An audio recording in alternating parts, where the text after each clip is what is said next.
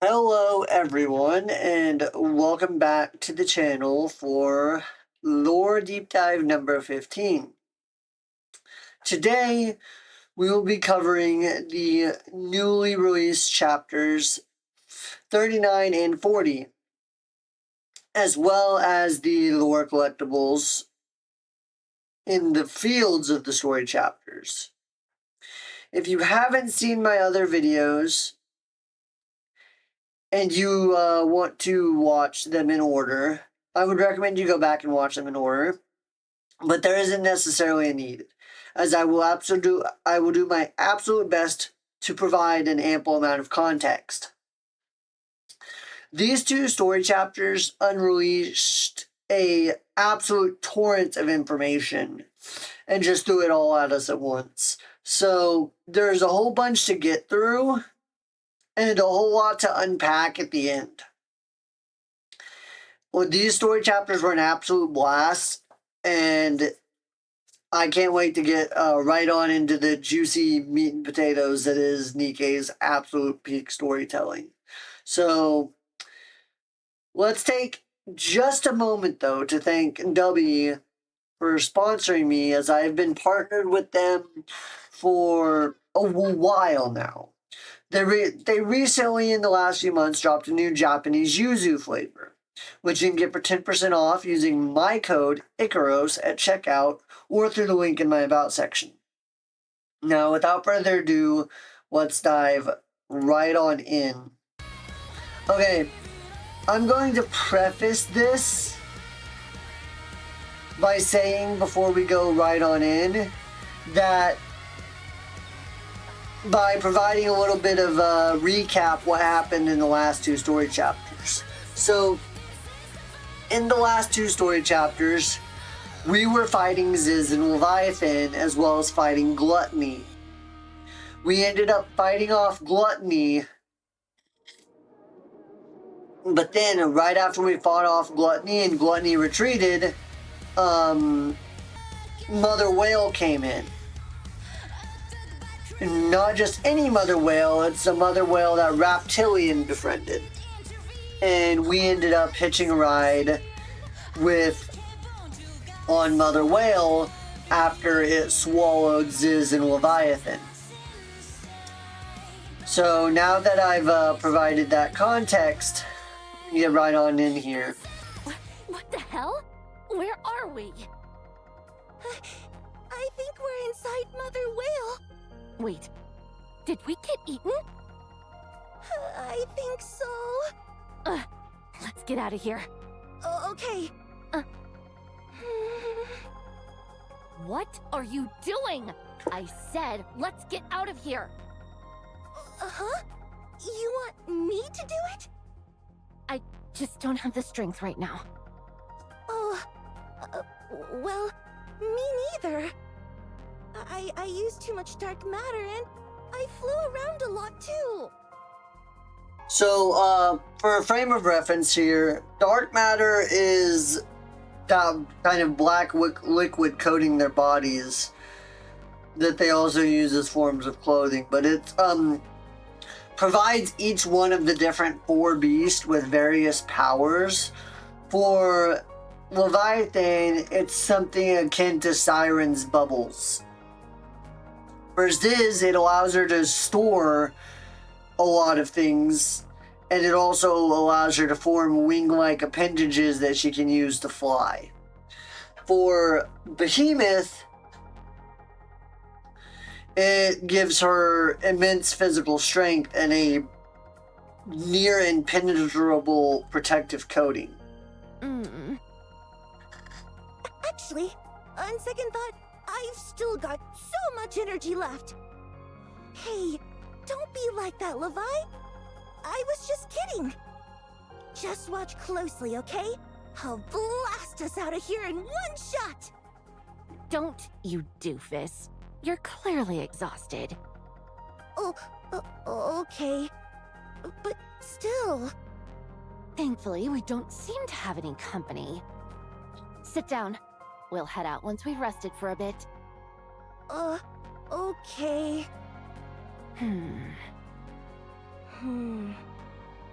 Looks like those guys chased off Gluttony. Yeah?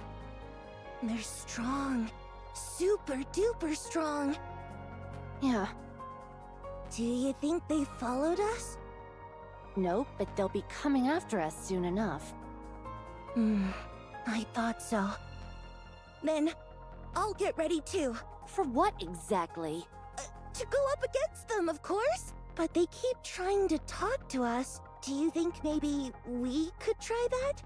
Talking, I mean. They might actually help us, you know?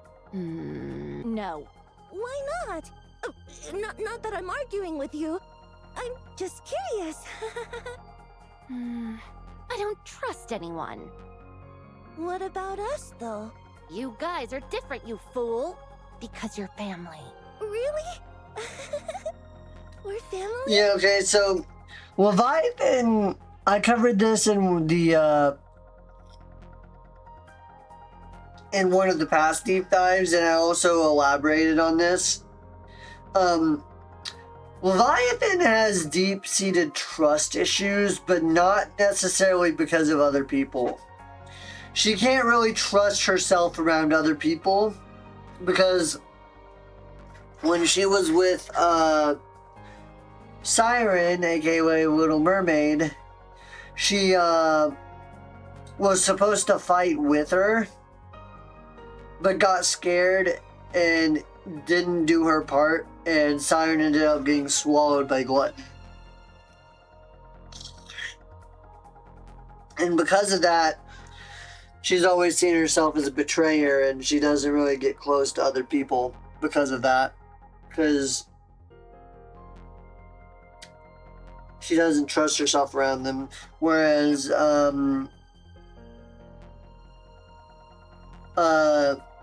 she sees the four beasts more like family, so she doesn't really guard herself around them too much. Are you saying we're not?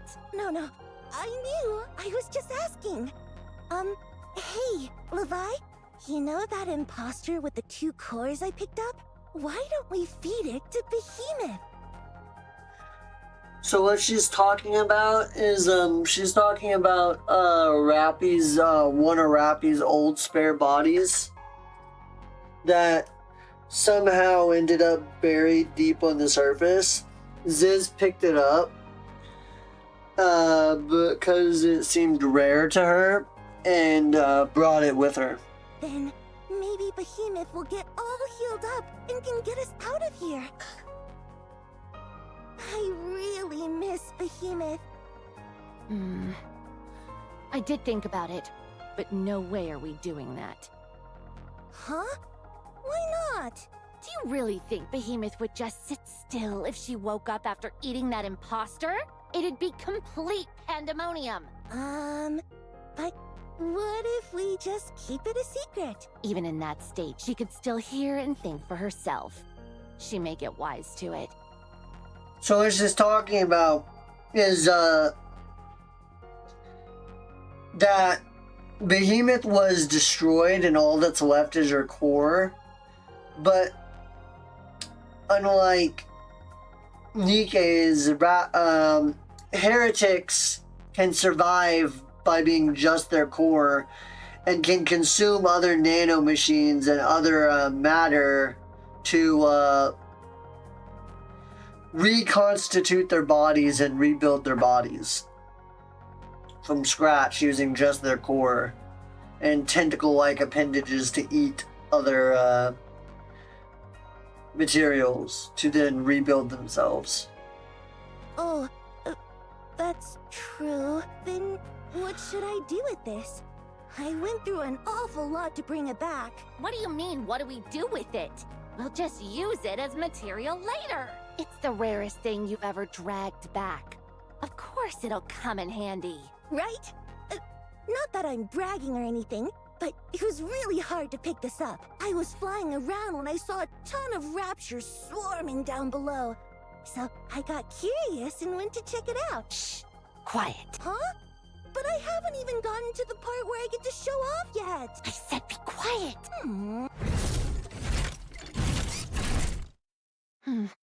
Rapture, incoming. Huh? Where is it coming from? I don't see it. Right up ahead, but it doesn't look all that big. What's this, Levi?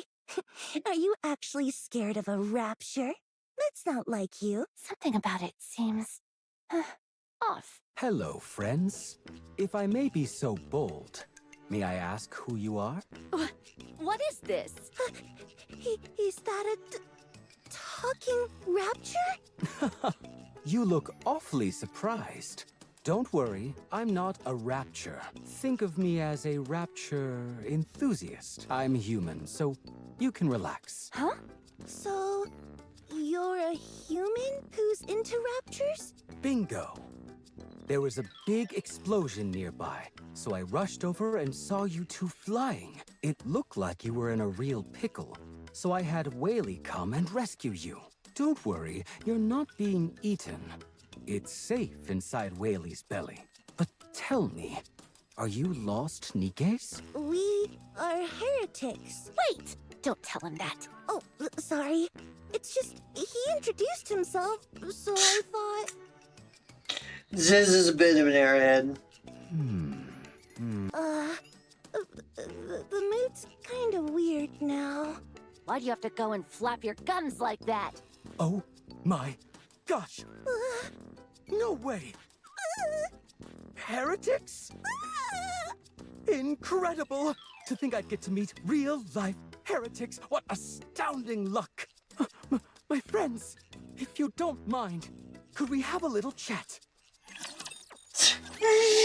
Oh, he's a little too excited about that, dude. Any other heretics So, would let me kill get his this ass. straight. You're human, but you like rapture so much that you kept trying to communicate with them, and you actually succeeded. So now, Mother Whale... Whaley. So now you're buddies with Whaley, and are traveling all over the world together? That's right. You really are good at summarizing, my friend. And you're chummy with all the raptures riding on Whaley, too. That's right. They're gentle companions who don't attack just anyone. You expect me to actually believe that? I don't blame you for doubting me, but right now, you're inside Whaley's belly, aren't you? A normal mother whale wouldn't just let foreign objects wander about inside like that. It would do everything it can to get rid of them, including unleashing all the raptures it's carrying inside. Yeah, I know that too. But how did you find out about that? Since becoming friends with Whaley, I've tried to befriend other mother whales, so I know a thing or two about them, though I wasn't successful with any of them, sadly. How are you still alive? Walking the untread path always carries an element of risk. Yeah, I don't know how bros survived either. Anyway, you said you were heretics, right? Yeah? What of it? And you understand me when I speak? We're talking right now, aren't we? Can you tell me what you guys call this? Italian rummages around underneath the rapture suit. For a moment, Ziz flinches, then Reptilian pulls out a I ripe found this on the apple. surface recently and thought it was very beautiful. What do you guys call this? It's an apple. Duh. Do we look like idiots to you? How do you use it? You, eat it? I see. You perceive things the same way. Tell me, when you come across humans or Nikkes, do you feel an urge to kill them? No. Then what do you feel when you see them? Nothing in particular. I see. So that means you can become friends with them. Excuse me? There's a communication barrier between humans and raptures, but in your case, there isn't. You can communicate with humans and other Nikkes, and there's no deep-seated hostility inside you. So, since there are no major obstacles to communication, you can be friends with them. As long as we can communicate, we can be friends. Won't you be my friends? Yeah, Reptilian maybe has a few screws loose, but he's a pretty earnest guy. Oh dear. Looks like I got a bit excited and came on a little too strong. Don't worry. Take your time to think it over. After all, we're all rational, thoughtful creatures here. Now then, to celebrate this joyful occasion, let me give you a tour of Whaley. follow me. There's all sorts of fun stuff I want to show you. Oh, and here's an apple for you. It's a gift. Still in a daze, Leviathan accepts the apple Reptilian offers. Reptilian turns on his heel and starts walking. Yeah, I would be confused too if I were them. What in the world? My brain's totally fried right now. No, not you too, Levi. I think my mind's on the fritz as well. What should we do? Should we follow him? Yeah, let's follow him first. I have to find out what the hell he's scheming. Reptilian's not exactly smart. Well, actually, I would say he's insanely smart. But he's a little too nice and too earnest to be scheming much of anything. He's not exactly a schemer. 3, 2. Hang on, give me a second to prepare myself. Cutie, do you know how many times you've been mentally preparing yourself by now? At this rate, we're gonna lose Mother Whale.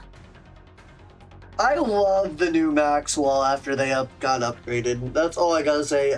We already got the Absolute banners for the newly upgraded Absolute. When the hell are we getting the new Batiste banners? Mostly because I want Maxwell. I mostly want Maxwell. Don't worry. Even if it goes wrong, it's only a fall from a few kilometers up. Only a fall from a few kilometers up. Only.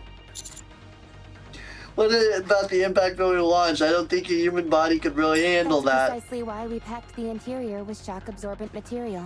There won't be any issues. Besides, acceleration doesn't happen all at once. It's a gradual increase. What about the G-forces and stuff like I'm that? sure a tough guy like you can handle that. You good now? Then let's go. 3, 2, Wait! 1. Launch! Ah! In this cramped space, a terrible pressure presses down on me. It feels like the air is crushing my entire body. Then suddenly I feel like I'm floating. This is definitely rough. Commander, are you okay? No, I feel like I'm dying. Well, now that we've launched, there's not much we can do. So you'll just have to bear with it. After our run-in with Gluttony, we would detect no sign of it nearby. Then Whaley appears and swallows Leviathan and Ziz. I quickly send a message to Reptilian, but there's no reply. Whaley is still airborne and we have to get close to it somehow. Even if that means turning ourselves into human projectiles. We calculate Whaley's speed, direction, and altitude, strap ourselves into a rocket, and launch it using the Admire's catapult. The rocket was originally meant for long-range supply drop, so we removed the cargo and rigged some makeshift seats. Everyone except me agrees to this ridiculous plan, and now because I'm outvoted, I'm flying through the sky in a rocket. Yeah, partial fucking rocket, man. Hold on, how are we supposed to land It's this equipped with a thing? retro thruster system. If we activate it just before landing on Mother Whale, that should do the trick. What do you mean that should do the trick? Talk about irresponsible. Yeah! You're stuck in this cramped space with two ravishing beauties like us. That alone should make it worth your while. I mean, yeah, but like, no, I'm dying. Exactly. Come to think of it, I wonder how Laplace and Drake are doing. I wouldn't worry about them. Those two always find a way to manage somehow. I would have loved to tag along and keep an eye on them, but the weight limit made that impossible. I think splitting up the team was still the right move. Just imagine how noisy it would be with those two crammed in here. Yeah! As if it's any quieter here. I don't mind. The commander has a lovely voice. What do you mean I'm wailing like a banshee, Oh, I okay? think we'll be landing soon. I can see it. Wow. Mother Whale looks even bigger up close. Rappy, you're getting a little too bold with your blatant hitting on me, bro. Commander, look out the window. You can see Whaley. Yeah! All right. Time to land this bad boy. The fly. All right. Landing complete. I think we're on Mother Whale's tail. I almost died. Considering how many close shaves you've had with death before, I'm surprised you're so rattled. She's not wrong. We had Chatterbox. Chatterbox again. Chatterbox a third time. Being shot by Crow. Being shot by Crow again. We had Snow White saving our asses. We had Rapunzel saving our asses. Bond stories.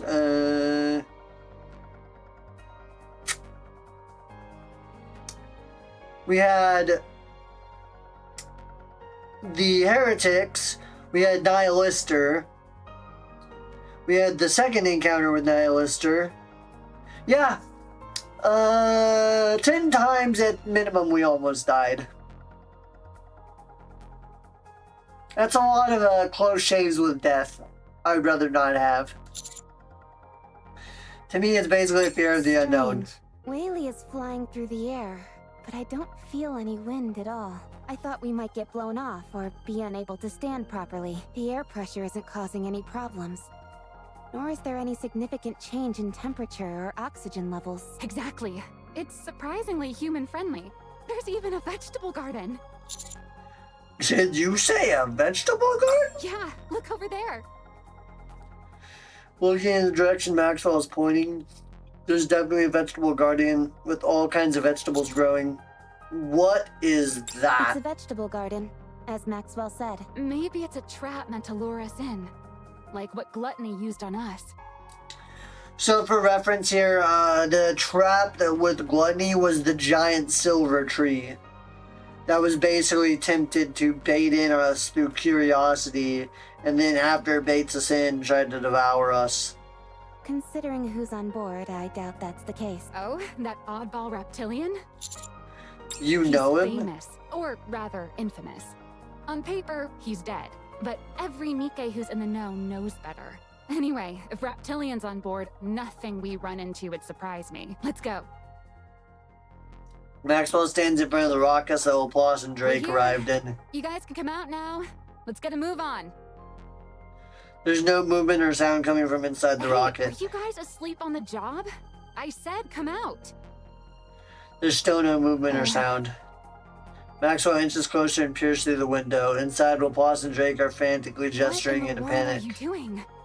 What's wrong? Applause and Drake breathe in the window and start writing something on it. The window is too small, and there's no exit hatch. We can't get out. Fine then. Stay in there forever, why don't you? Let's go. Move out. I get frustrated about them too. They're a bunch of idiots. It is They're a a couple of vegetable idiots. garden after all. It's small, but it's got everything you need. Doesn't exactly explain what it's doing here on Whaley's back, though.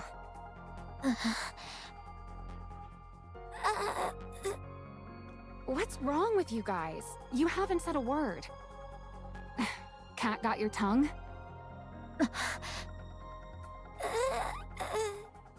Is there maybe something wrong with those upgraded components of yours? My throat is so hoarse. I'm losing my voice. I think we may have screamed a little too much. With vocal cords that weak, what kind of hero are you supposed to be? You're one to talk, I've Drake. fallen short. I vow to train harder so I can raise my voice more powerfully going forward. Personally, I'm happy with how my voice sounds. Doesn't it make me sound more villainous? No, it makes you sound like a fucking idiot. I don't even have the energy to respond. Neither do I. Still, it's a relief. Things should quiet down a bit now. Yeah, without those two idiots, with those two idiots not having the vocal strength to respond to us, we Commander, cannot deal with Are their you up idiocy. reaching Reptilian? No, he's not even checking his messages. Maybe he's not here? I don't think For all that's the we case. know, Leviathan and Ziz might have already taken him down. Negative. At least, it's hard to imagine Reptilian dead. That's true. He seems like someone who would live forever. I guess Reptilian's either inside Whaley or outside on its back. The same goes for Leviathan and Ziz. Alright then. Let's make an opening, head inside, and investigate. Absolutely not! A hero could never condone such reckless methods. Not even a villain would do such a thing. Would you speak up? I can't hear either of you. Man, it feels nice to say that. Drilling a hole would hurt Whaley. Reptilian wouldn't be happy about that either. Well then, all we can do is keep walking. I'm guessing Reptilian made this garden to survive up here on Whaley. He must have done something with the soil. But I wonder how he watered it. With sheer determination. Sure, buddy. I need to strain yourself just to say something It's weird. too well maintained to have relied solely on rainfall. Raindrops begin pouring from the sky. It's raining? But the sky's so clear. Don't tell me this isn't rain.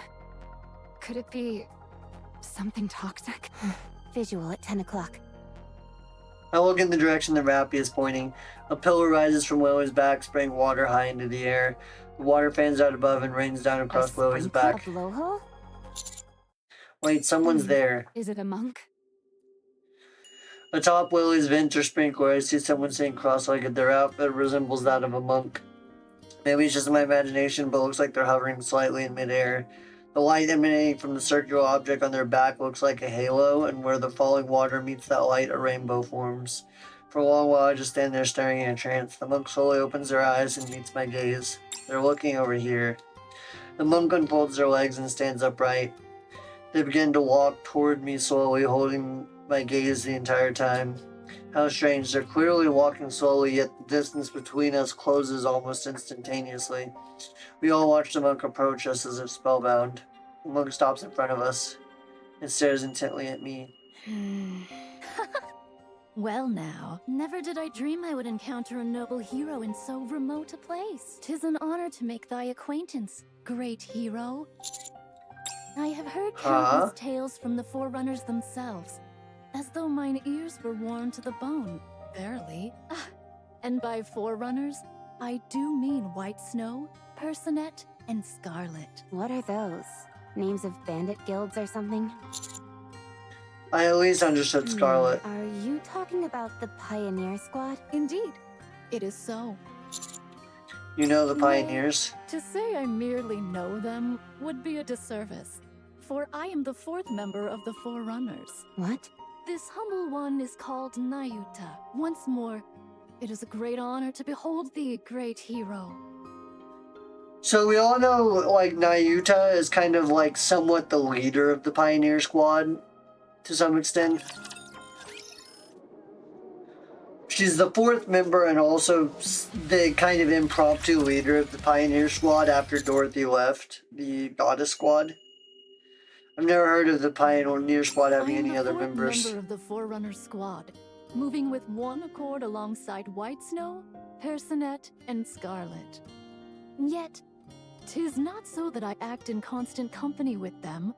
I attend not the regular gatherings, but act of mine own accord. One might say we assemble only when grave matters call for discourse. Well, seeing how tight-lipped those three are, 'tis no wonder thou hast heard— I find that hard to believe. Pretending to be a pilgrim isn't exactly difficult. That is indeed the truth. To impersonate a pilgrim is a task most easy. Whether ye believe it or not, that is the choice of thee. For verily, the heart of a person is not to be commanded at will. How did you know I knew the Pioneers? You clearly recognized me, but I'm positive the Pioneers don't have any photos of me. Personette doth possess a portrait of thee. Rapunzel has a picture of me? On several occasions, I have beheld her crafting prurient images inspired by that likeness. So it is. Not sure what you're getting at. She hath sketched drawings most lewd. Of what? It sounds like something she would do, but what the hell? We'll have What? to turn them in at once. I knew not that the human body was capable of so many postures, verily. That's enough. Okay, tell me about Snow White's Rather than characteristics. discourse at length, allow me to show thee a token of hers. Anya takes something out from her robe and hands it to me. It is a black orb about the size of a ping pong ball. Mostly soft and squishy, but with some hard parts here and there. What's 'Tis this? a dumpling of centipedes and spiders, verily. It hath been naturally dried, and save for certain parts, remaineth soft. As for Scarlet, she is not but a drunkard. Verily, a tale hath reached mine ears concerning thee and Scarlet. By mischance, thou camest to the surface, and toiled in the fields with Scarlet. She's referring to the Bond story, Scarlet's Bond story. What was it again? Didst thou not partake of... I think you mean we made fertilizer. Indeed. It would seem I was mistaken. Yet, even so, hath this not lent some measure of credence to my tale? I If believe so. anything, it'd be more suspicious if you weren't a pioneer at this point. This is indeed a joyous occasion. The pleasure of our meeting has so enraptured me that I had quite forgotten to inquire. Pray tell, what brings you to this place? We're here to see Reptilian. Ah, now that I recall, thou art a close friend of Harmonizer as well. Truly, thy connections are far and wide. The commander doesn't discriminate. How do you know all this? Harmonizer hath gone briefly to welcome some guests. I know the way and shall guide thee. Pray, follow me hence. Who else is here? They were bold young ladies clad in black oil. To this humble one, they appeared as unwelcome guests. Yet Harmonizer regards them as honored visitors. Verily, even that befits Harmonizer's nature. If the four beasts meet up with That Reptilian. Actually, I don't think anything that bad would happen. Yeah, me neither. Such is the power of the Harmonizer, is it not? Now then, we shall depart. A grave oversight on my part. I have yet to exchange greetings with you. Ladies, might I have the honor of knowing your names? Good grief. I've got zero interest in people who are so obviously nice guys. Huh? You can talk again? As long as I don't shout, I can at least hold a conversation. This young lady hath a voice most villainous. Excuse me? Even thy outward guise doth resemble that of a villain, making thee all the more villainous. Not bad. I'll give you that. Nice to meet you, Pilgrim. We're the Matisse Squad from Macilis. I'm Maxwell. That blue one over there is Laplace. And the red one's Drake. They kind of scream themselves hoarse, so you'll have to forgive them. Yeah, they're idiots. Is that so? I had thought it their natural voice. Pray, grant me but a moment. Ada slowly walks up to Laplace and Drake. She reaches out and touches their throats with her fingers. Her gold comes from Naive's fingers. What are you doing? Heroic vocal cords restored. Darn it. I liked my voice being all raspy and made me sound more villainous. Huh? There we go. It seems it has gone well. Verily. Holy cow. Oh, your eyes are closed. Your hair is white and really long at that.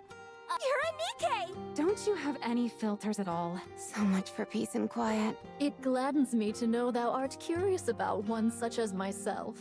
However, meeting the Harmonizer takes precedence. Might we converse as we walk? How come one of your arms looks different? What are you hiding? If you've got retractable claws, I'll let you be a member of the Villain Union. Yeah, can you just shut up, Drake? Yeah. I thank thee. Come, let us be on our way.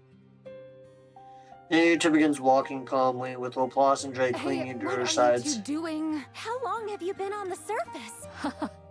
Thou art too generous with thy praise. Huh? Have you ever seen the lift? Thou speakest too kindly. Huh? Tell me about your battles on the surface. How many battles, how many wins, and what weapons do you use? Thy words ring true. Do you have any interest in villains? If you want. Thy words are duly noted. Huh? I suppose that's one way to deflect inane questions. Maxwell, did you see that? That golden flash of light? Yeah, but what was it? I was hoping you'd know. It's the first time I've seen it. Or is it really? The four beasts, a former heretic, mother whale, and even a pilgrim. Life on the surface really is a blast, huh? Wait, which was the former heretic? Oh, Cinderella.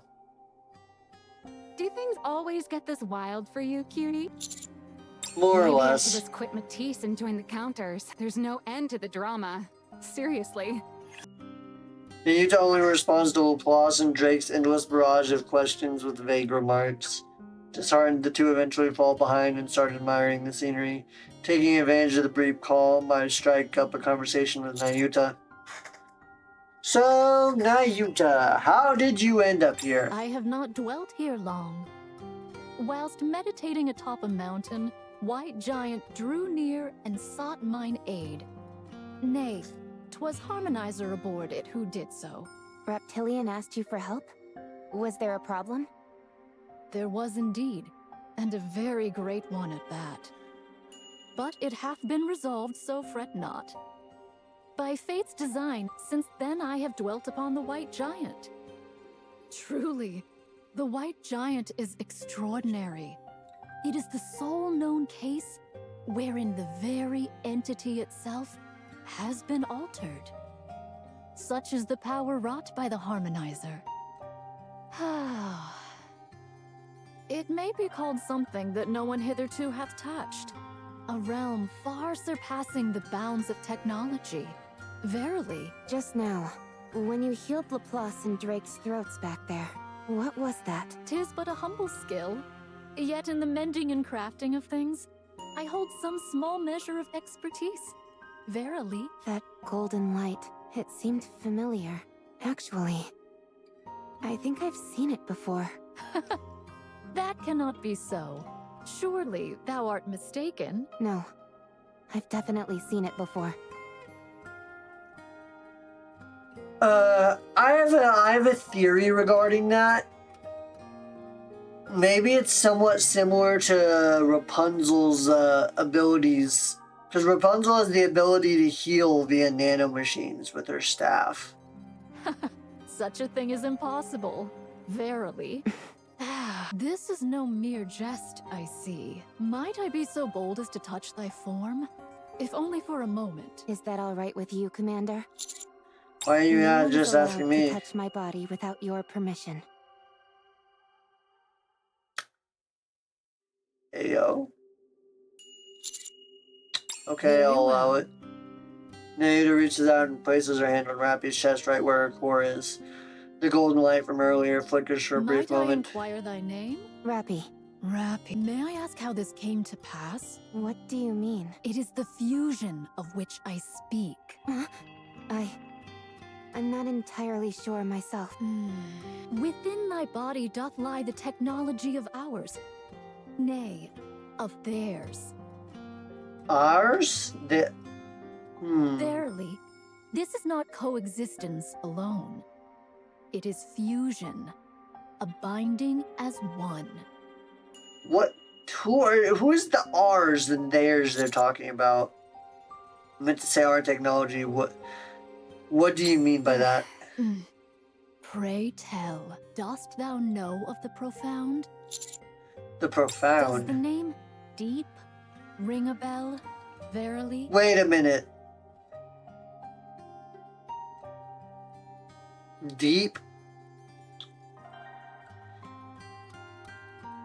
Okay, context time. So, Deep was the lady that in the Footstep Walk Run event was responsible for rescuing Red Hood and Rappy and hinted that she is responsible for their fusion. after Red Hood's death. That somewhat allowed Red Hood to be resurrected and then later end up causing the perfect fusion that led to Rappy's bodily transformation. This lady knows deep. That's interesting. Never heard of it. 'Tis an existence from ages past. It doth possess ancient technologies, and keepeth ancient secrets. So it is. Though I may not divulge all the particulars, if I were to speak but simply, ere it was scattered to the four winds, the culmination of the craft it is so long pursued now resideth within Rappy. What do you mean? The craft it so long pursued? Okay, so, Deep was,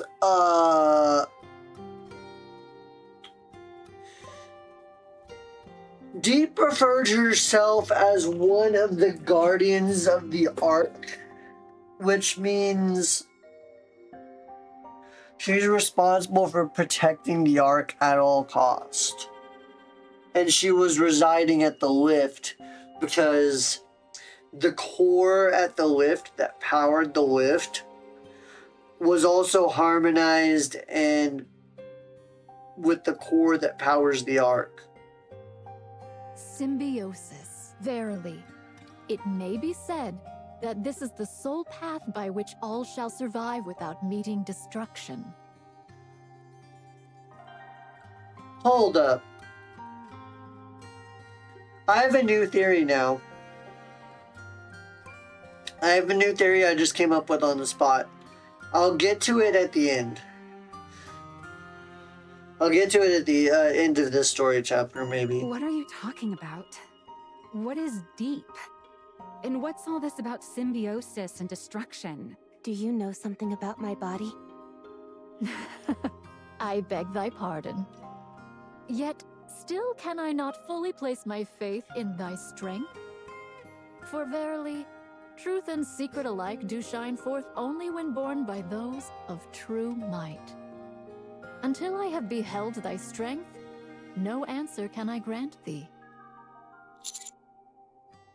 This may come off as somewhat self-serving, but did the pioneers not tell you anything But about of us? course, though I have not witnessed it firsthand, I have heard much of the valor displayed by thee and thy squad. Truly, thy deeds are worthy of great praise. Yet, that alone will not suffice. To bear the weight of truth and secrets, one must be born with such a destiny. I have no idea what you're saying. For now, it is best we cherish the bond formed upon the... I would be grateful if thou couldst forget what I have spoken. For now, it is best we cherish the bond formed upon the white giant. Now, I shall continue the tour. What's this? Is this a vegetable garden? That's right. I grow vegetables here. Oh, it's incredible. To have something like this on top of the mother whale. Willy, I mean. You're too kind. I have a friend who loves to wander around, and she's given me a great deal of help. He's obviously referring to Nayuta. So, as far as irrigation is concerned, water comes out of this blowhole? Yep. Whaley drinks seawater and desalinates it, using an internal filter before watering the plants. These vegetables are all edible. Here, try some. Oh, wow, so cool. Oh, I'm not really that into vegetables. But you need your veggies to grow big and strong. Okay, Mother's is. Not that I'm saying you're small. Why are you bothering with all of this? Because it's fun. Come again. I've built a garden on the back of a flying whale. Isn't that neat? When you phrase it like that, that is pretty fucking cool. Yeah, totally. My next goal is to build an orchard and even a ranch right here. For real? Ultimately, I'd like to turn Whaley's back into a forest. Wow, that sounds amazing. If you like it so much, why don't you live here? I didn't mean it like that. Tell me something, reptile. My name's Reptilian. Yeah, gotcha. So, Raptoid. Reptilian. Ugh, fine. Reptilian. Care to explain what's going on with those things? Those raptures on top of Whaley. Sorry? What exactly are you referring to? Oh, you're talking about my friends. What would you like to know? How come they're not attacking us? Because they're my friends. Don't be absurd. How can raptures and humans possibly be friends? Because there's no language barrier. If you can communicate, you can express exactly how you feel. Okay. I don't like this. This is fine. I like this. Thank you. I'm sorry. I'm happy. I'm sad. All of that can be clearly conveyed through communication. And by doing so, we come to understand each other more deeply and become better able to help one another. That's the power of communication. Sounds like communication is the cornerstone to evolution. Oh, that's wonderfully put. That's right. Communication is indeed the cornerstone of evolution. So you should actively try to communicate as well. You never know what kind of new possibilities await. I mean, yeah, he did convince a mother whale to stop eating humans and animals and instead eat only vegetables, and it turned into a friendly mother whale somehow. Levi? Would you like to try touching my rapture friends? They're as gentle as can be. They'd rather bask in the sun than hurt anyone. Ooh,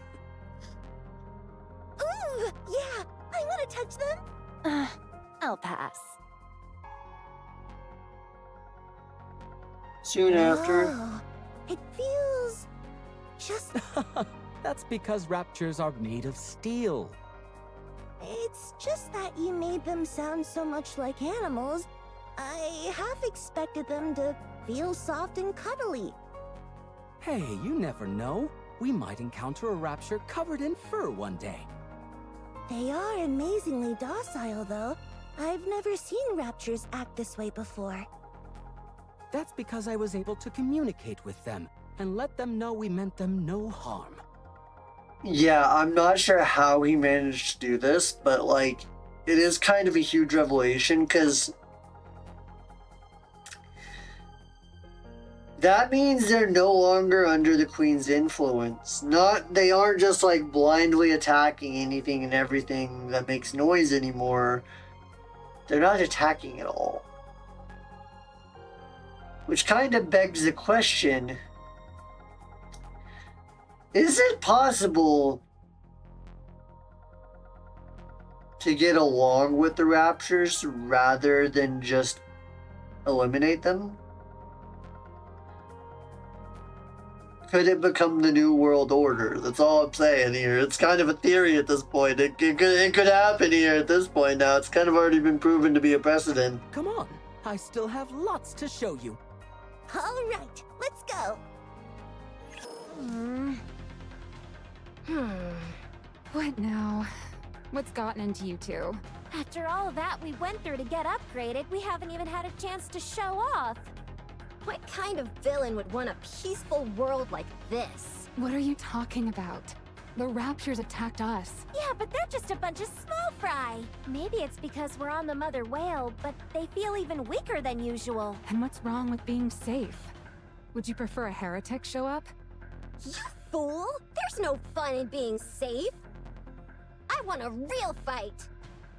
A battle where both sides go all out and push each other to the brink and past their limits. As long as I win, that is. So winning is what's important. Of course! Who the hell likes losing battles? And Nayuta still won't answer our questions. Or rather, she's answering them, but...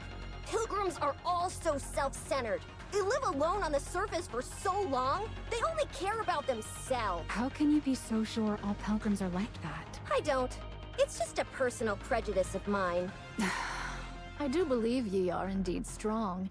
Yet, 'tis also true that the foes which beset us are unusually weak. This doesn't make sense. Weren't the raptors just supposed to be Reptilian's friends? I too find this matter most perplexing. Verily. We must hasten to meet with Harmonizer and inquire as to the cause of this. Our arrival is nigh. Once we but turn to the left here, there should be a passage leading within. We follow Naida and turn the corner only to find the path blocked by one of Whaley's colossal parts. Ah, I see. There must be a secret passage. As a secret passage expert, my gut says if we touch the walls or floor, the doors will definitely open. This path is not the one. Come, let us return. We walk for a while longer following Nayuta. A massive, dangerous-looking fan obstructs the way. Ah, got it! We have to launch ourselves through the spinning fans to get inside. You fool! Obviously, we should stop the fan, or at least slow it down before going through. This path is not the one either. We shall turn back and seek another. So it shall be. Once again, we trail after Nayuta. This time we arrive at the end of Whaley's body. One wrong step and we'll fall right off. This is... What is it? You fool! It's obviously... What is it? Is this not the path we ought to take as well? If not, then come. Let us return forthwith. She's lost. Nayuta, Yes, great hero? are you So it lost? seems. Verily. Why didn't you say so instead of taking us on a wild goose chase? When one rushes, even what is meant to succeed shall surely fail. I'd say you're messing things up pretty badly right now. Damn, Maxwell's pissed. Verily. To have spoken but thrice in jest and received so fervent a reply doth leave me quite at a loss. Well then, this time shall I guide thee aright. Should I once more lead thee astray with my jests, thou mayst chastise me upon the hindquarters in due recompense. This path is not the way, either. All right, bend over and show us those cheeks. Hurry up and spank her, Commander. Okay, first off, why are we spanking her? And two, why I figured me? You were into this kind of thing. Woman! No, I think you are. And you're projecting. What the fuck?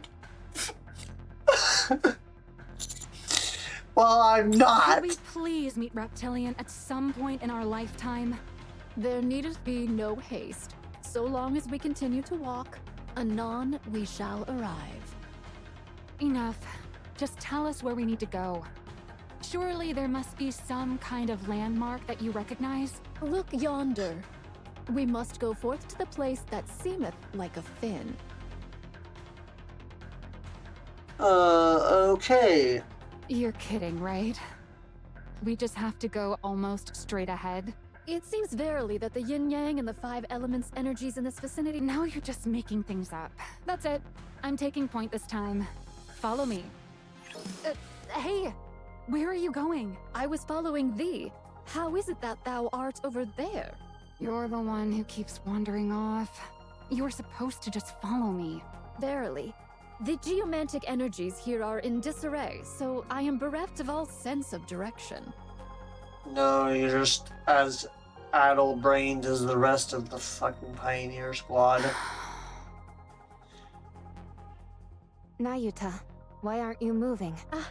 I was but now beholding this rust shaped like a butterfly. Pray, behold, doth it not appear as though some hand had crafted it thus on purpose? Nature is indeed a realm most wondrous and mysterious. Verily.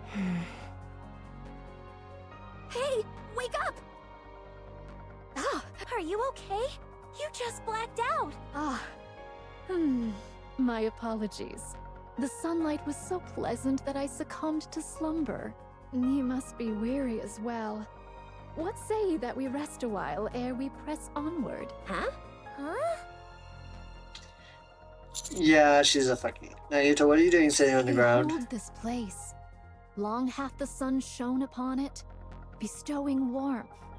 Verily, a warm seat doth nurture the health of the body. Sure. After many stops and starts, we finally reach the fin area that Nayuta mentioned. Thou art indeed a true finder of paths. Or you're just directionally challenged? It would have taken me 3 days' journey to arrive here.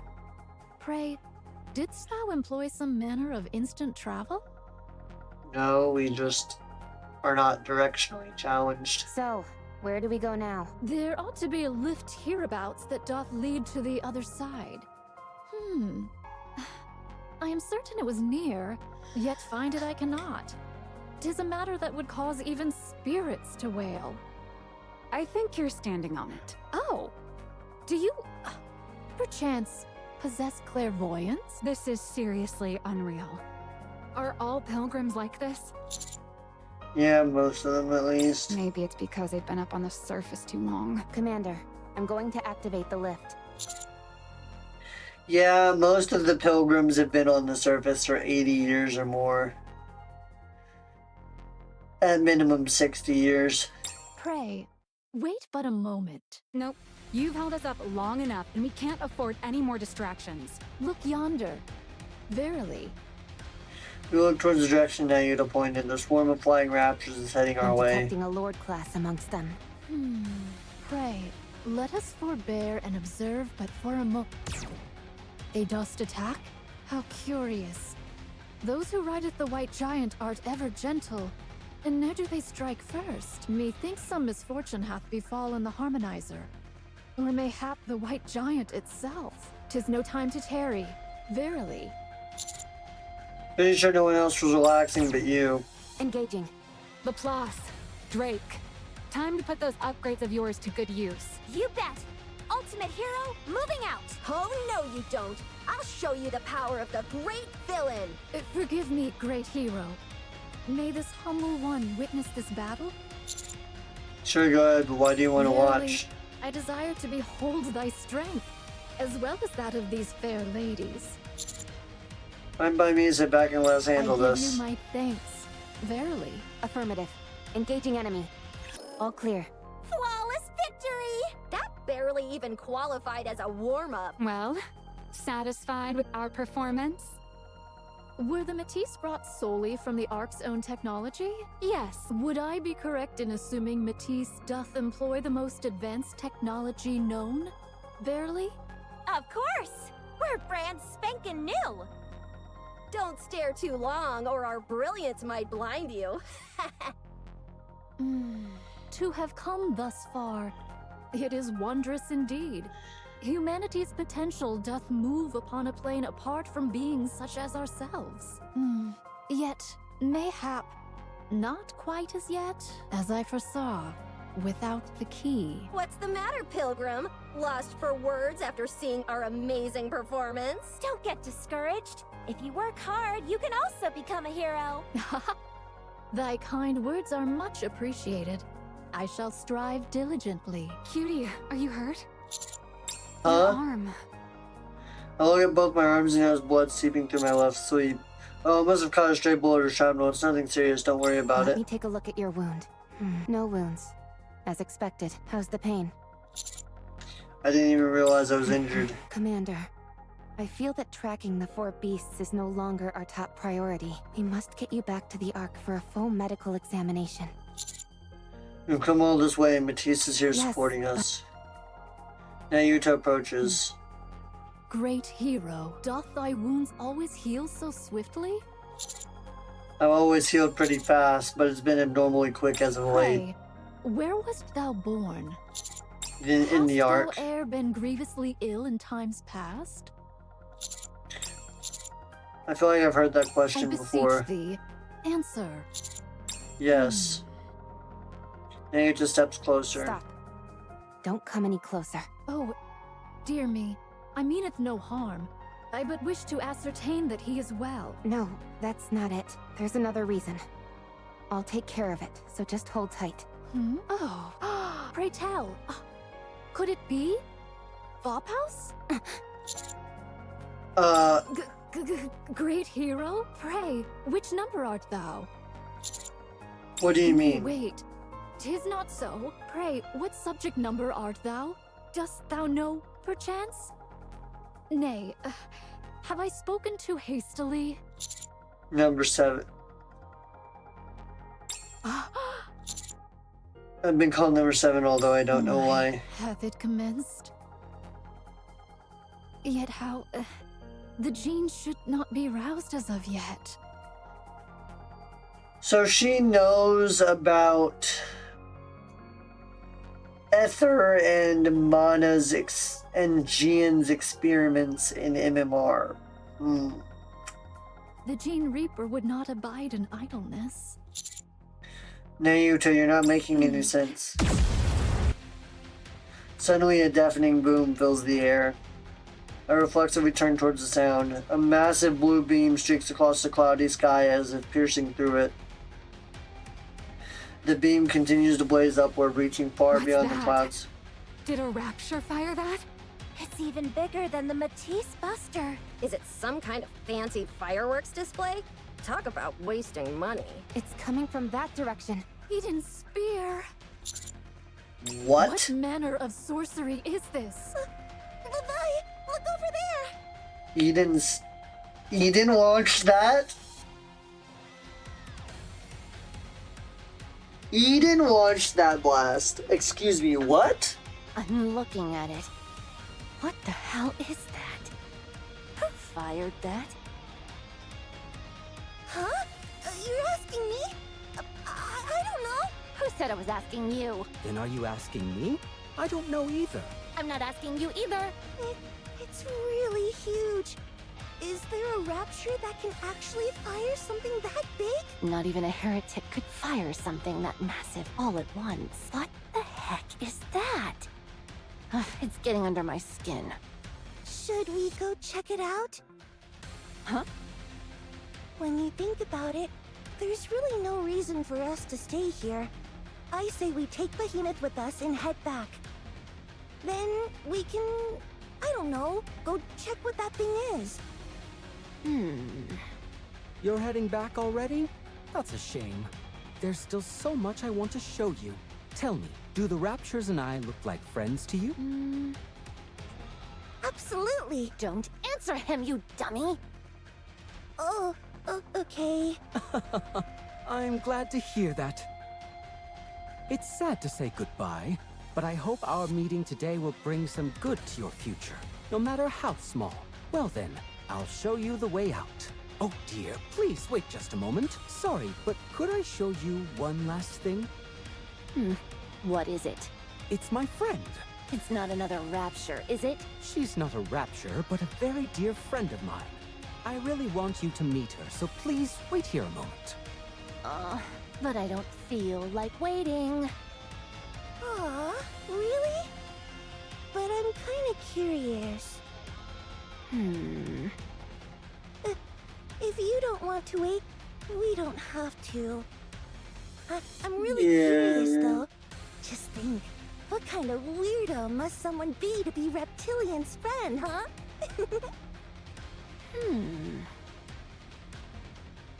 I don't know how to Really feel about that. Not going?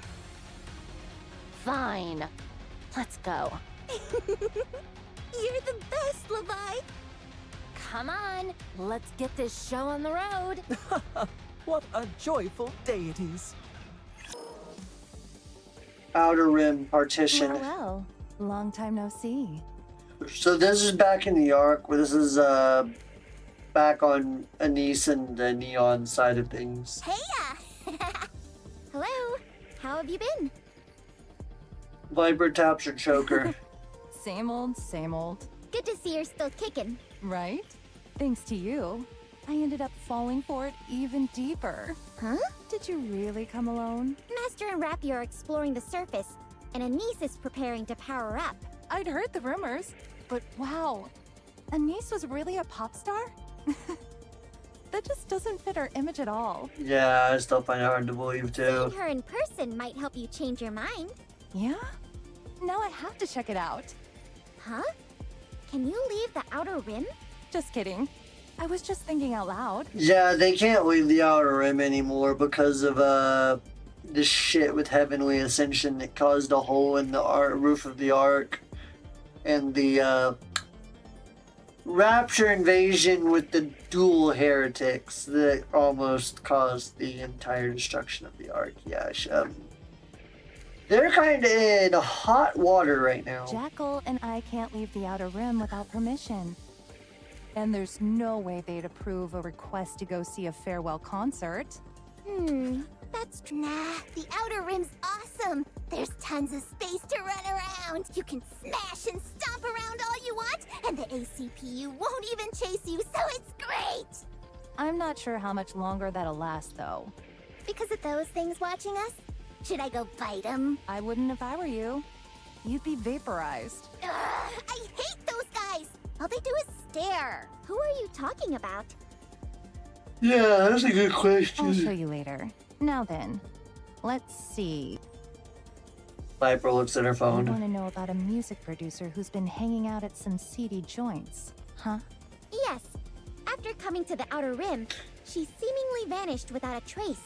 What's a seedy joint? A decadent place where people get up to shady activities. What does decadent mean? A place full of secrets. Ooh, does that mean we're gonna uncover some secrets? You could say that. Sounds fun. The area's huge, but at least we've got some info. How about we chat on the way? There's someone I want to introduce you to. All right, let's go. Composer and producer? Sounds like she's got some fame under her belt. In that case, there's only one place she'd go. FELT's. It's the biggest red light district in the Outer Rim. Oh. And you know what you're most likely to run into over there? I don't know. Booze? The Ark's upper crust. People whose names you would instantly recognize, wandering around like it's nothing. Oh. The Outer Rim may be lawless, but that doesn't stop thrill seekers of all types from heading to FELT's. No laws means there are no limits. I bet good money that's where you'll find this lady. Isn't it dangerous to go there? It's completely different from what you typically associate with the Outer Rim. This may sound crazy, but given how it often caters to elite clientele, the security and privacy measures over there are probably better than what you'd see in the Ark. That's saying a lot. That's actually saying a lot because there's not exactly a lot of security in the Outer Rim. Things might get hairy. What makes you think that? I doubt the type of people who frequent FELTs will appreciate someone barging in and looking for someone. Whoa, you're right. I've thought this before, but you're way sharper than I expected. Haha, as should any character who wears glasses. People flock to FELTs for the thrills, sure. But what really reels them in is the airtight secrecy. You can bear even your most depraved urges in there. And not a whisper ever gets out. Just like you said, if we just waltz in and start asking for someone's whereabouts, well, that's practically begging for a fight with everything FELTs is all about. Yeah, that makes a lot of Even sense. for someone from the exotic squad? I thought you guys were idolized over there. Of course it's possible. Not just because I'm part of exotic, but also because I've got connections. I've already put in a word. So once we meet up with them, we can get things started. We can't get caught. But if we do it all sneaky-like, it should be fine. Are you sure we'll be okay? We've got the commando unit on our side. So what's there to worry about? No, I mean for you guys. Isn't there, like, some kind of back alley code you guys follow? Can you just break it like that? Aw, you're worried about us? Don't be. We're totally fine.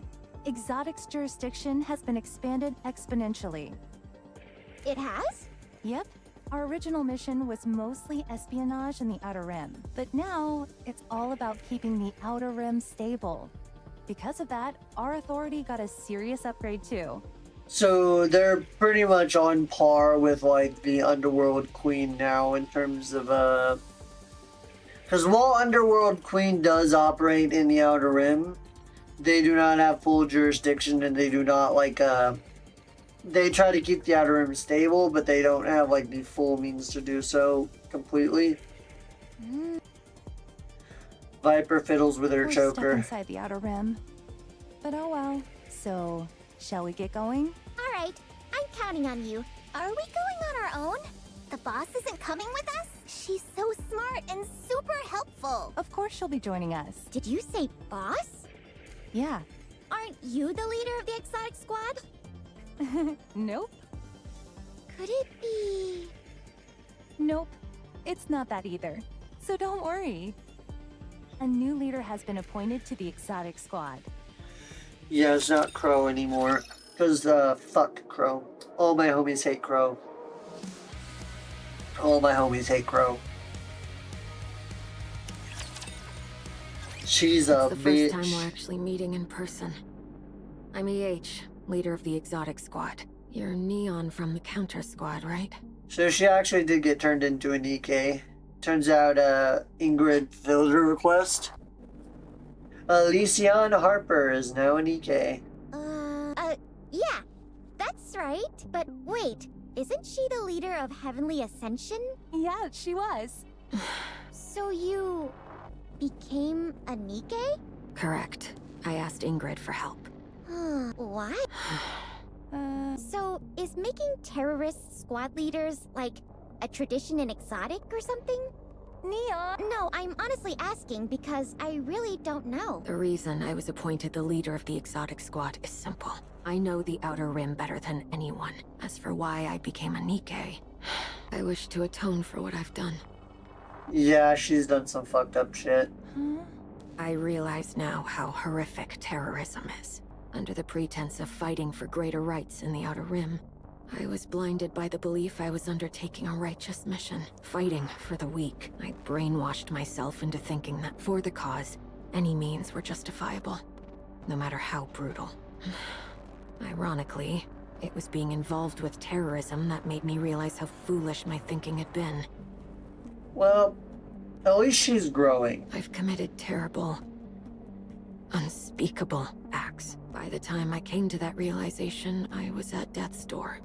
That's why I asked to be made into a Nikke, because I wanted to atone in any way possible. That's actually admirable, because, I mean, she was going to die. So, I mean, yeah, it probably would have been easier for her to die and just, you know, get off. Not have to deal with her sins anymore, but she wanted to continue living despite it mean her being in a way worse situation than she was before, to try to atone by any means necessary. So honestly pretty respectable despite, you know, everything, you know, there's a lot of shit. And how exactly do you plan on doing that? By making sure nothing like this ever happens again. By doing everything I can for those who are harmed. For how long? Forever. Well, what about you, Viper? Huh? How are you going to atone? Oh, why you gotta be like that? Since I have to work with people who caused such a major incident at the Ark, I want to at least hear what your plan is moving forward. You're the one who asked us for a favor, right? So you came here knowing exactly what you were getting into. To be honest, it would have been way easier to ask the Underworld Queen, but still, I came to you. You wanna know why? Because I wanted to see for myself what condition you all were in. What if I were to say there's no particular reason? Then I'll go back and can't help but keep looking at you with suspicion. Honestly, I don't see you or anyone in Exotic in a good light. I'm sure Master, Rappy, and Anise feel the same way. You stabbed us in the back up north, and you blasted a hole in the Ark. So up in north, they didn't quite literally stab us, they shot us. Particularly Crow tried to kill me. And we took the brunt of the damage. They say that you paid your dues, but if you ask me, I don't think the punishment was nearly harsh enough.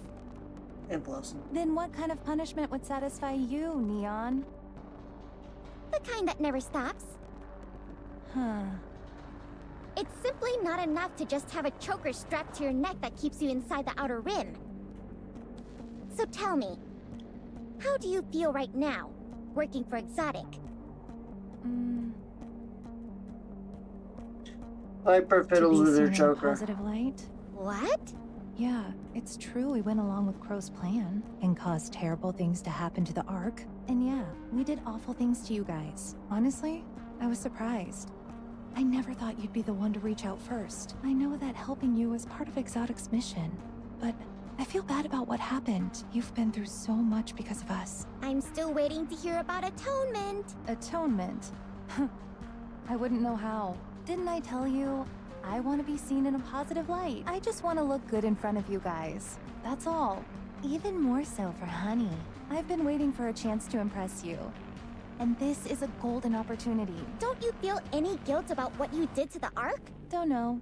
It was bound to happen at some point. Viper. I'm just kidding. Fine. Then why don't you tell me how to atone? I don't know how. You see, that's why I'm helping you guys. You're the good guys. I at least know that much. Maybe if I keep helping you out, there'll come a day when I do know how to atone. And if I'm lucky, I'll be able to impress you while I'm at it. Okay. I'm keeping an eye on you. Fine by me. Jackal. Yeah? Why'd you call me? No reason. Just thought I'd try calling. Neon, you bored? Want a treat? Thanks, but no thanks. Alright then. I'm looking forward to working with you guys. Fair enough. Hey, wait. I've got a question. You said that your jurisdiction was expanded exponentially, right? Yep, that's right. That must mean you have more sway in the Outer Rim than you did before. Exactly. So if you guys actually decided to pull off another terror attack now, wouldn't it blow up even bigger? You'd be able to gather people and supplies way easier than before. That won't happen. Why? Because you've had a change of heart? It's not that we won't. It's that we can't. You said you're heading to Interesting. FELTs, right? Let me show you our friendly neighborhood intruders. Friendly neighborhood intruders. I'm curious. What is over there. that? EH points to two Nikkes who are standing nearby. They remind me of Enoch. With the halo on their head and shit. They look a lot like Enoch. Ugh, I hate those guys. That's Endless Endless and Eternity. and Eternity. They're Nikke's Enoch personally sent to the Outer Rim. Wait, Enoch? Yeah.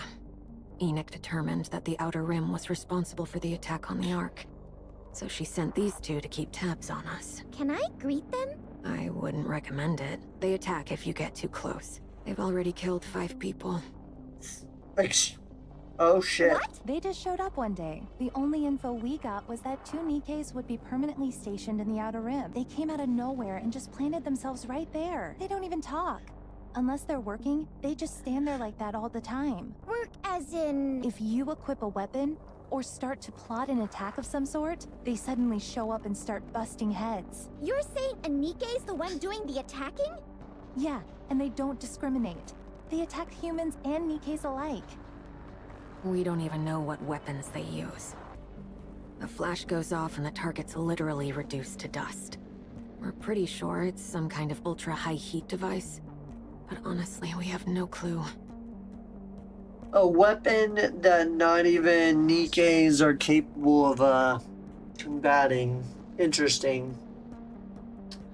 Wasn't aware the Ark had this kind of technology. Why haven't we deployed this sooner? So that means we're in danger too, right? I mean, we're armed and all. They only take action when someone actually shows hostility toward the Ark. Whoa.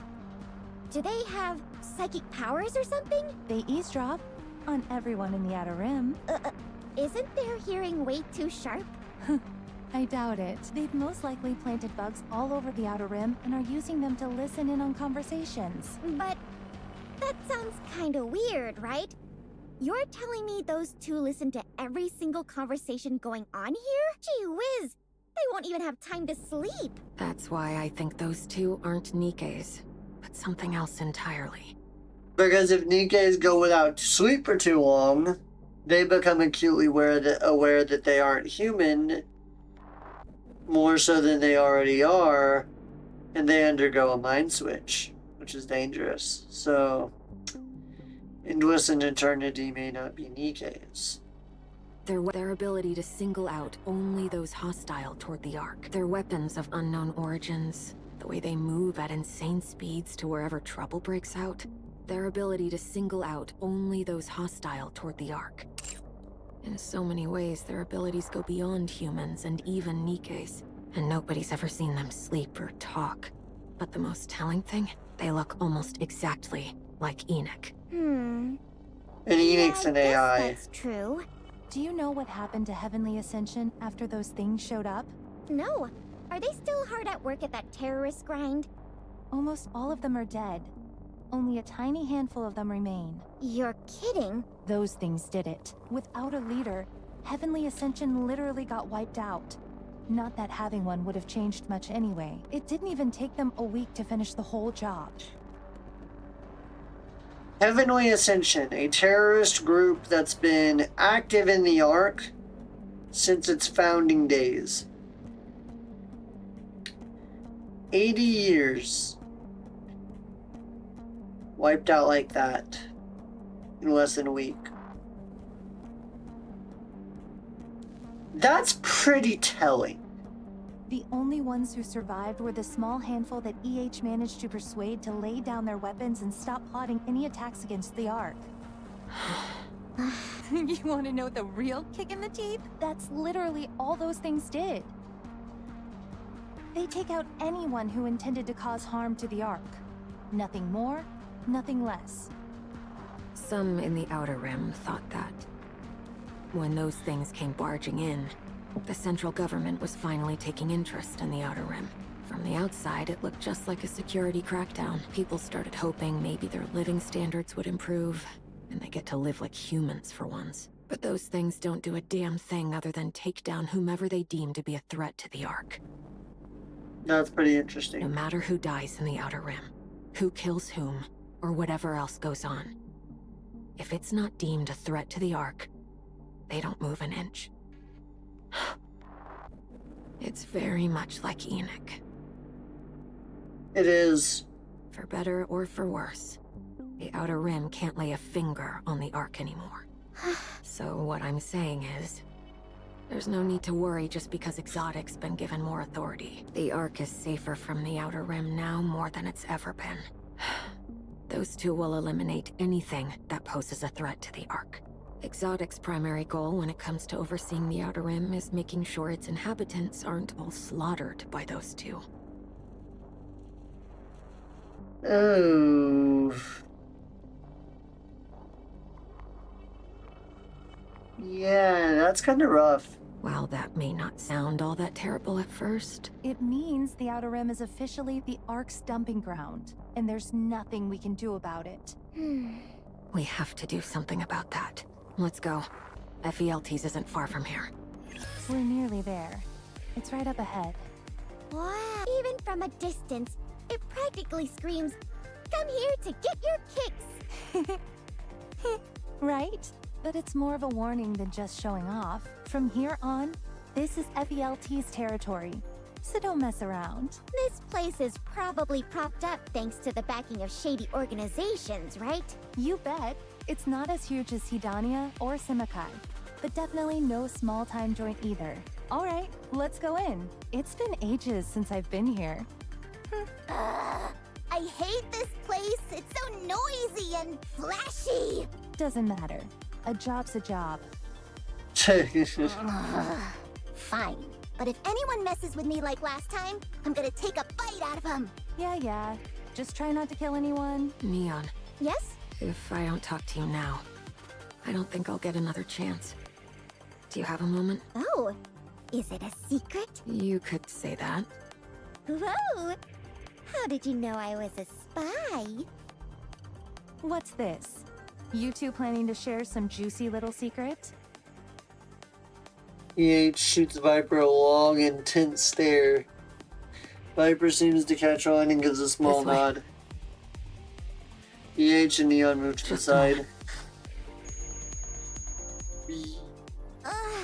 What's that noise? It's an electronic jammer, so no one can eavesdrop on us. They'll catch on eventually, but we're good for now. Alright, we should make this quick. So, What's this exciting secret that's gonna make me feel like a super spy? Do you know anything about the Third Surface Reclamation War? Come again? Third? Weren't there only two? There was the first one which ended in failure, the second one which ended in failure. As far as I know, there wasn't a third one. I asked if you knew anything about the Third Surface Reclamation War. This is the first I've ever heard of it. Is that so? All right. That's all I wanted to know. Hey, wait! You can't drop a bombshell like that and peace out! If you have no information, then we have nothing further to discuss. I could pass the information along to Master. This sounds pretty darn important, so I want to hear it. Yeah. It wouldn't hurt if the rest of your squad heard this. If your commander happens to know anything else, can you promise you'll share it with me? Of course. We've received intel that the central government is gearing up for a third surface reclamation war. That's huge. I thought it was a load of nonsense at first, but recent movements have been anything but normal. Production at military factories has surged, tens of times higher than usual. That's just like the first and second surface reclamation They war. say it's only at facilities directly controlled by the central government, but still, it's definitely worrying. Maybe they're replenishing their inventory? I thought it might just be about securing more quantity at first too. But the equipment they're producing isn't the usual stuff. The tech level is leaps and bounds ahead. Several generations beyond anything they've made before. That kind of lines up. The upgrades Matisse and Absolute have undergone, for example, are huge. Puts them on the same level as Heretics, almost. So, yeah. I don't know exactly what's going on, but either there's been some breakthrough, or they've gotten their hands on tech from somewhere else. Maybe they've discovered some new tech and are rushing it into production. Things are running fine as is. There's no real reason to start pumping out better weapons or gear. Besides, the Ark has more firepower and tech now than it's ever had since it was founded. They've already reclaimed part of the surface, now called Reclamation Site 01. They've got plenty of powerful Nikkes too. Optical camouflage is in their hands now. And then there's the commando unit. That's something else entirely. Plus, they have unknown materials like E2 crystals and dark matter. She knows a lot. Now would be the perfect time to launch a reclamation war. And if that were the case, I figured that a commando unit like the Counters might know something about it. Because if they do launch the surface reclamation war, considering we are the most powerful squad in the Ark right now, we would be at the center of it. The very center. I haven't heard anything. All right. Make sure your commander gets this. We need to know where things are headed so the Outer Rim can respond accordingly. Okay, I'll let him know. And if I hear anything, I'll tell you. How do you know all of this, by the way? I have informants here and there. Old connections. Terrorists, you mean? I should report you right now. No, not from Heavenly Ascension. Just old connections. That's all. Let's go. We'll have other chances to talk later. Interesting. FELTs is this way. There's a whole bevy of red light districts in the Outer Rim, but most of them are exceedingly dangerous. They're buried so deep in the shadows that no word of whatever happens there ever reaches the outside world. But this place is relatively safe. Don't think that dilutes the fun, however. It's literally a place where you can find every kind of pleasure you can possibly imagine. If they don't have what you want, they'll make it just for you. What they consider depraved in the Ark is kiddie stuff here. Okay. So, unless you plan on never leaving, I suggest you don't get too involved while you're here. I wasn't planning on it. I'm as wholesome as apple pie. She really The is. reason a place like this can exist out in the open is that it's managed exclusively by a major organization called Lion. And surprise, surprise, the head of Lion has tons of connections in the central government. If things went sideways here, it'd be bad for everyone. So they keep things under control any way they can. In that sense, you could consider this is the safest place in the entire Outer Rim. That is, if you've got the cash to back it up. Man, it's so flashy. Like, it's literally glittering. Yana looks around with her eyes aglow. Everywhere she looks, the streets are filled with lights and neon signs. Nikkes and humans alike walk through the illuminated streets. Passerbys laugh, cry, and shout as they stroll along. Something feels... Ugh, this place is so noisy! Hang in there, kiddo. We'll be inside soon. What about our contact? One sec. Piper fiddles with her phone. We just gotta go to AAF 104 runway. We're not meeting up with them personally? Just sticking close to us is enough to raise suspicion. It's way safer to watch us from afar and send info our way. Let's get going. What was the target's name again? Mrs. Miss? That's right. At least, that's what I heard. You think it sounds like a fake name, don't you? I do. Is EH any better? Let's go. Yeah. Ugh. Let's take a rest. It's tough trying to get back into the swing of things. Is it going well? More or less, yeah. Here, have this. Oh, soda! Thanks. I brought some snacks too, so you can have them whenever you get a little hungry. Thanks again. Is there anything else that you need? Nah, I'm good. Just letting me borrow your practice room is more than enough. I was a little surprised when you asked to borrow my practice room out of the blue. Sorry about that. Don't be. I'm not using it right now anyway, so it's all yours. By the way, this practice room is amazing. Not a single bit of clutter or distraction. It's set up to totally minimize outside distractions so you can focus just on practicing. Those mirrors on the wall double as screens, right? So you can review your performance right away. Wow, you noticed that. Of course. When you're always stuck in chaotic practice rooms, you naturally start noticing improvements like this.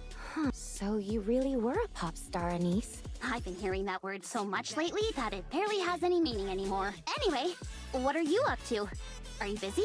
I'm working on my next album right now, so I'm relatively free. How's practice been going? To be honest, not that great. I've been away from it for too long. Yeah, My brain remembers everything, but my body isn't moving the way I want it to. I can From feel what my I moves recall, don't have any power. she's been away from it, what? She met up with Rappy shortly after she got back from the Second Surface Reclamation War, shortly after she left Absolute. She left Absolute, I want to say, about 5 to 10 years after joining, so 50-something years. She's been alive for at least 50-something years. And she's been on the surface for that time, so... And she was a pop star back when Pretty was a pop star 60 years ago. She died 60 years ago. Pretty was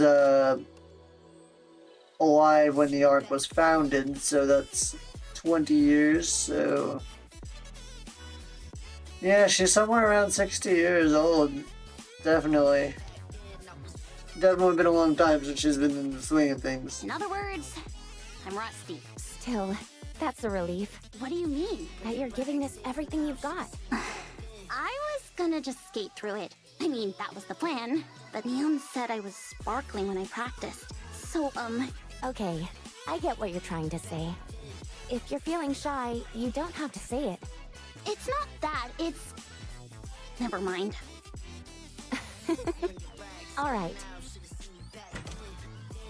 Yo, ladies. I thought you had a show today. Came right over after wrapping it up. You should have taken a break. You kidding?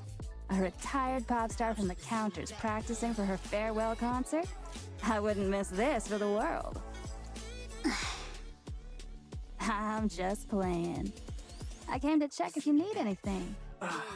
I'm good. You guys have already done enough by letting me use your practice room. Hey, It's just superstars get to ask crazy. for what they want. I didn't even get an official debut, so who are you calling a superstar? You.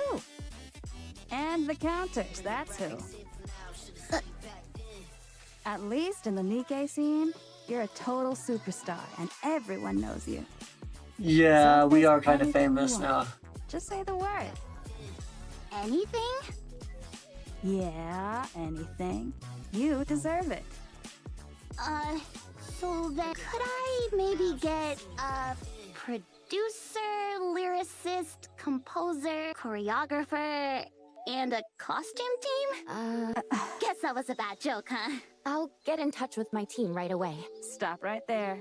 My team's got Says who? Says me! Your team is a bunch of washed-up old geezers. Even if I'm past my prime and taking a break, my ranking's still higher than yours. Oh, you really want to go there? Why don't we compare who's had more #1 hits? Enough. Bring your team's portfolio. I love their little beef. It's so I'll great. bring ours. Let's see what you've got. All right, you're on. Then a niece can choose which is better herself. Naturally. Wow, is this for real? Man, I really worked my butt off. What the? Who's trying to reach me when I'm busy? Hey, I got one too. Huh? Me too.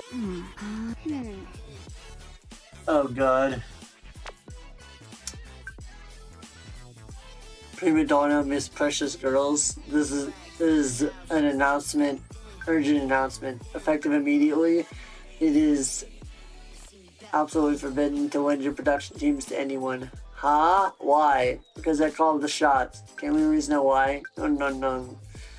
Man, this dude's throwing a fit again! Seriously, why are you doing this? Oh? Mona Lisa, why are you in this group chat? Looks like I must have made a little mistake. No. Nice try, but everyone knows you're talking to me.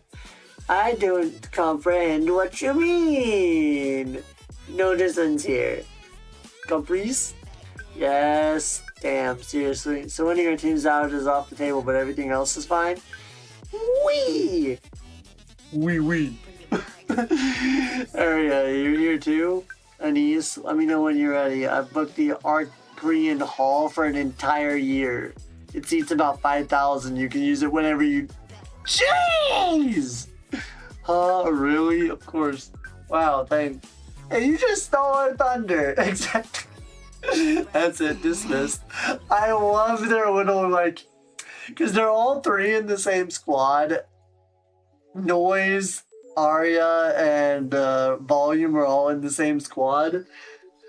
But they all bicker constantly, and they have but they get along well, but they always bicker, and it's like a bunch of best friends. It's great. Guess that's how it is now. I'm sorry. Damn it! Ugh! Well, at least you've secured the stage, right? Feel free to use the practice room as much as you need. I'll keep it free for you. Everyone else already did what I was gonna do. So, I'm not sure how else I can help you. Oh, should I give you money? That's okay. I appreciate the thought. What's going on here anyway? Boss is acting like you committed a crime or something. If you want to call it a crime, then a crime it is. Whatever.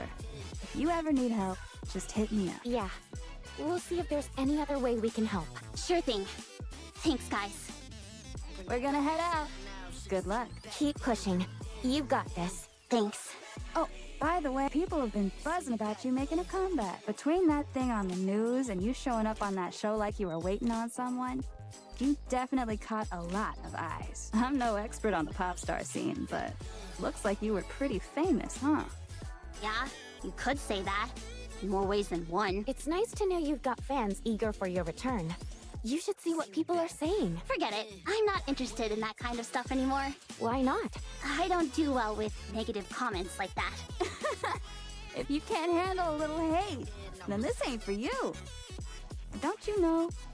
Even haters are just fans of a different sort. True. That's why I don't...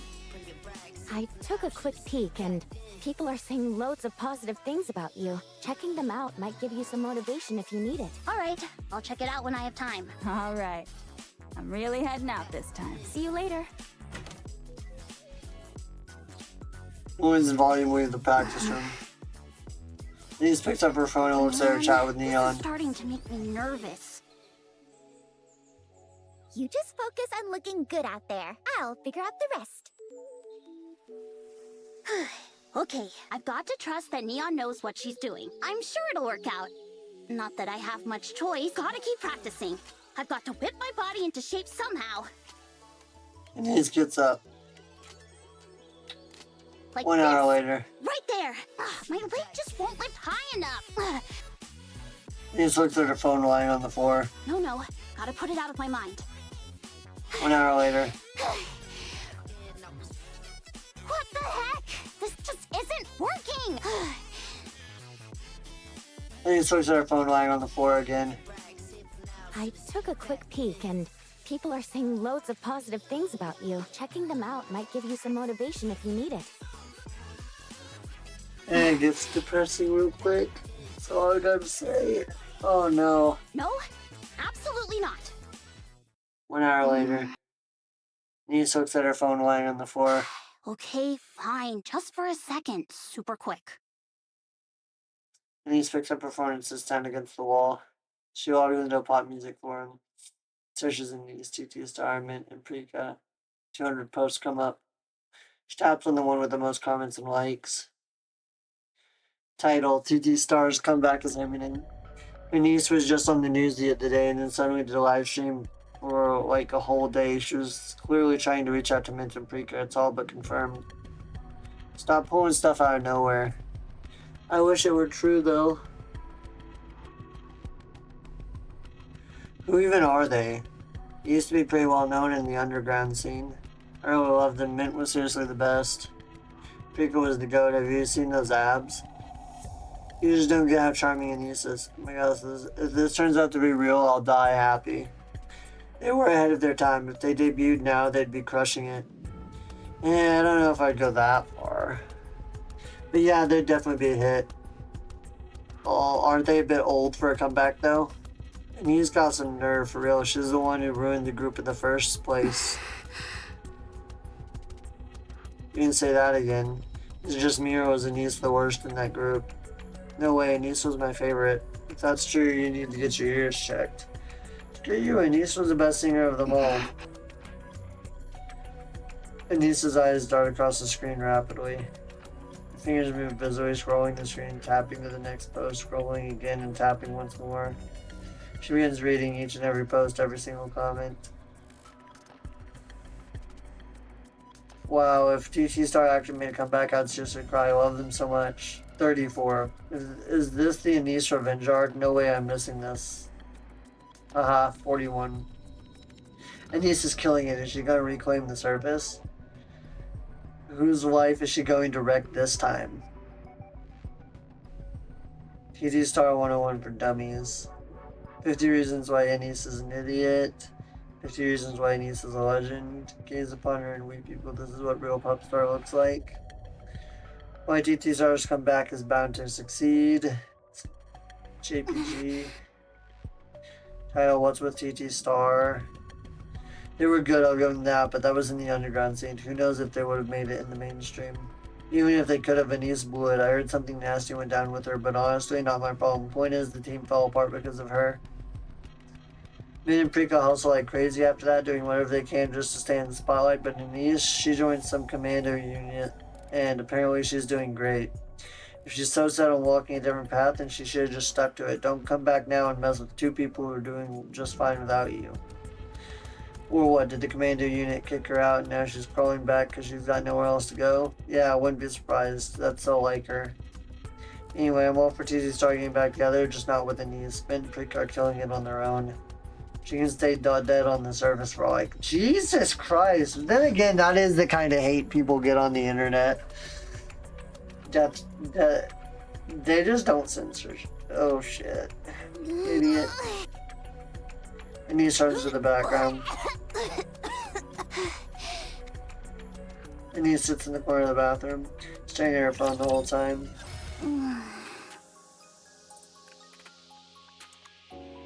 What? Oh, Avistar?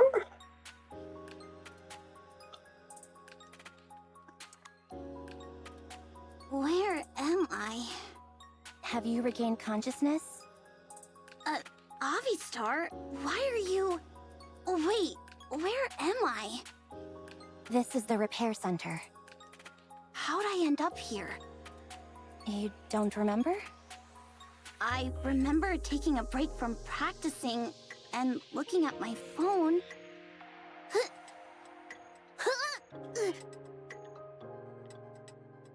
The star quickly grabs a bucket and holds it under Anissa's chin. Thanks. Sorry. I must have eaten something bad. Get some rest. But how'd I end up all the way at the repair center? I don't remember coming here. One of the It took 5 security guards to carry you here. They were so exhausted that they collapsed, but have just recently recovered and left. I see. I don't think your mental state is great now. I recommend that you get some rest. No, it's okay. I need to practice. It feels like my body is starting to move the way I want it to. He searches her pockets. And he just continues rummaging. Where'd it go? Are you looking for your phone? Oh yeah. Do you know where it is? I have it. Oh, thanks. Give it here. No, I'm afraid I can't do that. Huh? Anise, you can't look at your phone. What the heck are you talking about? Cut the crap and give it here. Why should I? Because Neon might contact me and... You want to look at the comments online? Nothing good will come from that, Anise. I'll confiscate your phone for now and take any calls from Neon on your behalf. What the hell are you doing? I'm trying to save you. Do you know something that I don't? I don't believe so. No. Then give me my phone. You're stealing. Miss Anise? You're Miss Anise, right? Yes, that's right. Why? You seem stable now. How do you know? Sorry? I asked who you are. I'm sorry about her. She must be a little confused because she just woke up. Has she been discharged? Oh, yeah. Wait! If you have something you want to say... Pardon? Just tell me what you're not happy with. Anise, snap out of it. She's a nurse. She's not one of your fans or haters. Oh, I'm...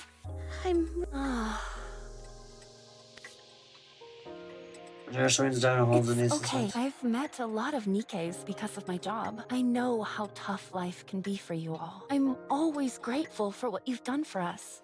So, you don't have to worry about it. Sorry.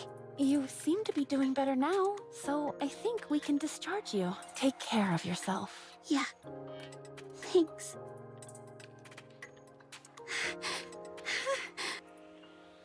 Anissa glancing around with frightened I've eyes. already contacted President Mustang. He should be informed about what's happened. Oh, yeah? Sorry, but can I borrow a hat? I just want to hide my face. Anise. Yeah? Man walking by waves and approaches Anise. Anise freezes. Man walks past Anise and greets a friend with standing behind her.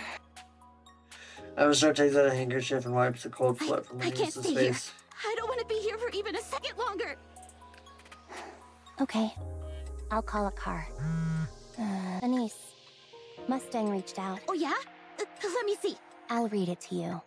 Anise, head to Pretty's room. Mashariani, are you okay? I thought I would be, since so much time has passed. But I guess I was wrong. I shouldn't have looked. The moment I saw those comments, I went right back to the past. Boss, could I not do it? I just can't. I don't want to. I don't want to dance and sing for those people. Mustang glances at the showcase window. Inside, something sparkles like a twinkling star. He looks at Westway and says, The expansive armament star, forged from Pretty's body, stands as a monument to our sin. So, for those who aren't aware, expansive armaments are like equipment that serves more than one purpose. Like, if any of you watched my coverage of the Last Kingdom event, Crown has an expansive armament called Naked King, which absorbs alpha particles and it makes her incredibly sick. But after it's absorbed enough, the outfit transforms into something else and just unleashes waves upon waves of disruptive force and like sonic waves powerful enough to practically decimate raptors, and even she single-handedly crushed Indivilia to the point that Indivilia couldn't even fight back. Indivilia was helpless. Mashariani, are you still unable to pardon the arc?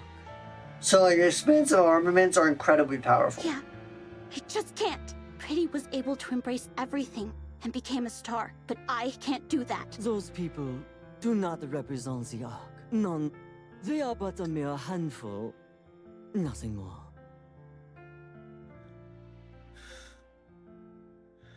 But no one helped me. No one helped us. Back then, we were nothing more than playthings to the Ark. Weren't we? No, Nani, no. You were a star back then. And you still are. No, you're wrong. I wanted to become a star. But no one ever shined their light on me. A star can't shine on its own.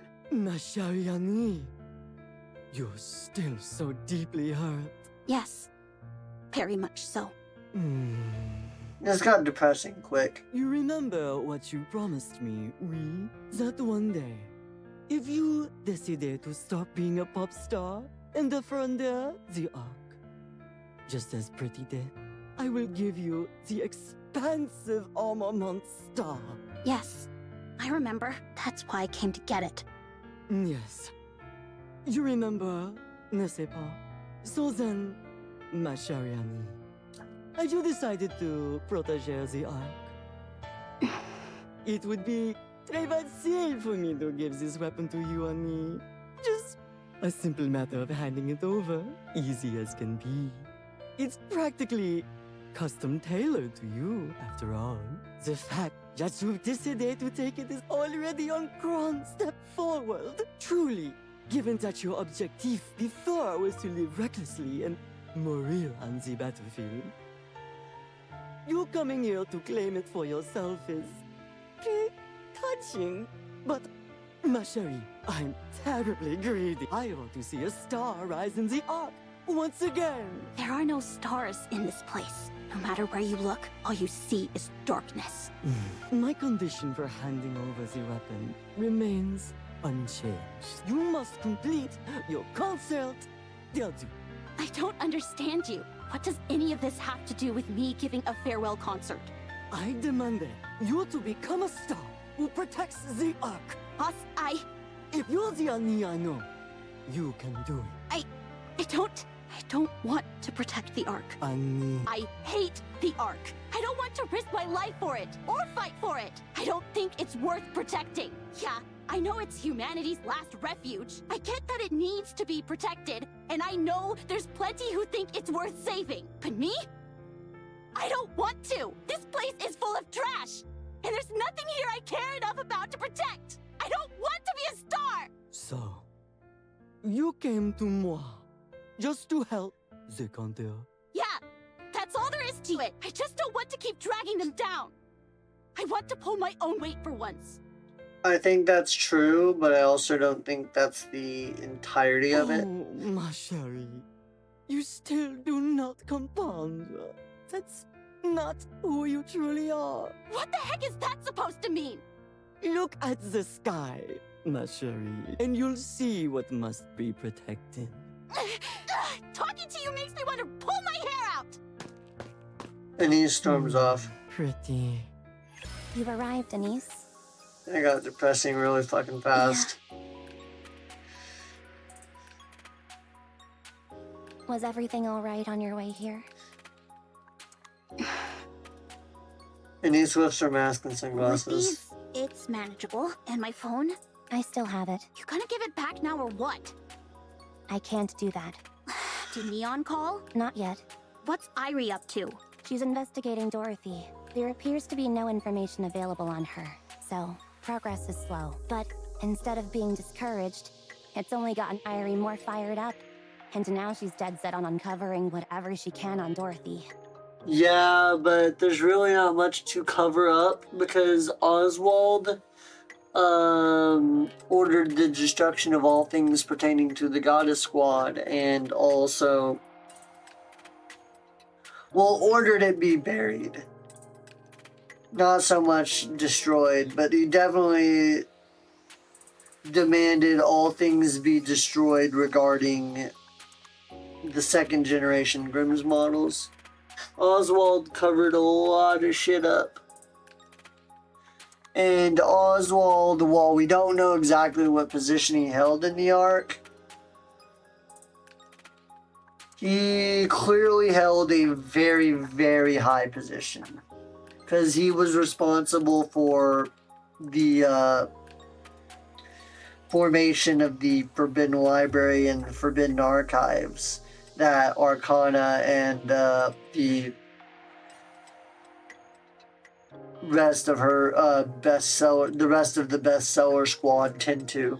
She came to help, but ended up getting fixated on something else. Cut her some slack. There aren't many spark plugs like her in the Ark these days. Well, I guess. Anise, do you hate the Ark? Yes, I despise it. Is it because, after working so hard to become a star, you resented being treated like a plaything? What the hell? You went and dug up my past? You think just because you're from the inspection unit, you can go snooping around my personal info like that? Absolutely not. This authority isn't something to be used for personal reasons. Then how do you know all this? From now on, I'll hold on to your phone for you. If you're ever curious about what's being posted online, you can ask me. I'll filter everything and only share the nice comments with you. What? I'm not sure if you're aware, but there are a lot of fans hoping for TT Star's return. Most of the posts are actually positive, but I suppose they wouldn't register with you, since you're so focused on the negative ones. If that's the case, I'll be your eyes instead. You just focus on training and getting your edge back. I don't need you meddling in my life. I can handle this on my own. I'm saying this because I don't think you can handle it alone. And so far, it seems that's been true. I want you to successfully carry out your farewell concert. That's why I've come to help, and I intend to give it my all. Pretty noble of you, Avastar. I appreciate you wanting to do your job, but don't I have a say in whether... You think I'm only doing this out of professional obligation? If not, then what? Because I want to watch your farewell concert. What's gotten into you? Why are you going to all this trouble? It's enough to make someone suspicious. Avastar stares into space for a long time. Had a friend once. She's always studying and lives an uneventful life without any excitement or stimulation. What the hell are you talking about all of a sudden? Please, listen. One day, my friend was taking her usual route home after studying when she saw a group of people singing and dancing in front of a barbecue restaurant. The stage was so small, it was barely more than a platform, and only about 20 people were watching. They didn't exactly look like successful performers, but my friend was captivated and stood there as if spellbound, watching them smile as they danced and sang. There was one person in particular she couldn't take her eyes off. Someone who was completely lost in the music, singing and dancing without a care for others' reactions. My friend couldn't take her eyes off her from the moment. Are you talking about me? My friend went straight home and began doing her research. She found out that the person was a pop star, and from that moment on, she became a fan. She said she was truly happy. Watching them grow and become more beautiful with each passing day only deepened her admiration. I should mention that she was quite skilled herself. She was great at putting together fan-made videos, and even made AI voice clips of some of the group members giving greetings and the like. They were very well received. She believed she had contributed greatly to the group's growth, and that made her happy. Backstory time. I remember that. The group wasn't exactly what you'd call popular in the beginning, but slowly and steadily, they built themselves up. That made my friend like them even more, as it felt like they were growing together. Then one day, Her favorite member got caught up in a terrible scandal. It was obviously a complete fabrication, but that didn't matter to people. What mattered was that they'd found a new toy to ridicule. My friend wanted to help. She was frustrated that the pop star wasn't speaking up or trying to explain. She believed that as long as the truth came out, everyone would realize it had all been a misunderstanding and everything would return to normal. So, she made a video to clear things up. Using voice synthesis, she fabricated statements the pop star had never said and created a video in her voice. Not exactly a great idea, but let's see where this goes. In the end, The pop star who had never seen the video gave an explanation that contradicted what was said in it. Ooh, that's not good. that's right. Her story changed, and suddenly, she was labeled a liar. The Ark's plaything was cast aside in an instant, becoming nothing more than trash. It was as if everyone silently agreed she could be beaten without mercy, and all manner of attacks rained down on her. In the end, the Ark's shining star, the one my friend had adored, fell from grace and never stood on stage again. It was you. You're the one who... Then, my friend left a note and ended her life. Ah. She couldn't live with the guilt. My friend was from a well-off family, so she left a note requesting to be turned into a Nikke.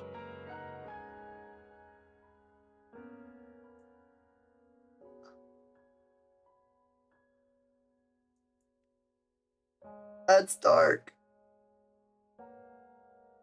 Oh.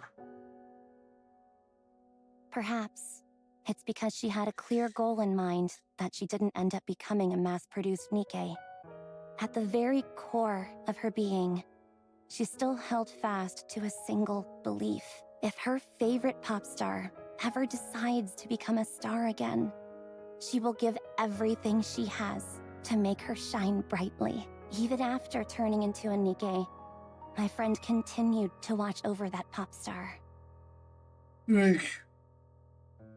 That makes sense why Avastar knows so much about Anise now. But she had given up. She went up to the surface, drifting aimlessly like a buoy lost at sea. As a Nikke, my friend worked in a field unrelated to the surface.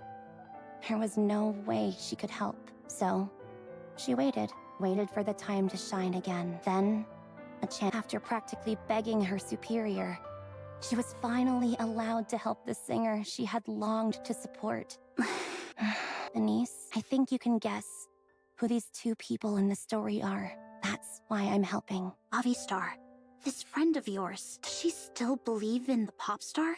Of course, this star hasn't lost its luster just yet. Funny thing is, I just happen to be super close with that pop star, and she thinks stars can't exist in the Ark. Even if you burn yourself up trying to shine, there's a whole bunch of bastards out there who'll blot your light just for fun. She figures there's no point lighting the way for people like that. There's no need for you to be a shining light for everyone. It's okay to cast your light only on those who care for you and who treat you kindly. You don't have to be a force of light for the entire Ark. Even if you're a star that shines down only on me, that's enough. All I want is just to see you shine. That won't be easy. The pop star I was talking about always pushed through, no matter how hard things got. And so, my friend won't ever give up on her. Well, please tell this friend of yours that it would be best for her to find someone else to look up to. Anise. Please. I want to be alone. Yes. Please, get some rest. I'll come back tomorrow. Now it's time to cover the lost relics from chapter 39.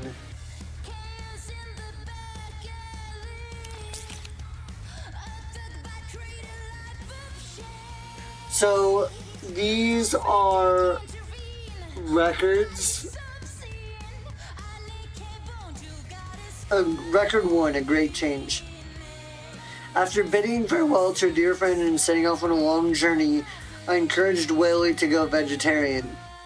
At first, Willie stubbornly refused, but after a few tries, it seemed to develop a liking for the new flavor, and now eats only plant-based food without hesitation. Then an astonishing transformation began. Willie's color gradually shifted from red to blue. Now it is entirely blue, looking distinctly different from other mother whales. Its personality changed dramatically as well, becoming noticeably more mild-mannered. This proves that a rapture's appearance changes according to its diet. What a remarkable transformation this is. It demonstrates that by adopting a vegetarian diet, raptors can survive without harming humans, animals, or Nikkes, and that we can coexist peacefully on this land without hostility. We have taken a significant step closer to peace between raptors and humanity. I will continue to observe this change. May this extraordinary record of such an incredible transformation one day guide humanity onto a new path. Record 2. After Whaley's transformation, I began to notice changes in other raptors as well. Perhaps the change in a tyrant class entity influenced its subordinates. Some who had been hostile towards me gradually became friendly and docile. Even when I built a house on Whaley and walked inside its body, there were no signs of rejection. What an astounding change this is. It proves that a change in the leader of a raptor group can alter the will of its subordinates. This means that one day, if the rapture queen chooses reconciliation with mankind instead of enmity, a new path will open and humans will no longer have to fight the raptures. In other words, peace is now a real possibility. I have become deeply hopeful for the new era this remarkable change will bring. May this record one day reach my dear friend who brought me safely here. That's referring to us, the commander. Record 3. We can communicate. They can speak. Today I finally succeeded in communicating with them. Not in their language, but in the language of mankind. This is clearly different from the times when I merely mimicked their language. Even though they recognize me as human, they choose to engage in communication. This once again proves that without the instinctive hostilities towards humans, raptors are simply a new species distinct from mankind. Even if our languages and ways of communicating differ, as long as we trust one another and desire peace, we can communicate with each other peacefully through dialogue. I hope this profound realization of mine is conveyed to my dear friend, spreads throughout all of humanity, and ultimately brings mankind and the raptors one step closer to each other. Record 4, Great Discovery.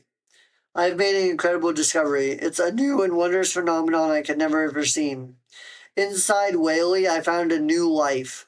This child is neither human nor Nikke, nor even a rapture. Could it be a new species, or perhaps a new evolution of the raptors born to make peace with humanity? What new chapter in human history will this great discovery herald?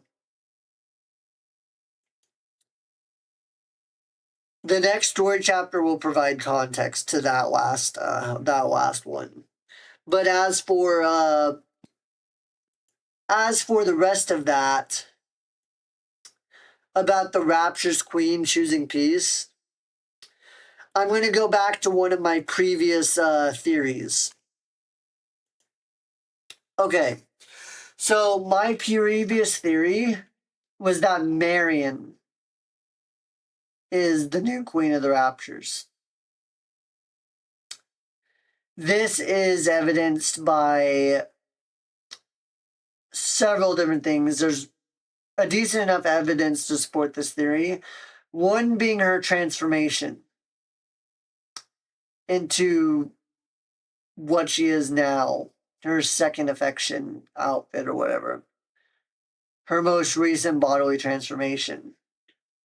And the other evidence is the fact that she, in the Last Kingdom event, at the end of the event, commanded the raptures so that she could make her way through to Indivilia and Chatterbox, and then proceeded to dominate Indivilia and Chatterbox with her will alone and force them to submit to her.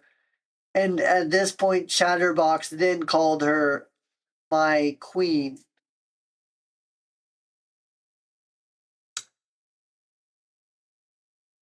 So if she is the Rapture Queen and she does choose reconciliation and choose to be with the commander, that opens up some interesting possibilities. Now, on to the next story chapter, chapter 40. Why have Eden's spear been launched now? So that big light from chapter 39. This is apparently called Eden's Spear. I'm assuming it's a beam attack launched from Eden. At present, no means to know there be. Alas, how vexing this is. It's as I thought. Eden can also function as a weapon. So that means Eden's spear was fired with a target in mind?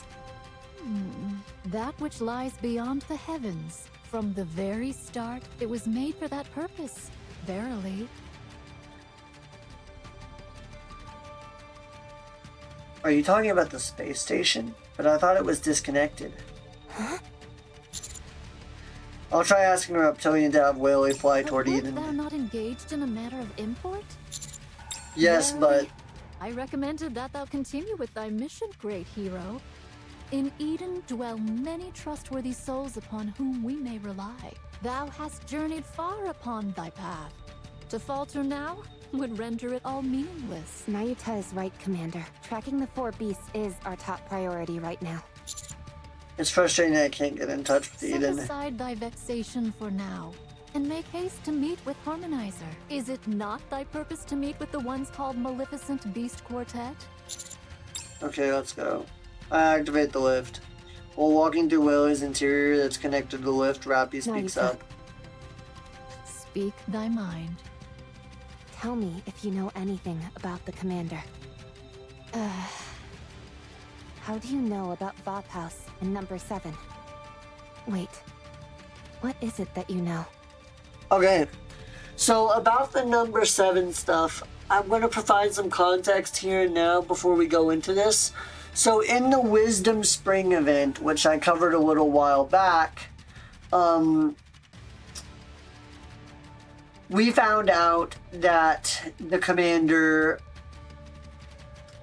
has undergone some bodily modifications before he became a commander. He was meant to be some kind of super soldier, and these experiments were ordered by GN and conducted by Mana and Ether deep in the underground recesses of MMR's facility, all the way in the sublevels that go even further below underground than the Ark. And as we have learned, MMR was a branch of VTC that became the new head as VTC faded into obscurity. VTC, I theorize, had something to do with the Vatican, considering Rapunzel was one of the heads of VTC, and Rapunzel was obviously deeply religious. And the Pope was also involved with VTC. So I'm assuming the VTC was a Nikke research group that had something to do with the Vatican. But VTC faded into obscurity and gave birth to MMR. And MMR has a lot of secrets, many of which we don't know. Even I know not of it all. Then tell me what you do know. Great hero. A special gene doth course through thy body. 'Tis not ever active, but awakens only upon certain conditions. So it is. A gene? Verily, thy body is imbued with latent abilities, fashioned for a singular purpose. Thou hast been granted 2 main powers, one of which doth course through thy blood. It beareth the name Vophouse. That's right. Vophouse ought to be an ability bestowed by birth, awakening without need of conditions. Yet the art to infuse Vophouse into the blood was long since established.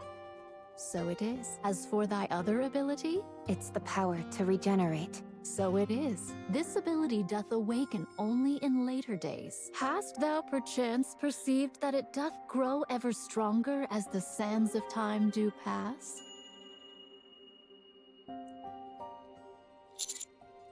Yeah, it That has. surely implies. At first, whenever we'd have broken bones, instead of taking months to heal, they would take maybe a month. It would take maybe weeks to a month, even when like my leg was snapped clean in half. Not like torn off or anything, but it was snapped in half.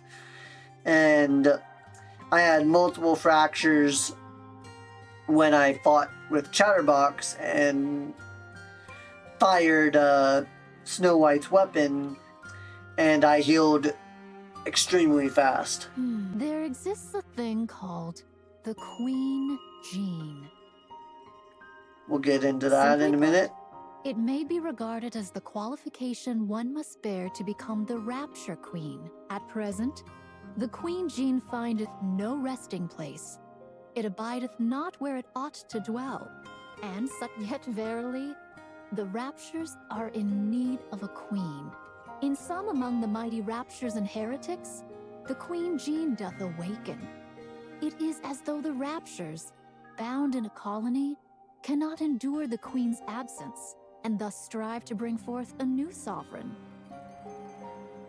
So there's currently no queen, and over time, the Raptures and Heretics try to bring forth a new queen, ever since the first queen was shot off into space. Great hero, thy regenerative power is bound in tandem with the Queen Gene. When one awakens, so too doth the other. So that means since I am now super strong and super regenerative, it means the Queen Gene is awakened. So you're saying the Queen Gene's been activated Indeed. somewhere? To view it thus is most reasonable. But why does the commander have this ability? And why does it respond to the Queen Gene like it does? That I know not. My best conjecture is that this power was bestowed upon him for a purpose yet to be fulfilled, alongside the Queen. Elsewise, why set such a burdensome condition for its awakening? Okay, this is huge. That was kind of just thrown out there randomly, or seemingly randomly. It was just an offhanded comment. The best conjecture is that this power was bestowed upon him for a purpose yet to be fulfilled alongside the Queen. So that implies that I'm meant to meet the Rapture's Queen and work alongside her.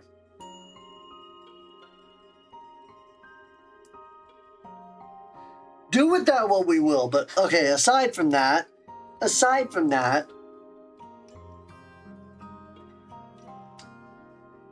back to my other theory about Marion being the queen. So, about Marion being the queen, if I'm meant to work alongside the queen, and the queen just so happens to possibly be Marion, then doesn't that imply that we were thrown together on purpose? Because here's the thing. Our first mission as a commander was with Marion. Marion was corrupted. And this corruption was implanted by Enoch at the behest of Chatterbox. And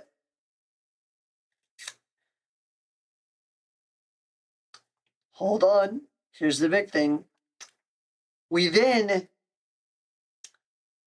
Chatterbox seemed keenly interested in us, the commander, and then proceeded to somewhat lead us along and trying to get information out of us And then we ended up meeting Modernia, who so turned out to be a revived Marion as a heretic when she arrived to save Chatterbox, since those two are so closely tied together. And then, only after that, we proceeded to turn Marion back to the side of humanity and stopped her from being a heretic. But several things happened, and she ended up having her memory wiped after very unfortunate circumstances. The full details of which I go over in my Marion lore deep dive video that I uploaded a few weeks ago. And then the Last Kingdom event happened, where we found out that Marion may be the Queen of the Raptures, and that Chatterbox knows way more than he lets on. Chatterbox knows a lot more about Marion than he lets on. And he tried very hard to get Marion to be on the side of the Raptures, but she did not go along with it and proceeded to fight the Raptures. Much to his dismay and his surprise, he thought it was her fate to be on the side of the Raptures, which says a lot. And also kind of reveals that he lets more than he knows on about Marion's background. So, do with that what we will. The Queen and I. Nayuta, am I human? This humble one knows not whether thou art human or some being beyond. Is that of import? Of course it is. Also, whether thou art a rapture, a Nikke, a human, a heretic, or aught else, thou art still thyself. That changeth not the deeds thou hast done, the purpose thou pursuest, nor the task thou must fulfill. Is it then of great import to thee how others see thee in this regard? To ponder existence is noble, but do not become so entangled in it that thou forget what must be done. For few things are so apt at squandering time as that, I say. That's similar to what you once told me, Commander. For once, Nayuta actually said something profound. Wow. Just as I am me, you are you. Got it. At any rate, there's no point in me worrying about it now. Let's focus on the task at hand. I believe in you. So, the reason why Cutie's body is acting so strange is that somewhere, the Queen gene has activated, which has also caused the gene that Cutie carries to activate. Doesn't this ring a bell? The 4 beasts. That's right.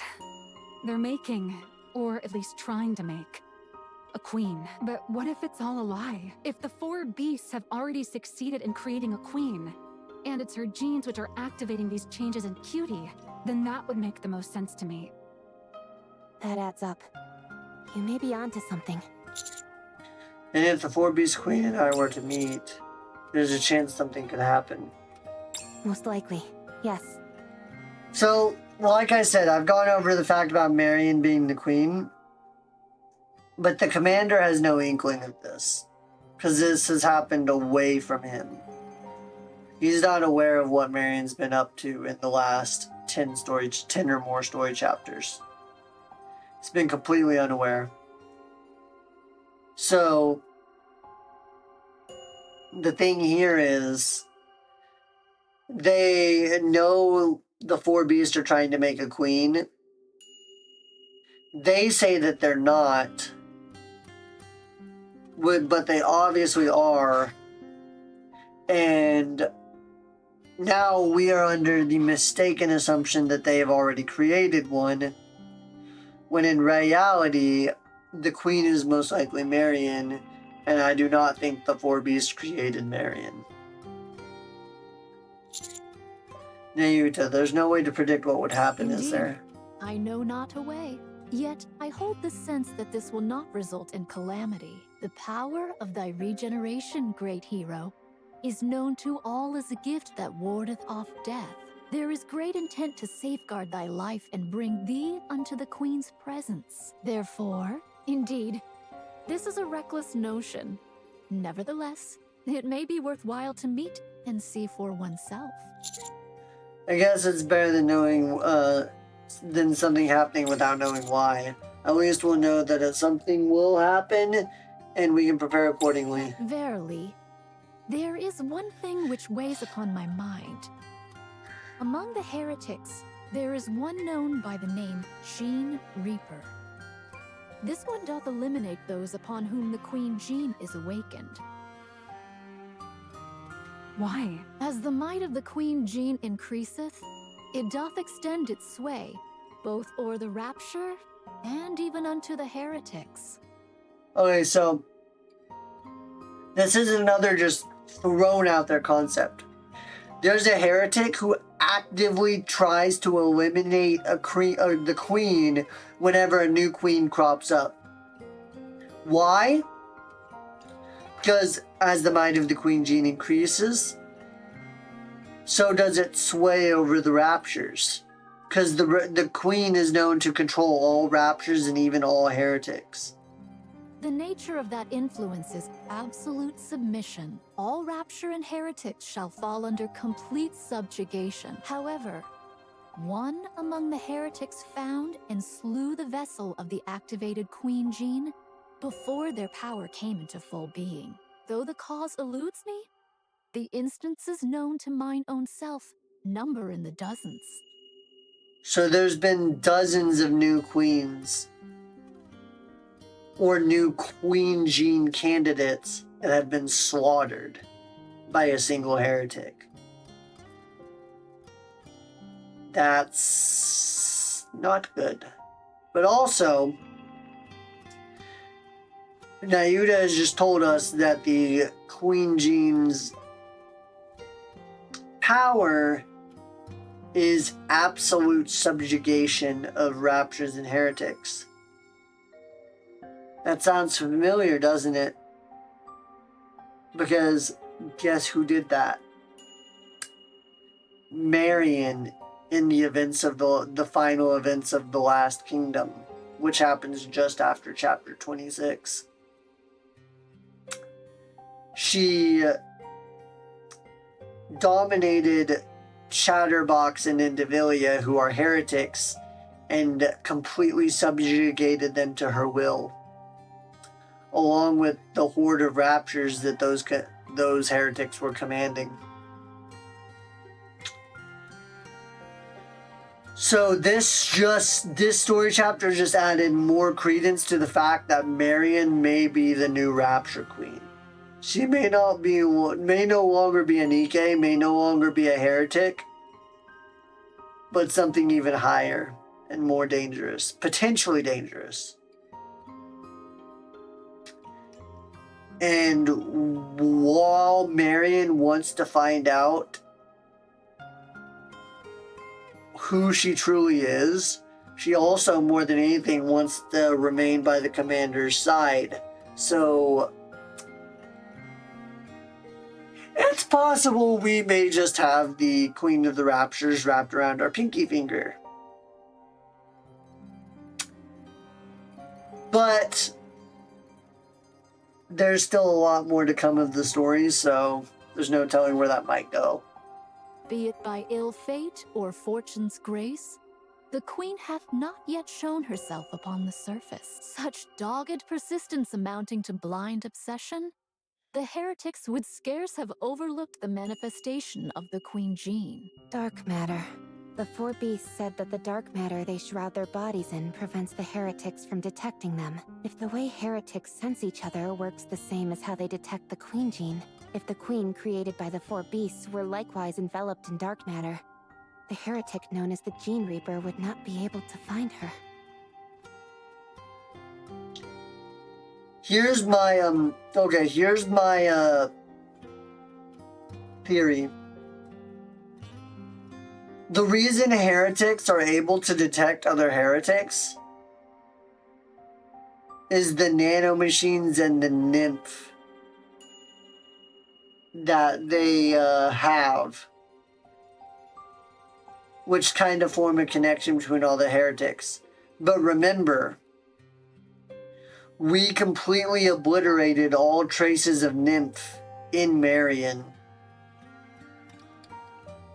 when we turned her back into a non-heretic. And then we proceeded to wipe her brain. And here's the thing. Even when she was a heretic, for some reason unknown to us, Indivilia never once sensed her. This was revealed in the Last Kingdom. So, Marion was never detected to begin with, even by Indivilia, and Indivilia is a fairly strong heretic. Same goes for... She was strong enough to beat Nihilister with the help of with the minor help of Chatterbox, which Chatterbox is a small fry compared to Nihilister, so he couldn't do anything against Nihilister. But they managed to beat Nihilister, so... and leave her for dead. So... that implies that she has some way to cloak herself. But she doesn't know it. And I don't think it's dark matter, because, well, wait a minute. Actually, it may be dark matter. Because in her new, bodily transformation, she kind of has that black crown across her head. The black tiara. It's possible that that might be dark matter. I'm not sure. If the queen created by the four beasts were likewise enveloped in dark matter, the heretic known as the Gene Reaper would not be able to find her. That is true. Is colliginous material indeed capable of such a function? If so, then all the pieces do fall into place. This is why the commander and the counters and Nayuta are now under the false assumption that the four beasts did perhaps create a queen. And hey, maybe I'm wrong. Maybe the fact that maybe Marion does have dark matter, she just doesn't use it, and maybe she does possess the powers of dark matter. Maybe she was created by the four beasts, but they weren't aware of her creation. Who knows? There's a whole lot of unknowns here. The Maleficent Beast Quartet's queen hath been wrought, and the Queen Jean hath awakened within her. In response, the great hero's regenerative power hath been stirred, and the Gene Reaper findeth not the queen of the Maleficent Beast Quartet, by reason of the colliginous material. Such is the summation. So, we stick to our original goal and find Leviathan and Ziz. Then we figure out the location of the queen and either capture her or have Cutie make contact, right? Sounds about right to me. Then let's press on. Yeah, there's a whole lot of unknowns here. Nayuta. Dost thou wonder how I come by such knowledge? Yes. In times past, I held fellowship with a certain group. Having reached the zenith of our craft, we thereby hath grown prideful. That hubris turned poisonous, and did sow division amongst our ranks. I am but a splinter torn from that strife. We were a fellowship that hath done and achieved much. Thus, with humble heart, I confess to possessing knowledge beyond that of others. That is the sum of it. So you're saying you were a member of the... Great hero, concern thyself not with matters of the profound. It is my desire that thou cast this matter from thy... They are a fellowship of naught but evil, an abyss of the ark, nay, of the world. 'Tis my desire that thou cast this matter from thy mind, as shall I. So, again, her just trying to get us not to think about it. Just throw that out there. Deep is not an individual. Deep is not one individual like we suspected.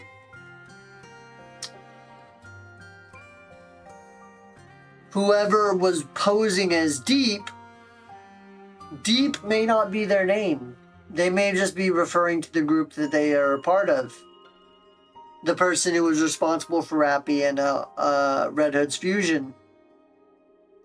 And then, on top of that,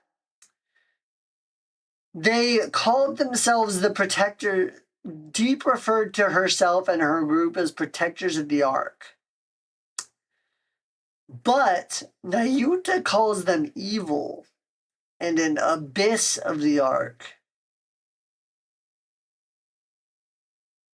So, that implies there may be more to Deep than meets the eye. Keep in mind that also Mihara's new overspec, the code to her overspec, just like the code to Rappy's overspec was Red Hood, Mihara's overspec code is Deep. And unlike Rappy, who was fused with 2 Nikke cores, Rappy was fused with 2 Nikke cores, but Mihara was fused with the Nikke core, her existing core, and a Rapture core.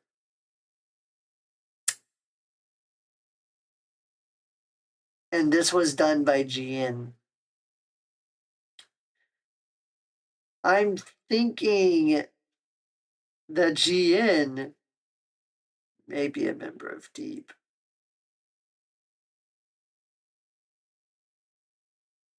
And that Deep is, pardon the pun, but deeply entrenched in the Ark.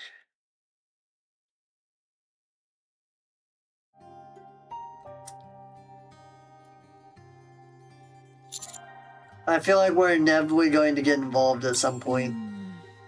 Yeah, we are. Indeed. So shall it come to pass. Thou wast born into such a fate, great hero. 'Tis inexorable. Mark but one thing well. I beseech thee, the great hero is what thou art. That is the truth indeed. I understand. I will remain loyal to my mission. Verily. Thou art a fine specimen worthy of the Forerunner's keen gaze. A glance doth reveal all. Behold, dost thou see yonder ahead? Is that a house? Is that where Reptilian lives? Aye. 'Tis the dwelling where Harmonizer doth eat and rest. There is likewise a high chance that he hath brought the members of the Maleficent Beast Quartet thither as well. It seemeth they have not yet arrived. Perchance we should wait. There is also another whom I wish to introduce unto thee. I'm assuming this is the other life form Reptilian talked about in his 4th report. An introduction. Indeed. Now then, I shall guide thee. Follow me. I think it'd be best if we lead and you follow. I'll take point. Nay, how couldst thou lead the way? 'Tis thy first time here. 'Tis not an easy path to follow. One misstep, and thou art likely to lose thy way. Or maybe we're just not as scatterbrained as you are. Let's go.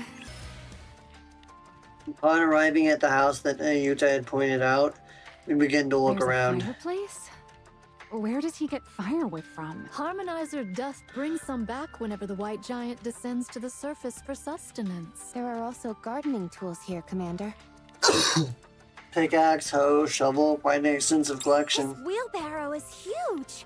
You could carry just about anything with this. Well, hero, fancy a race? Absolutely.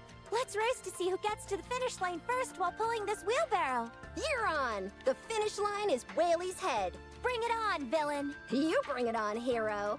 Both of you bring it, or I'll end you both. Who do you think uses all of these tools?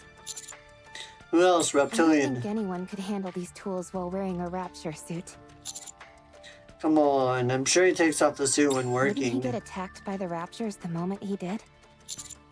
That's true. Nayuta, do you use these tools? Doth it seem that I would? To be honest, no. I abhor physical labor. Indeed. Then who could be using...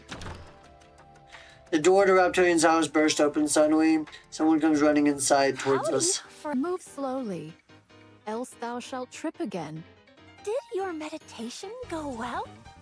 You're Pinocchio. back early today. There was a matter to attend to. Thus I returned with haste. Huh? Who are these guys? A My Nikke? name isn't Nikke. It's Pinocchio. Who the heck is this? Who are you? Are you Uncle's friends? Uncle? Are you talking about Reptilian? That's right. Since you know Uncle's name, then you must be friends of his. If so, would you want to be friends with me too? Are you... a Nikke? No, I told you my name's not Nikke. It's Pinocchio. Anyway, can we be friends? It sounds like...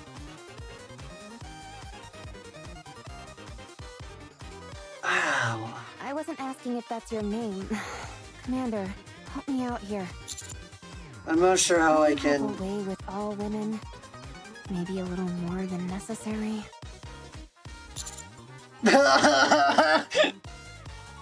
You're not wrong, but you don't need to call it out.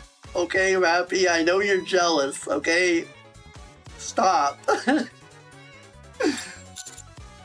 Hi, Pinocchio. Are you a human? My name's not human either. It's Pinocchio. Wanna be friends?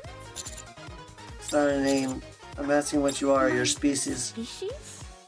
Oh, I know what that word means. I'm a rapture. Come again? What? The hero can never fraternize with a rapture.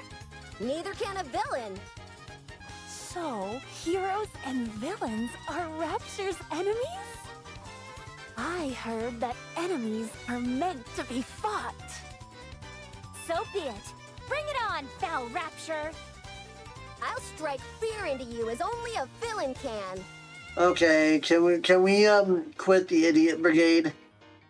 I swear, Drake and Rapace make me cringe every time I hear them speak, almost as much as the guillotine.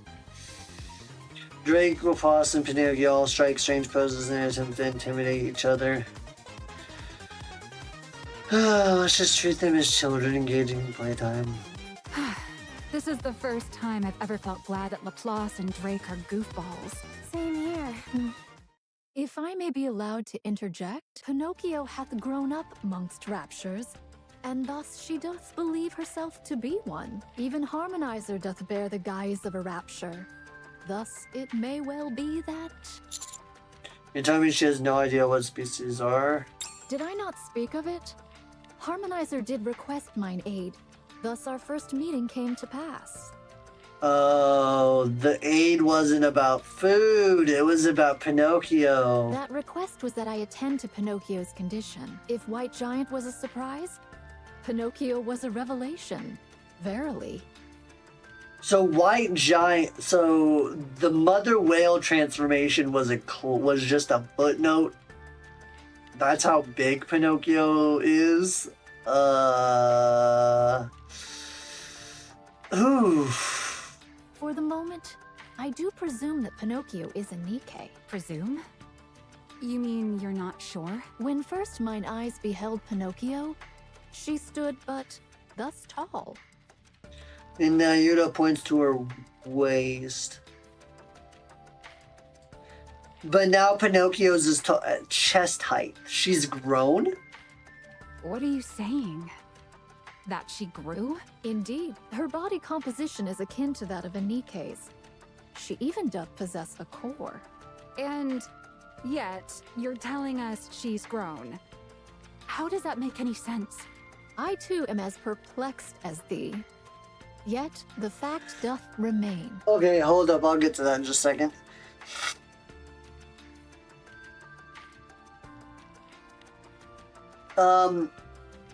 At this point, it's not entirely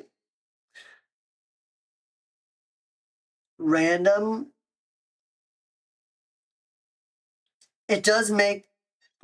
It's not totally so far out of left field. I mean, at this point, we've witnessed Rappy undergo a transformation. We've witnessed Marion undergo a transformation. Heretics transform all the time into their, like, rapture forms. And Snow White has grown as well. But Snow White's a bit of a different case. Snow White was small at first, but I'm assuming when she underwent her mind switch, her ideal sense of self became somewhat different and her body grew different, but also over time, she's been forced to swap out her parts while she's lived on the surface. So she's now made of about 30 to 40% rapture parts. And the rest of it being various Nikke parts. She's no longer fully a Nikke, but she's not quite the same as a heretic. In the sense that she's not like a fusion of rapture and Nikke. She's just augmented her current parts with rapture parts. So it's a little bit different. But considering that we've witnessed changes in the past, it's not so unreasonable to say that she did grow. I'm thinking nanomachines.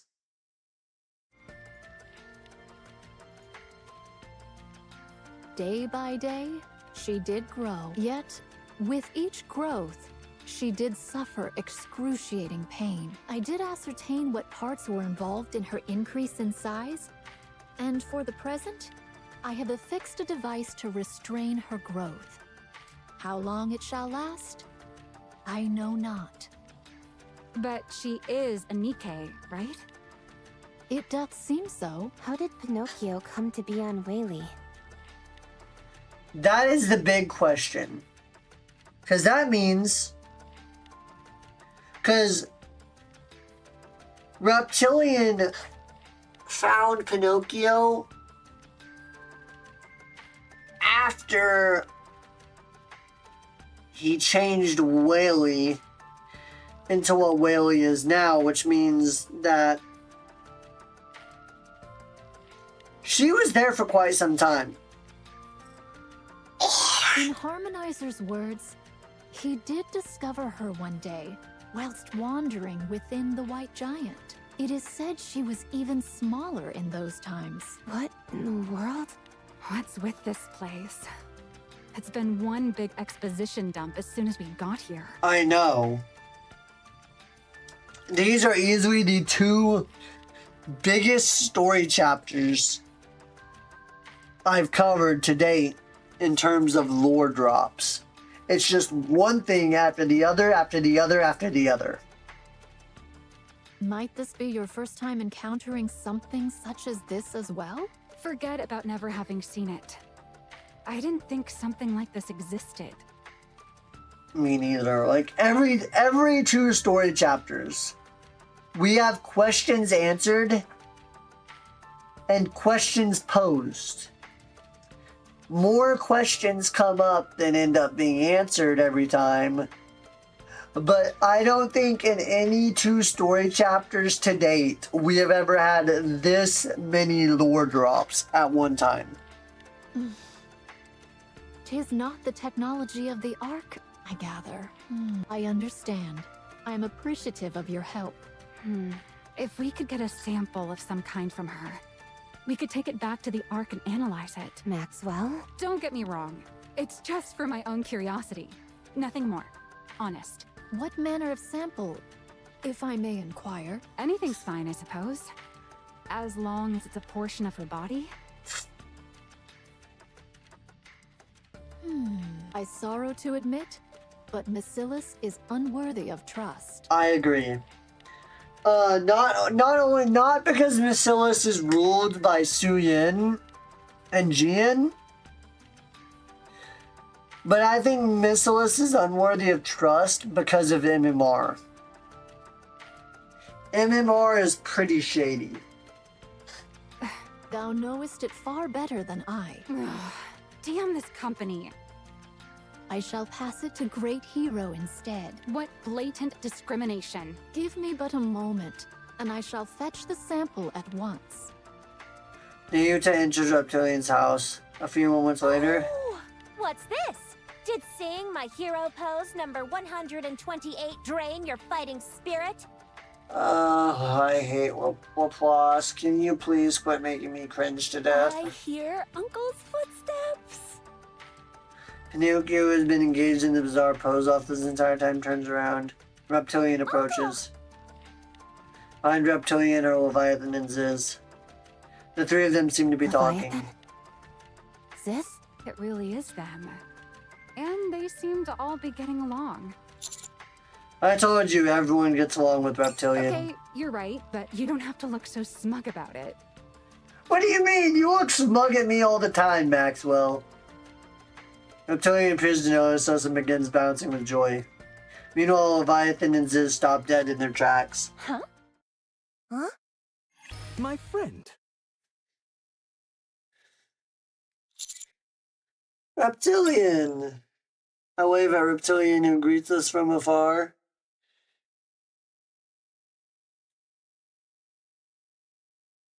I'm so caught up in the joy of meeting an old friend that I almost forget about Leviathan They and really Ziz. followed us, Levi. How's that even possible? Did you call him friend? Most certainly. He's my most treasured friend. This is who you wanted to introduce us to? Actually, no, but I'll introduce you anyway. I'm sure the both of you will get along with him too. He's a really great friend. How long have you known him? I don't exactly remember, but it's been a long... Leviathan delivers a kick to Reptilian's side. Reptilian immediately crumples to the ground and struggles to get up. Oh. I knew it! You set us up. You were going to hand us over to them. Sorry, but could you help me get up? I'm having a bit of trouble. Talking as if we're friends. I can't believe I actually thought. Just for a moment. Levi, where are you going? We need to get the hell out of here, you idiot! Are we really just gonna leave like this? We're in no shape for a fight. We can't even transform. Unless you're seriously intending to become friends with them? Ugh, fine. If you like them so much, go then. No! I like you the most, Levi! Then let's go. Wait for me! Leviathan takes off running in the opposite direction. After helping Reptilian up, Ziz glares at us for a moment before following Running Leviathan. away again? This routine is starting to get old. Should we give chase? With my upgrades, I should catch up to them easily enough. It'll be faster if I join in. What should we do, cutie? We've been B for now. Let's check on Reptilian first. What be the cause of this tumult? We ran into Leviathan and Ziz and they knocked Reptilian down and took Good off. heavens! Uncle, are you okay? I'm fine. I'm used to taking a few tumbles. Who are those two? Why did they hit you? Are they bad guys? Does that mean they're the enemy? No, they're my friends. There must be some kind of misunderstanding. Reptilian. Oh, my friend. What are you doing all the way out here? I saw Willie swallow Leviathan and Ziz, so I followed. I sent you a message, but you weren't Oh replying. my, really? Living on Whaley has made me stop carrying my phone around. Guess that's what caused this misunderstanding. I'll be sure to have it on me from now on in case you contact me. But what do you mean you followed Levi and Ziz? For the time being, they're the enemy. Oh, I see. Do you intend to apprehend them? Yes, most What likely. will you do once you apprehend them? Ask them a few questions, but if they're looking for a fight, we'll give them They one. don't seem like bad kids to me. Are you sure you can't talk things out? Of course, that is our plan, but I'm not sure if they have the same intentions of doing so. Pinocchio, what's wrong? I don't like those guys who hurt you. They make me mad. I'm fine. I didn't get hurt. I'm sorry to bother you, my friend, but is there any way you could look after Pinocchio for me? I have to go find Levi and Ziz with the others. I do object. Thou shouldst remain here with Pinocchio, Harmonizer. A battle shall likely ensue. At that time, I shall not be able to offer thee protection. The adversaries are heretics, and not one, but two. I'm telling you, I'll be fine. Me too. I want to go with you. Now that I think about it, it might be best for Pinocchio and me to stay here. Yeah, that's a good call. Uncle? I'll leave the rest in your hands, my friends. Come, Pinocchio. Let's go inside. Reptilian and Pinocchio go inside the house. They wouldn't stink off after us, would they? Such a thing shall not come to pass. Harmonizer doth care deeply for Pinocchio, as well as her safety. Then, depart ye shall. I shall guide thee. Why do you keep insisting on guiding us? Guys, she's a little bit of an idiot sometimes, but you know. Here, great hero. Take this. Now you hand me something that looks like a small clockwork gear. Is this one of Pinocchio's parts? So, it is crafted with technology unknown even to me. Well, 'tis unknown whether she was crafted, or perhaps, in any case, mine understanding of this craft is long outdated. Were we in the Ark, perchance we could uncover its secrets. Interesting. Thus, I shall entrust this unto thee. Alright, I'll make sure it gets there. He's heading in the direction Leviathan and Ziz went. Fortunately, we're soon in the shade, which makes the journey easier. Commander, what are you planning on doing when we meet with Leviathan and Ziz? It's highly likely that the four beasts have successfully completed a queen. I'll request a meeting with Do you her. think that's possible? We haven't even been able to have a civil conversation with them. This might sound strange, but Leviathan and Ziz won't be able to hold out for much longer. What do you mean? Are you saying they don't have long to live? No, it's not that. I mean, it won't be much longer before they cross over to our From what I side. can tell, they don't seem to have changed at all. If they were still as intransigent as before, they wouldn't be hanging around Reptilian. We all know how affable Reptilian is, but even that shouldn't have been enough to get past Leviathan's wariness. And yet they traveled together. That tells me they've at least learned how to converse with others. You're saying our persistent persuasion has begun to chip away at the emotional walls they've built up. That seems to be true. If it were the old Leviathan, the moment she thought Reptilian had betrayed her, she would have dealt a fatal blow and run off. Would Leviathan really think Reptilian has betrayed her? No, I think she ran away because she felt self-conscious about facing us again. Yeah, I think so too. If she truly intended to run away, Ziz could have flown them out of here. So you're saying they're waiting for us? Most You likely. really do know how to read women, Commander.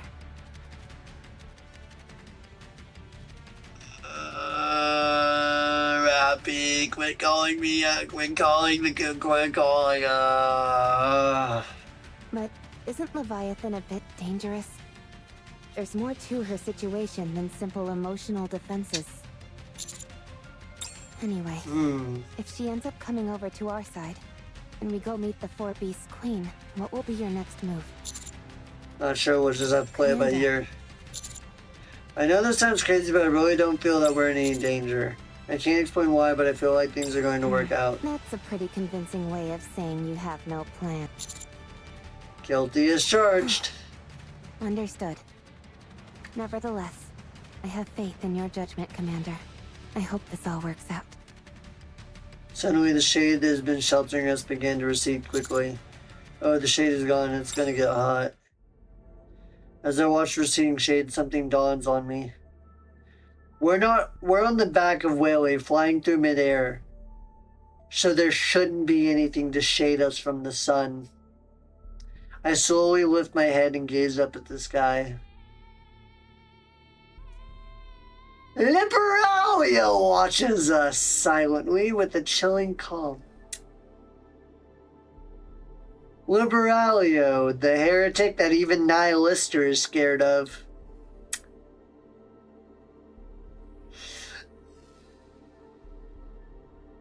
Oh shit. Oh shit. What an interesting story. Liberalia descends. Complete silence envelops us. It's as if Liberalia's very presence has drained all sound out of the world. Liberalia brings herself to my eye level. Continue with your story. So Liberalia can fly.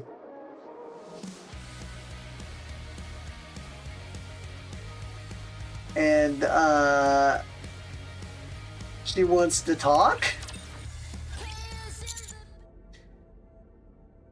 I forgot to mention this. Liberalia is short. She's small. Didn't you hear me? Continue with your story. What story? About the queen. You say the four beasts made a new queen?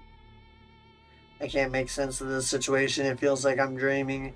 How did Liberalia end up here, and without any warning whatsoever? Would you mind answering me? Laplace! Drake! Coming!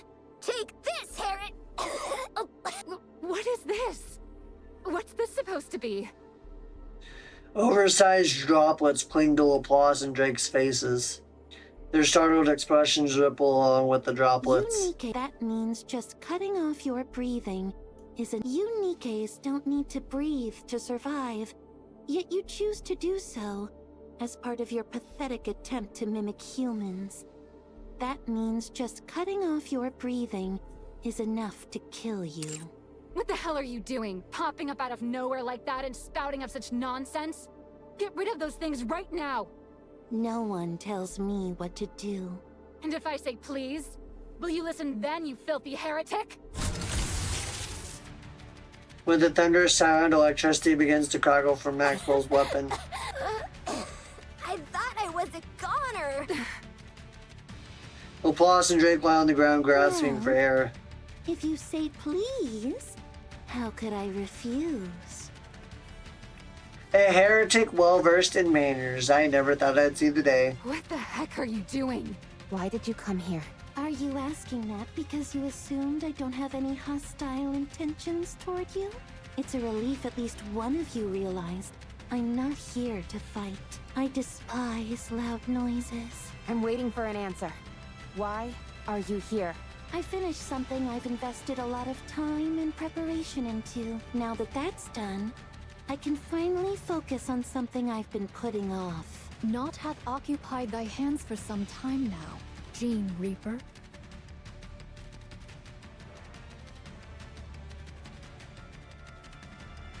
So Liberalia is the one who keeps killing the queens dozens of times now. This explains why she was so interested in the queen.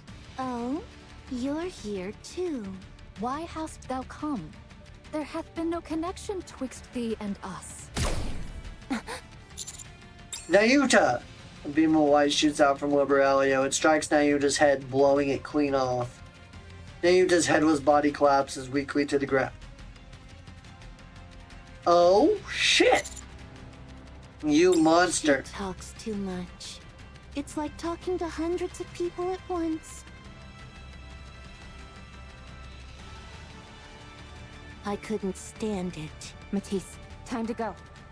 Okay, I held my breath for a good long while this time, so I'll be fine. If I wear a mask, then no water gets in. I take back what I said about the surface being exciting. It's complete anarchy. Are you not going to continue your story? I'm not in a talking mood, especially not with a cold-blooded murderer like You you. mean that thing? It's not dead. That thing is incapable of dying. What the fuck do you mean incapable of dying? What are you talking about? You blew off her head. It's returning.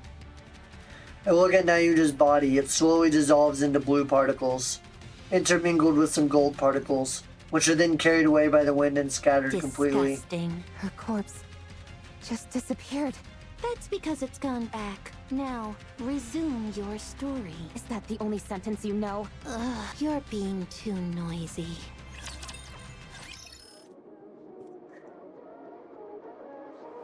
What the fuck is Nayuta? Bro just survived having her head blown clean off. And then her corpse just disappears. Suddenly a piercing pain runs through my body and I feel weighed down. What is happening? And what is this I feel on the ground? Is it water? It's only with immense difficulty that I pull myself up and look around. All around me, everyone else is struggling to get up. What happened? Commander, are you... I'm fine. What in the world happened? It was a wave. Oh, what? A wave crashed over us. Up here in the sky. Excuse me? This is terrible!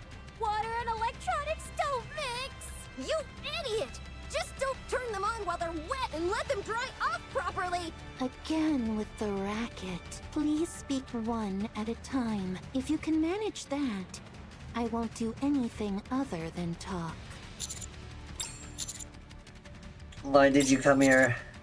And what's this job you say you've been postponing? The thing I've been putting off is cleanup. In preparation for any potential threat. Let me put it simply so you can understand. The goal is to eliminate the 4 beasts. You know about the 4 I met beasts? them once. A long time ago. They made an incessant racket. And so I got rid of them. But I didn't feel they posed any threat. So I simply ignored them. It appears I cannot leave them to their own devices, though. And why is that? Because it's time to clean things up properly. I have to clean things up properly, so they will be pleased. Don't Who? get greedy with your questions, human. I'm being generous with you now. But my generosity has its limits. Who the fuck is they? Now it's time for you to answer my question. You say the 4 beasts have made a new queen? We don't know that for sure. Well, we're assuming that That's they have. impossible. Those things lack the ability to create a queen. Besides, that's not how queens are made. There's no need to mention the activation of my genes in response to the queen gene, Is is there there? anything else you know? No. Alright, I'll ask the 4 beasts for the remaining details then. Staying silent and playing dumb won't help. I know they're here. It was a good move to hide using dark matter, but it's my sense of hearing that I rely on, not my sense of feeling. They've been making quite the ruckus as of late. And so, I was able to track them down. I've been putting up with all the little noises I've heard. But I can do so no longer. I have a proposal. Join me. Together we will eliminate the 4 beasts and their queen. So Liberalia wants us to join her? Interesting. Turn of events. Very interesting. What? I want to increase the odds in my favor. Even if by a small margin. The 4 beasts couldn't have possibly created a queen, but on the off chance that they actually did, things would become very troublesome. I want to eliminate the 4 beasts. And if she exists, the queen as well. Why? What do you mean by this won't be bad news for you either? Oh, you think the queen might prove useful to you in some way? A feasible notion, but not one that's going to happen, unfortunately. There it is. Liberalia just admitted that the queen could prove useful to us. You don't understand what it means for a new queen to be born. The birth of a new queen signifies changes in the laws of nature. The behavioral patterns of the raptures will be completely altered. I can't say exactly what those changes would be, but it will be in ways no one can possibly predict. They could get smaller and multiply, or grow larger and decrease in number. They might wrap themselves in living tissue or some other natural material. they could choose to live alongside humans, or to wipe out humanity entirely. There's no... Everything you've learned about raptures over the past century will become worthless. It's a 50-50 chance. It's a risk I'm willing to Don't take. bet the future of humanity on a foolish gamble, human. This is huge. That's a lot of information thrown out there just now. So let's unpack that just a little bit here. The Rapture Queen could prove useful to humanity. That the Rapture Queen could incite any number of changes in the Raptures, even causing them to live alongside humanity, or to wipe it out altogether. And on top of this, we have learned that it could alter the physicality of raptures entirely. Everything that humanity has learned about the raptures in the last 100 years, the last century, you rendered useless by a single turn of events. That's huge. That means that Marion, if she's actually the queen, could alter everything just by existing. That's huge. Game-changing, even. If the Raptures truly meant to harm humans, your puny shelter would have been destroyed a long time ago.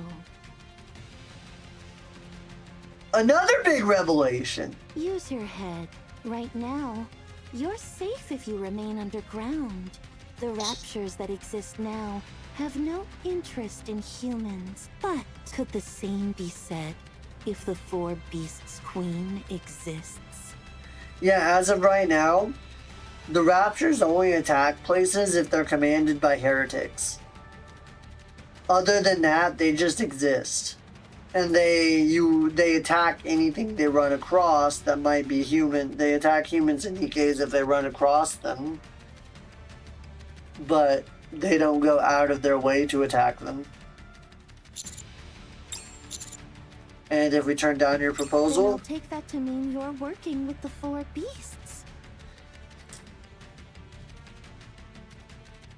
Tell me something, heretic. What? Can't you just go and deal with the Four Beasts or their queen yourself? You act like you could solve everything on your own. So why are you so interested in cooperating with us? Because you all are strong. In contrast, I've become weaker. What? Did someone knock you around? Yes, that's why I wish to stack the odds more in my favor.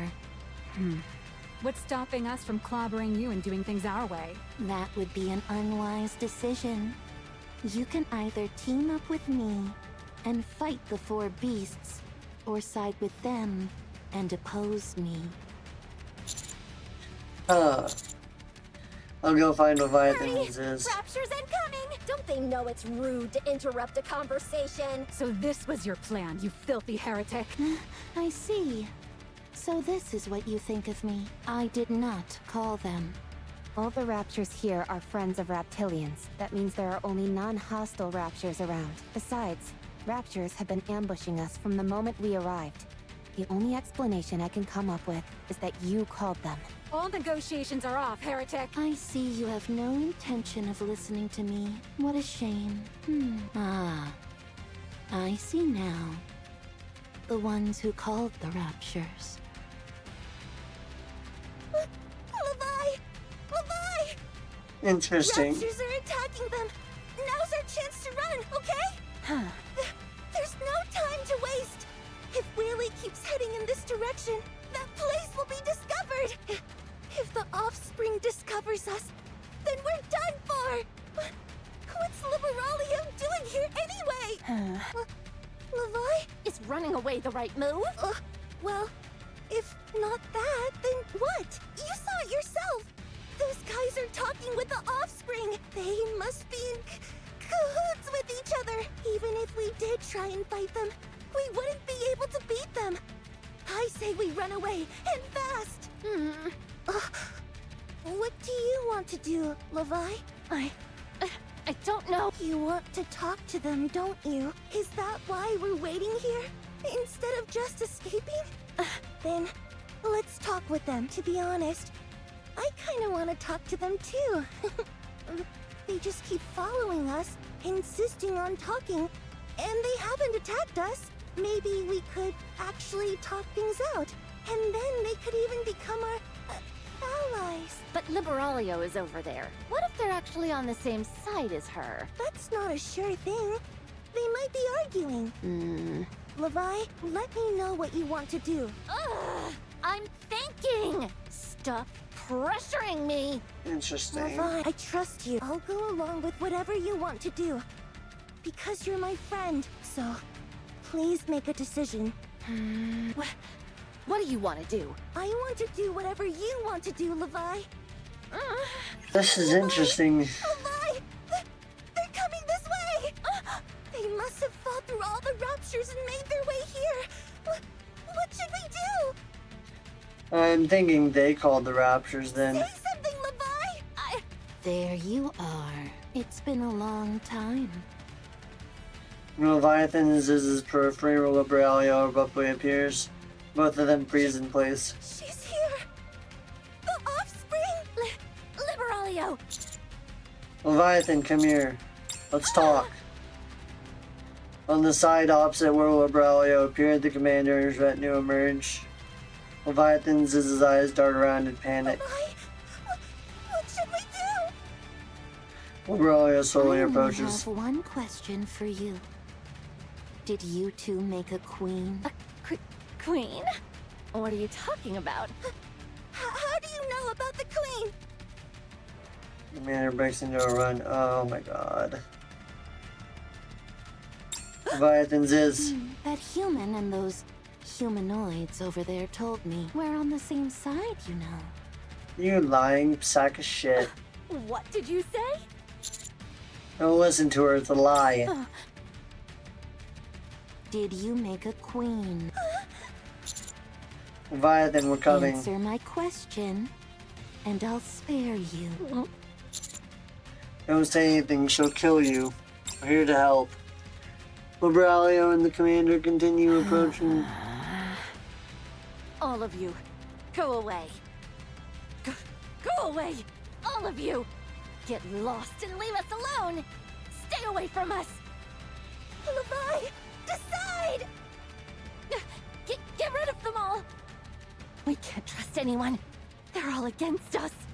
They're all enemies. But all that man wants to do is talk. No, I don't want to talk. I'm too scared. He'll only betray us, just like everyone else. I don't want to get close to anyone. That way I won't hurt anyone. Or get hurt. It's easier to just fight. You really are a hopeless case, Levi. That's why I like you. Because you're a fool like me. Ziz walks forward. Leviathan watches Ziz go. Where are you going? Levi, promise not to abandon me. Okay? Ziz! I'll get rid of them. Just like you want. Ziz's body begins to vibrate. Black light bursts out. A massive shockwave is unleashed. What is you could do it all along? You could transform. No, she can't transform now. Ziz, calm down. Don't talk to us! We have decided! Ziz transforms once more, increasing her size further. Leviathan stands by and watches blankly. In her embrace, Behemoth's core begins to pulse. Leviathan silently extends her hand. In her palm is the apple the reptilian gave her. Ziz could transform all along. The only reason she waited this long was probably for me. Isn't that incredible? But I'm of no help to her at all right now. So, eat this apple with me and wake up. I don't mind what happens to me. Just save Ziz. She's so strong. But at this rate, she might die. Please, Behemoth. Save her. I see you're not used to transforming yet. All of you. Buy me some time. That way I can finish them both in one fell swoop. Stop acting like we're on the same side. The 4 beasts and us are... They have no intentions of being on your side. They're attacking you and me both indiscriminately. Ziz transforming enlarges once more, but soon she begins to shrink back down to her original size. Oh dear. Looks like you've hit your limit. Time to finish this. Vibralia aims her cannon at Ziz. Ziz trembles slightly but stands her ground. No, I won't let you. Aside, human. Besides, you're useless as a shield. You'll simply die a meaningless death. Rapi, Matisse open fire at Vibralia. Vibralia retreats, attempting to create some distance. I don't have time for this. I've got you. A massive claw seizes Vibralia by the head. The claw swings and Vibralia is slammed into the ground. Behemoth watches with satisfaction. It's been a while, Liberalio. How does it feel to be crushed under someone else's boot for a change? It's time you got a little taste of what you put us through! Behemoth's claw drags Vibralia across the ground and flings her down once more. Vibralia is dragged along the ground several more times before slamming into a wall. After the tremendous impact, she struggles to get up. Behemoth! Behemoth! Ah, I feel a bit shy hearing everyone call my name. Yes, it's me. I'm back and ready for action. Just in the nick of time. Pretty cool, huh? Behemoth! It's really you! I'm so glad you're alive! Ziz's eyes dart over to Leviathan. She's curled up on the ground in a fetal position. How? Levi fed herself to me. She tried to offer her entire self to me. And I tried to resist as much as possible. So, just between you and me, I'm still not at full power. I'm having a tough time standing up straight. Let alone this transformation business. And the dark matter's barely functional, too. Still, you were able to toss that offspring around like a ragdoll. Incredible! Consider it a last-ditch effort. Besides, she's gotten way weaker than before. So if I'm not as impressive on my next go-around, I don't want any flack from you. Fair enough. Oh, okay, got it! Have you still got some gas left in the tank, sis? You bet! Good. Then let's wipe all these people out. Let's do it! Behemoth. Human. Rapi, I appreciate your continued efforts to communicate with us. But since Levi has given up on communication, our hands are tied. Sorry about that. So Levi is somewhat the leader of the 4 beasts. This is what I'm gathering It's from probably this. my fault for pushing too hard. It backfired instead. So, we'll just go on our own way. Just, the time for conversation is over. Come at... A massive explosion erupts behind Behemoth. A violent gust of wind begins to assault us. What? Oh no, Whaley is crashing! Damn. Should have figured it wouldn't come out unscathed in a giant monster showdown. Everyone, prepare for heroic landing! Looks like a new record is about to be set! Quit your babbling and hold on to something! Commander, this way! Commander? Rapi, what are you doing? Hurry up and hold on to something! The commander's gone! What? I'm hurtling through the air. The world spins and spins. I'm assaulted by a wind so strong I can barely breathe or move my limbs. In my shifting vision, Whaley briefly comes into view, then vanishes. Ah, I've been thrown off, Whaley. It's pointless trying to right myself. I can no longer feel my limbs. As my vision continues to spin, I see a trail of smoke below from Whaley's head as it plummets. In the distance where Whaley is headed, I see a city. A city painted entirely in white. A city I've seen before. The arc. Vision goes dark soon, nothing is visible. Golden particles drift through the air. Lazily in a sort of slow dance, they float into a vial. Memories and information pour into my mind.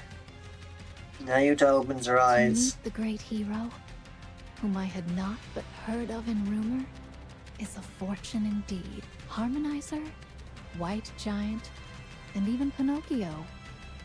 The heavens are truly full of marvels, but the Maleficent Beast Quartet and the new queen? What is it that causeth the Gene Reaper to move so hastily? It seemeth that a great event is about to unfold. Though my heart yearneth to assist, I pray thee forgive me, for mine own circumstances doth not permit it. Nayuta rises to her feet. She looks out at the distant forest. 3 figures walk out from the forest. Nayuta waves at them. Snow White, Rapunzel, and Scarlet spot Nayuta and wave back. Nayuta lowers her head and closes her eyes again. Thy task I shall leave in thy hands, great hero. I shall see to my own tasks. Before I move on to this next one, unpacking a little there. So, Nayuta has somehow traversed a great distance after being supposedly killed. Because the meeting spot for the Pioneer Squad is way up in the north. But they're somewhere in the south. So she just traversed, I would say, roughly a fourth to half the distance of North America, the continent of North America, in the blink of an eye. What the fuck is she?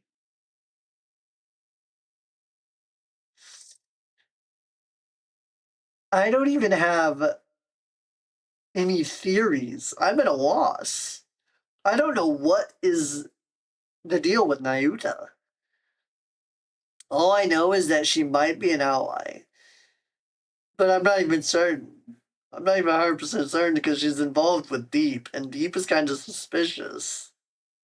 And I have my own theories about Deep that I'll get into at the end of this video. Like, there's a whole lot of questions here. But Nayuta possesses some strange powers, possesses the ability to dematerialize her body. She's virtually unkillable because she got her head blown off and she's perfectly fine. Not even sure if she's a Nikke, although I would assume she probably is. But she's involved with Deep, so there's like no telling what she actually is. She possesses a lot of strange powers. There's definitely a lot to be told there. And not to mention we fell off Whaley's back. And Whaley is supposedly crash landing at the Ark. I don't think the Ark in question is the actual Ark where humans reside. I think based on circumstantial information, Leviathan and Ziz were talking about that place being discovered. I'm thinking they're referring to the Ark that they were trying to build with the Harmony Cube, which means it's the glass Ark that in the Crystal region, which is kind of northwest of the Ark to a varying degree of distance. So we're not actually crash landing on the Ark, we're crash landing on the Four Beasts Ark. Mrs. Miss? Now we're back in the Ark. So now we're back on Anise and Neon's side of things.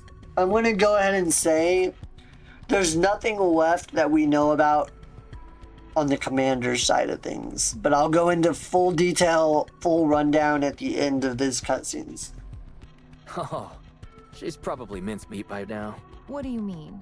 Once she'd had her fun, she started spouting off about how she can't make payment. So they dragged her downstairs, where she's figuring out how to get some money. So Lion is roughing up civilians now. This is insane. Let her go. Who the hell are you coming into my establishment and ordering me around? Don't you know what could happen if you put your hands on civilians? Why not handle this like usual? Get her to sign a waiver and take out her identification chip. How I choose to run my business is none of your concern. Civilians who pay are important. Civilians who can't pony up, not so much. She's just an ordinary civilian with no connections to the central government. So what if we get a little physical? The fact that she's come all the way out here to Ephialtes is proof enough that she's given up on life. We could turn her into cat food, and no one on the outside would bat an eye. You ought to choose your words more carefully. Don't forget you're talking to members of Exotic. Exotic can go to hell. Because of what you people did, life in the Outer Rim is more miserable than ever. The only thing that's changed since you punched a hole in the Ark is that the central government sent their lackeys. Do the people in the central government have rocks for brains? What are they thinking? Employing the same people who committed terrorism. And you, EH, you bastard. You were setting off bombs in the name of Outer Rim autonomy. And now you've become lapdogs for the central government. Heavenly Ascension. Your own friends are all dead. And yet you're still alive. You must have gotten a fat paycheck from somewhere, huh? They chose to work with me because no one knows the Outer Rim like I do. Ah, so that's how all your old friends hiding in the corners of the Outer Rim were wiped out. You ratted them out. I tried to persuade them. So you're saying your hands are clean in this? Heavenly Ascension exists because of you. You taught them everything they knew. And then you expect them to listen when you turncoat and start saying, "Hey guys, terrorism is bad. Let's go on the straight and narrow." With a leader like you, no wonder that organization was such a mess. You've gotten awfully bold since we last spoke. Just last week, you came crawling over with your tail tucked between your legs and gifts in hand, asking us for favors. That was then. This is now. And right now, I'm pissed. Maybe I'm just sick of a bunch of nobodies acting like they run this place. How much is it? Say what? How much does Mrs. Miss owe you? Are you offering to pay in her stead? It's an awful load of money. I'll have you know that I saved all my money. Aside from what I spend on my hobbies and daily expenses, of course. In other words, you're a spendthrift. It's 200 million credits. Did I hear that right? That's a fortune. Do you get it now? We wouldn't rough up anyone over chump change. It breaks my heart that we have to get nasty with her. But look at how much she owes us. FELTs has really gone down the tubes. You're even resorting to scams? I don't care how niche your services are. That price is outrageous. That is. Because 200 million credits, I think that's like, if I remember correctly,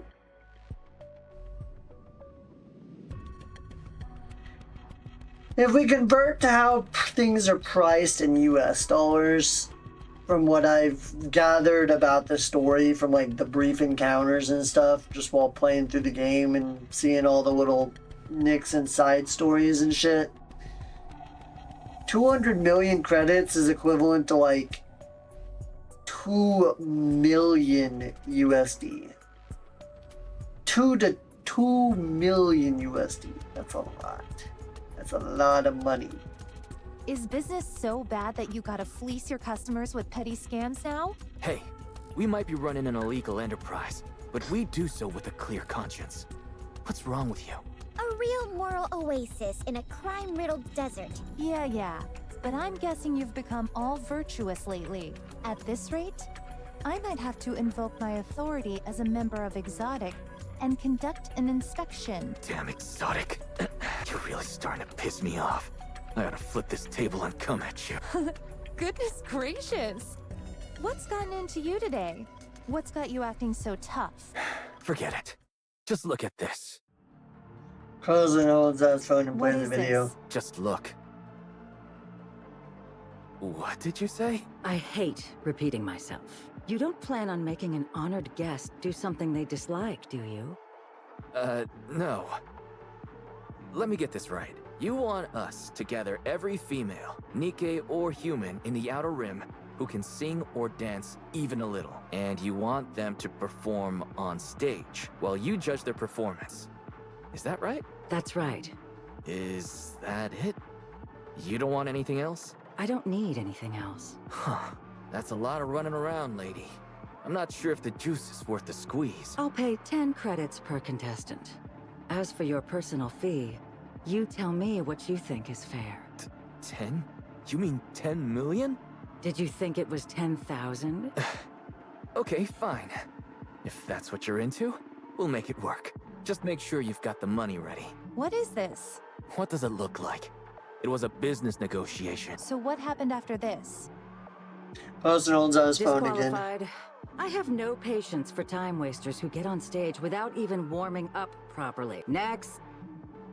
Mass-produced Nikke gets on stage. She stands awkwardly, her eyes wandering every which way. Music begins to play. The mass-produced Nikke starts dancing stiffly. After a few Disqualified. moments, You need to put some more oil in those joints of yours and loosen up. Next. a woman in a dazzling outfit steps onto the stage. She looks mildly nervous, but not frightened. Begin. The music plays. The woman starts singing. Her skill is rather evident. The song ends and the music stops. Disqualified. You're a good enough singer, but it's all just technique. There's no emotion behind your singing that tugs at my heart. When you sing, it comes off like a chore you've got to get through. What a shame. Next. Disqualified. A complete lack of energy. You're just mimicking the original singer. Next. Disqualified. Your singing is commendable, but your dance moves aren't even close to being on the level of a pop star. Next. So Wow. she's trying to She find really held someone. auditions? Yeah, and that's really all she did. It went on like this for days. We must have sent a couple hundred women her way, but after seeing them all perform, she claimed she couldn't pay. She fed us some line about how she had no desire to pay after we sent her such worthless candidates. I figured this would turn into a nightmare, so I took action. I did some digging, and it turns out she was a well-known producer. I'm sure I'll find out more if I keep going. Lead the way. I want to meet her. I told you, this is no concern of yours. This is a private business matter that we'll handle as we see fit. So get lost. Okay, buddy. We can't leave without hearing the other side of the story. Scram, before I have you thrown out. Besides, Besides, you're Nikke's, ain't ya? It's not like you can do anything to a human anyway. Now, if you'd be willing to pay me in an alternative fashion, maybe I could make an exception.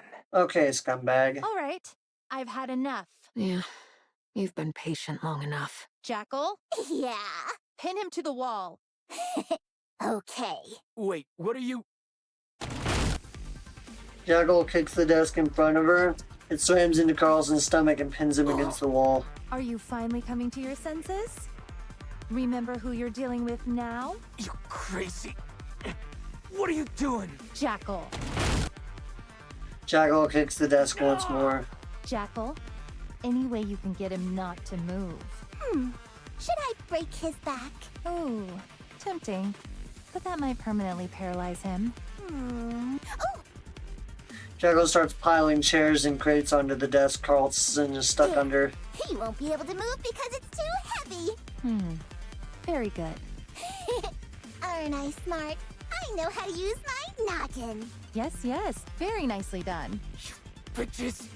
You think Lion is gonna let you get away with this? This is crossing the line, even for exotic. I've been meaning to ask you. Lion's profits have been increasing unusually fast lately. You wouldn't know anything about that, would you? What are you talking about? Ephialtes brings in high but steady profits. All regular customers. Barely any new traffic. And yet, Lion's revenue has skyrocketed recently. And I'm pretty positive Ephialtes hasn't started some new business venture. You didn't come here looking for someone, did you? Bingo. Huh? We didn't? Think of it as two birds, one stone kind of thing. We do what we came here to do, and we get to look good by helping you out, Neon. Hey, if you guys leave now, I'll forget any of this ever happened. You're in no position to be acting tough. What's got you so confident all of a sudden, anyway? Who's your backup? Good question. I'll have you know, Lion has always been a big shot. Ah, right. Got it. We'll have to look into that as well. Let's go to the basement. That's where he said Mrs. Misses. Finally! I thought I was gonna die of boredom. Bastards. You'll never walk out of here alive. What the hell are you talking about? Ah, my ears! An alarm. Who triggered it? Who do you think? My associates, of course. Oh yeah? Jackal, get ready. Ready to take a bite out of him. Let's go. I don't want to be a spoil sport, but it seems to me that we're kind of the bad guys here. Yeah, maybe just a little. But it is what it is. That's what happens when you're cracking down. Jackal runs along the wall. Stationed at the bottom of the stairs, the Lion's ganging their guns at her. Jackal kicks off the wall and lunges straight at him. Amongst the flurries of terrified screams, the gang members fly in every direction. Jackal tears through the gang, kicking, shoving, and tossing them around like rag dolls. In an instant, the bottom of the stairs is filled with unconscious bodies. Done! Good job! Wow, I didn't think your name actually meant anything, but you really do move like a jackal.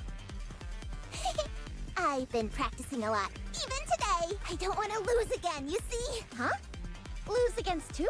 The one with the blindfold and the one with the mask.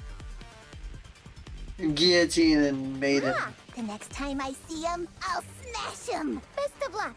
I don't think wishing her well will do her much good. Yeah, they can't really win against those motherfuckers anyway. Opening the door reveals a wider corridor lined with numerous other doors. Wow, so many rooms. Each of these is a private room. They're completely soundproof, so no one knows what's happening inside. A flurry of footsteps can be heard. Soon, the opposite end of the corridor I is filled told with you, people. didn't I? You're not getting out of here alive. Already done moving all that furniture? You did that faster than I thought. Wow, this is starting to get a bit out of hand. Neon, you go look for Mrs. Miss. She'll probably be in the last room since it's often used as a negotiation room.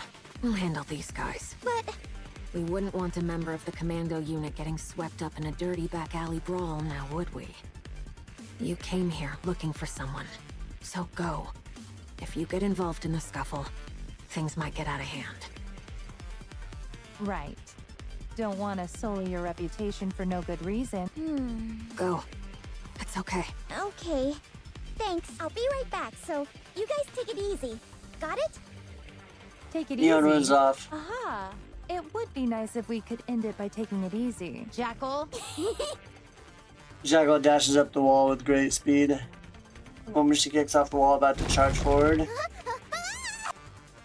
The wall is unable to bear her weight and collapses. Jackal falls into the rubble of the collapsed wall. Oh boy. You idiots! And you call yourselves exotic? I'll take care of this. Each swings her stun baton. With a harsh buzzing sound, sparks start I to don't fly. care who shows up first! Unload your guns on them, boys! The gang members positioned in front of the Carlson open fire. EH charges forward, absorbing the entire barrage. Being a Nikke is pretty neat. Bullets don't even kill us. These are anti-Nikke rounds! Well, that explains why it stung a little. EH charges forward as she swings her baton. All of the gang members collapse to the ground with a resounding thud. After knocking everyone down except for Carlson, EH catches her breath. Is that it? You freak! You even got your hands on anti-Nikke rounds. Whoever's paying you must be loaded. These aren't things third-rate thugs like you can get their hands on. Viper! Viper! Look at this! Shadow's voice can be heard from behind the What is it? walls. Over here! It's what we were looking for! Look! Look! Viper rips the door off the room where Jackal is and goes inside. A stench both familiar and foul wafts out. Inside the lavishly decorated room, two men and one Nikke lie slumped over the desk, completely motionless. Viper quickly checks if they're breathing. They're alive. Her eyes then land on something else on the desk. Missed. Ooh, 6-0's involved. Now this really cracks me up. No one else wanted to work with you, so you teamed up with 6-0. Is that it? Have you seen her face? Or even heard her voice? Sure. Trust is a joke for those in our line of business. But teaming up with someone so shady nobody even knows who they are? You're no lion. You're just a pitiful kitten. Aren't you ashamed? The sudden spike in Lion's revenue must be from peddling mist. I knew destroying Fog Hollow wouldn't stop production entirely. It's hardly surprising the matter is really on another level.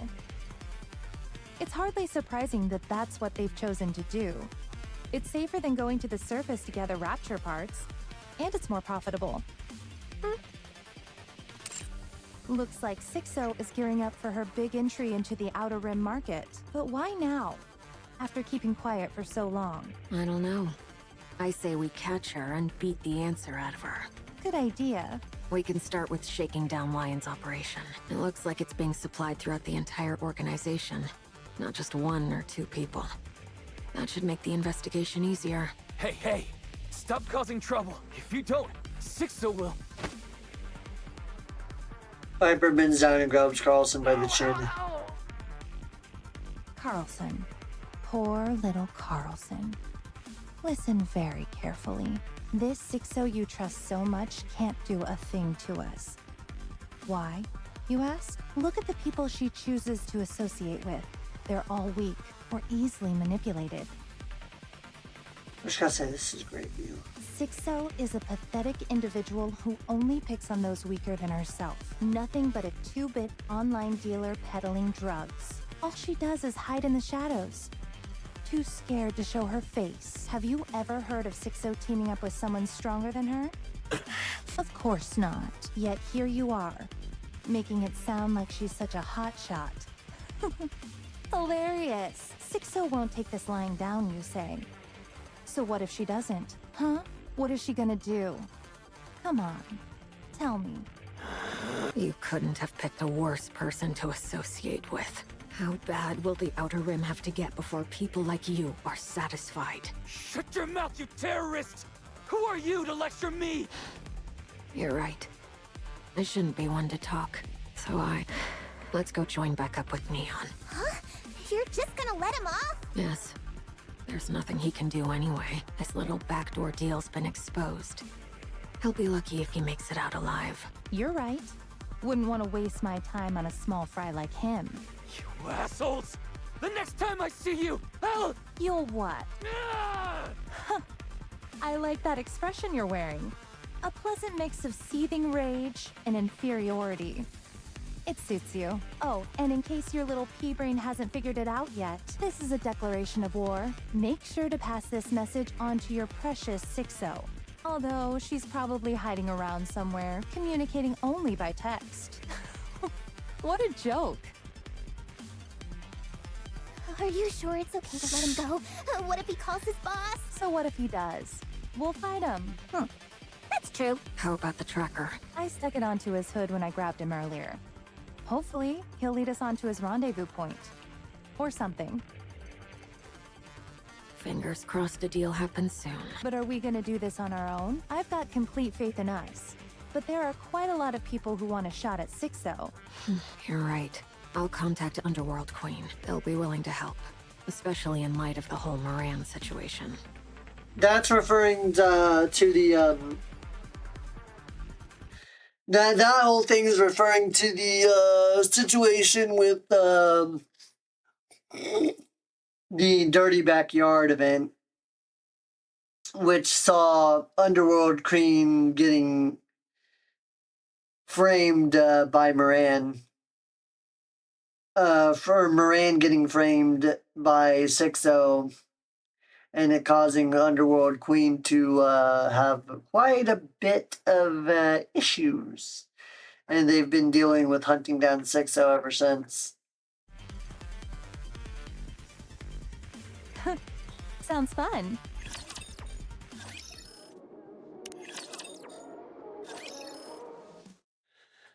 At the end of the hallway. Okay, I'm going in. Hi-ya! Neon kicks down the door and sends it flying. She enters the room, scans the surrounding, and discovers Mrs. Miss sitting in the What corner. in the world is going on? Are you Mrs. Miss? Yes, but You write lyrics, compose, choreograph, and produce. I have someone help me with lyrics and choreography, but yeah. Who are you? I'm Neon. I came because I need your help. Okay, Neon. I get that you need my help, but how did you get here? Oh, some rough-looking fellas were in our way, so we knocked them all out and made our way here. What are you? Where are you from? I'm a Nikke, a member of the Counters. Counters? As in the commando unit? Yeah, you know about us? Of course, the Counters are famous. No wonder your face looked familiar. So, Neon from the Counters, what kind of help do you need exactly? I'm hoping you can help with songwriting, composing, choreography, and producing. What have you heard about me, and from whom? I heard about you from a colleague. They say you're a jack-of-all-trades producer. But you ended up in the rehabilitation center over some company corruption issue. You sure know a lot. So are you asking me to produce for you in exchange for getting me out of here? Getting you out wasn't part of the initial plan, but it looks like I have no choice. Producing's not something I do anymore. Look for someone else. Why? You wouldn't understand even if I told you.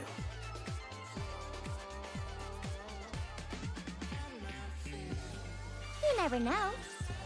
Because there are no stars in the Ark. That's true. Since the Ark sky isn't real, there aren't any stars. There was once a star, but now it's gone. That's why I no longer get excited. Nothing left in this world excites me anymore. I have no idea what you are saying. Told you. Anyway, I'll have to decline your offer. Have you by any chance heard of TT Star? TT Star. I'm familiar with the name.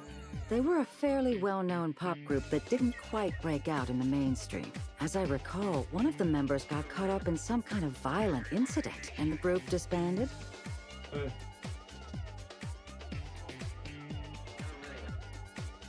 A violent incident? Yeah.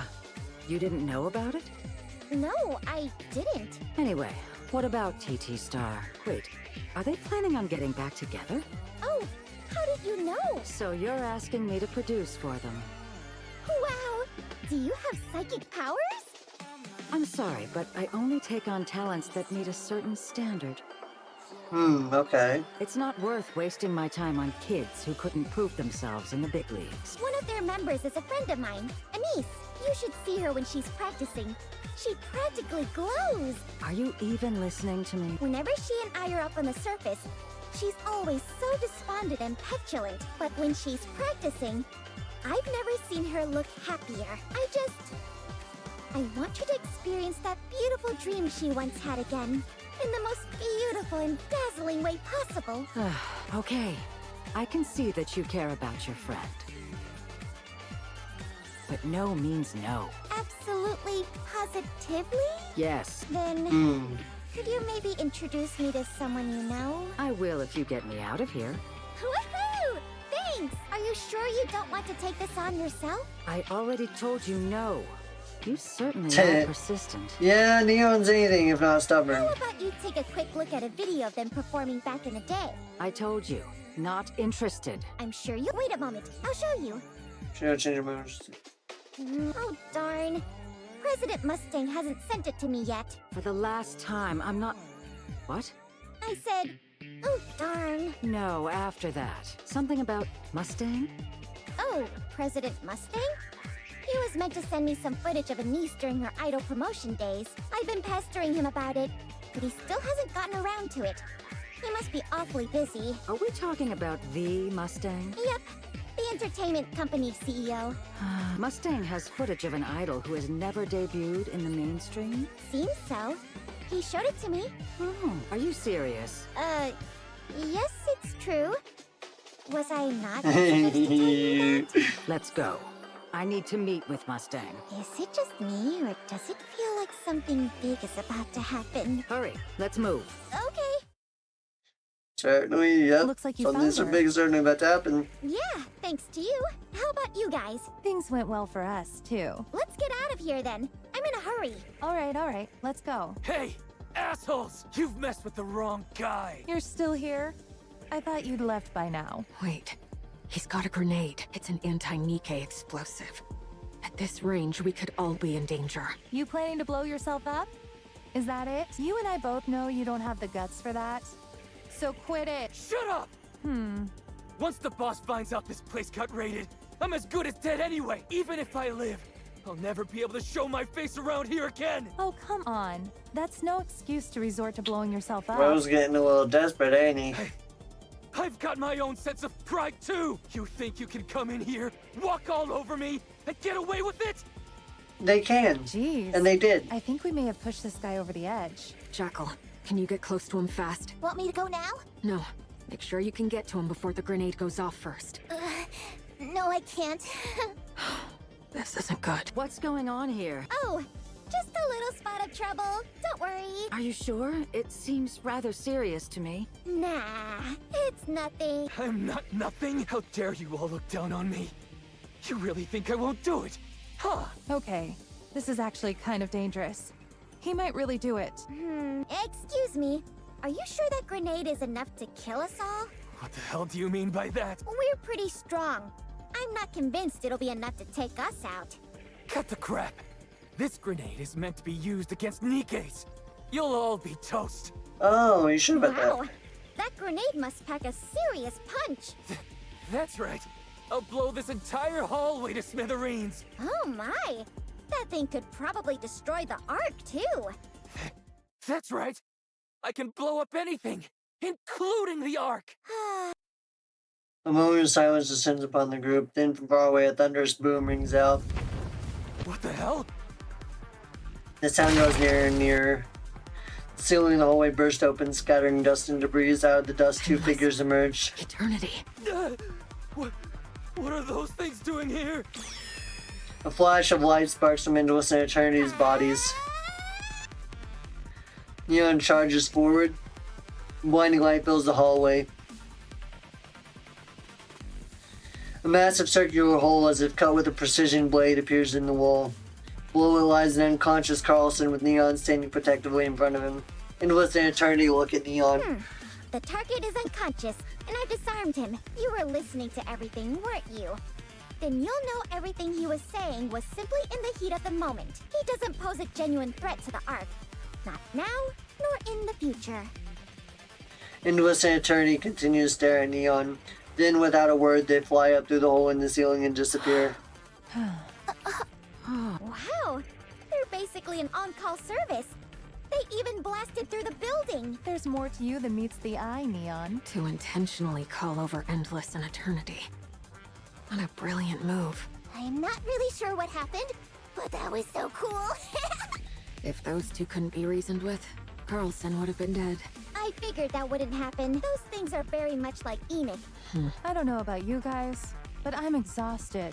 Let's go. Could you wait just a moment? Miss slips a credit card into Carlson's chest pocket while There he's should be a unconscious. little over 200 million credits in there. Next time, send me some proper candidates instead of the garbage you sent this time. Why didn't you give that to him earlier? He was trying to treat me like a pushover, so I decided to give him a hard time. Anyway, my bill's paid, so we can go. All right, we'll escort you and Neon to the partition. Come on, guys. I'm not that weak. With all that commotion we just made, Lion's crew is probably posted all over the Outer Rim by now. We barged into their turf and made a mess of things. They'll be out for blood. They're not particularly well trained, but we can't underestimate their sheer numbers. We'll be fine, but for civilians like you two, it could get dangerous. I guess that's true. There's a secret route only a few people know about. We'll go that way. Ooh, we're taking that route? I like that place. How come? What's so cool about it? It's so dark in there you can barely see, but it also means you'll constantly trip on all sorts of stuff. It's super fun. Once in a while, you might even stumble over a human body. Wow, Gotcha. Dang, this place really is dark. Okay. That's because light from the Ark doesn't reach the Outer Rim. As crazy as it may sound, the parts of the Outer Rim you usually go to are the more developed areas. So, the Outer Rim used to be more like this? That's right. We did everything we could to make this place a little more livable. We really did try just about everything. Stay behind me. And watch your step. The group walks on, relying on EH's small flashlight provision. What's wrong? You scared? No, it's not. I just feel a little... Never mind. It's nothing. I guess I'm just a little tired. Anyway, I see there are elevators here too? Neon points to several pillar-like silhouettes where elevators There are are running. thousands of elevators in and around the Ark, including the Outer Rim. In the early days when the Ark was being constructed, they built elevators pretty much at random. Most of them aren't even being properly maintained now. There are plenty of elevators in the Outer Rim too. People use them to go up to the surface to collect rapture parts, and trade them for other things. For a lot of people, they're a precious lifeline. But since they're not maintained, all you can really do is pray they don't break down when you use them. In the Outer Rim, you're rolling the dice whenever you use those elevators to head up to the surface. So, if the light above the elevator is on, does that mean it's being used? Correct. The light comes on whenever it's running. That light over there is on. What? You're right. No one uses this elevator here anymore. I wonder what's going on, unless someone's using it for something really shady. No one ever gives it the time of day. Let's check it out before leaving. We will be able to leave the Outer Rim, right? Don't worry. We'll get you out of here. The group watches the elevator from inside a collapse 10 a short distance away. The elevator emits a loud, creaking mechanical noise I as it never thought I'd operates. be involved in a situation like this. Not many people get to participate in this kind of thing.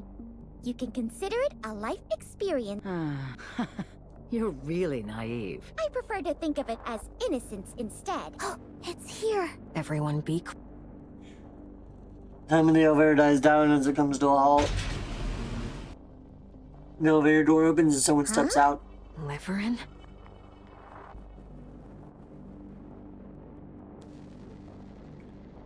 Wasn't Liverin locked up in the rehabilitation center? Liverin looks around nervously, then darts off elsewhere. I'm positive I heard Liverin was locked up in the rehabilitation center. Did you see what she was holding? I did. It looked like a large box of some kind. The shape wasn't exactly the same, but it was a brain shelter.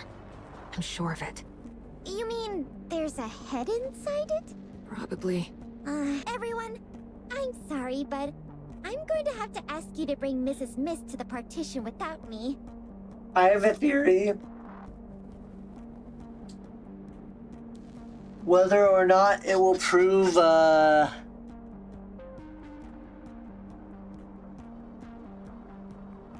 true or not, I'm not sure, but I'm wondering if that was Hammering's head. For 6-0. I think she's still trying to work for 6-0 even after all the shit she's been through. I'm going after Liverin. I'm coming too. I want to know what she's doing, taking that elevator to such a remote part of the Outer Rim. Wait, what about me? Viper, Jackal, please take care of her. Fine. We'll handle it. Good grief. This escort leaves much to be desired. Let's go. All right. Damn. Another branching path. Did we lose her?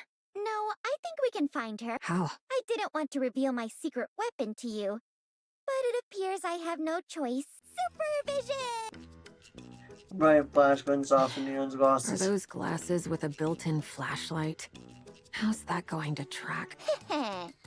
These are state-of-the-art spectacles that can track heat signatures. Now let's see. Where to... Neon notices something strange. Going wide on the ground, one was along one of the forked paths extending off somewhere. What's this? Do you see something? I see a path on the ground that acts as a navigation guide. Is it... Maybe. Okay. Then you go that way. I'll go the other way. You want me to venture alone in this dark, scary place? Quit pretending to be weak. You're one of the counters, after all. Oh yeah, good point. Any chance Neon looks like a small Here's pistol? a flare gun. It's super bright, so it can be seen from far away. I've got one too. So if you discover anything or run into trouble, shoot it. Oh, okay. See you later. EH runs off. Neon stares blankly at the glowing trail on the ground. Then she begins running along the path, following the light. She follows the glowing path on the ground without stopping. She climbs through a window in a half-collapsed building and exits to the attic. Crawling past a series of interconnected pipes, she slips through the narrow gaps between buildings. Next, she goes down a flight of stairs leading underground, and halfway down opens a door that appears out of nowhere and steps in. She passes through a maze of drainage tunnels and breaks down a wall blocking the path. Finally, she stops in front of an elevator. What's this? Neon slowly walks forward and stares at the elevator doors. Only a large letter P is visible. The elevator door opens. Neon steps slowly in the elevator as if in a trance. I have a theory regarding that. The letter P. That would be level P of the MMR. Because in Wisdom Spring, there was a few levels in the MMR Institute that went underground that were off maintenance even to the commander. One of them was P, the level P, and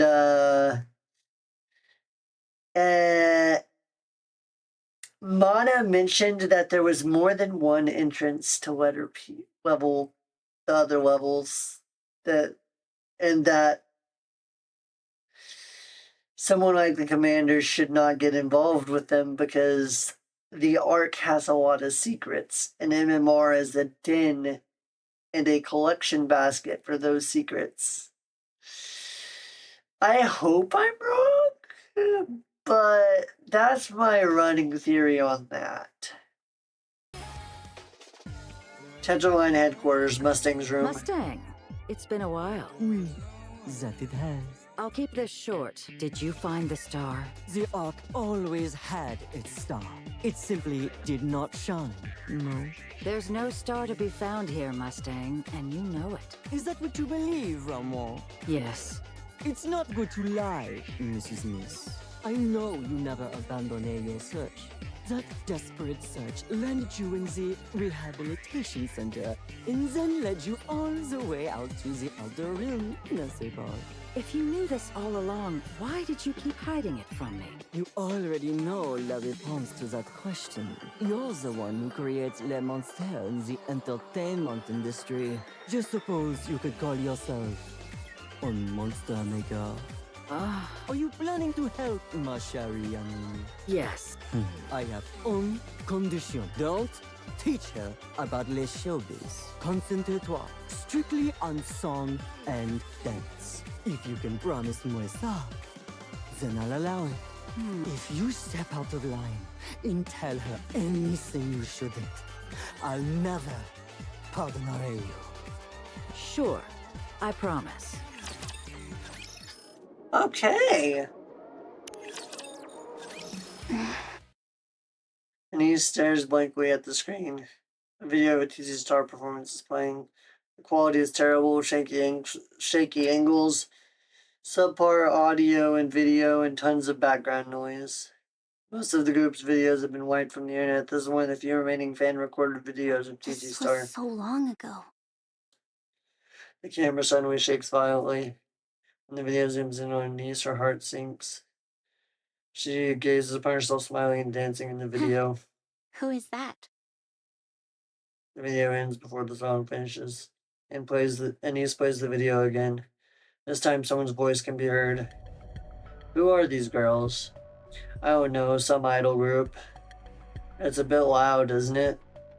Yeah, you want to hang out somewhere else? Even though the conversation was without malice, it left a lasting impression on her. Nikke plays the video again. She overhears another conversation. Is that TT Star? I can't stand them. They suck so bad, but they act like they're all that. I don't know, the one in the middle is kind of pretty. So what, there are tons of pretty girls out there. It's the skills that count. Once again, the words embed themselves in her mind like barbs. I can't do this. Anise moves the mouse to turn off the video, but at that instant the video cuts to a close-up of Anise. Anise stares at the face so familiar and yet somehow so foreign. Hey, what are you smiling about? What made you so happy? Anise looks at herself. In the video, she kept glancing around. It's as if she's just looking for someone. Despite that, her smile never fades. Anise feels a sense of unease. Why do I keep glancing around like that? Was someone supposed to show up that day? The video ends. She plays it again. It's a faraway shot of all three members dancing on a small stage. In the video, Anise keeps turning her head, glancing in all directions. She waves and smiles. The video zooms in on Anise and ends.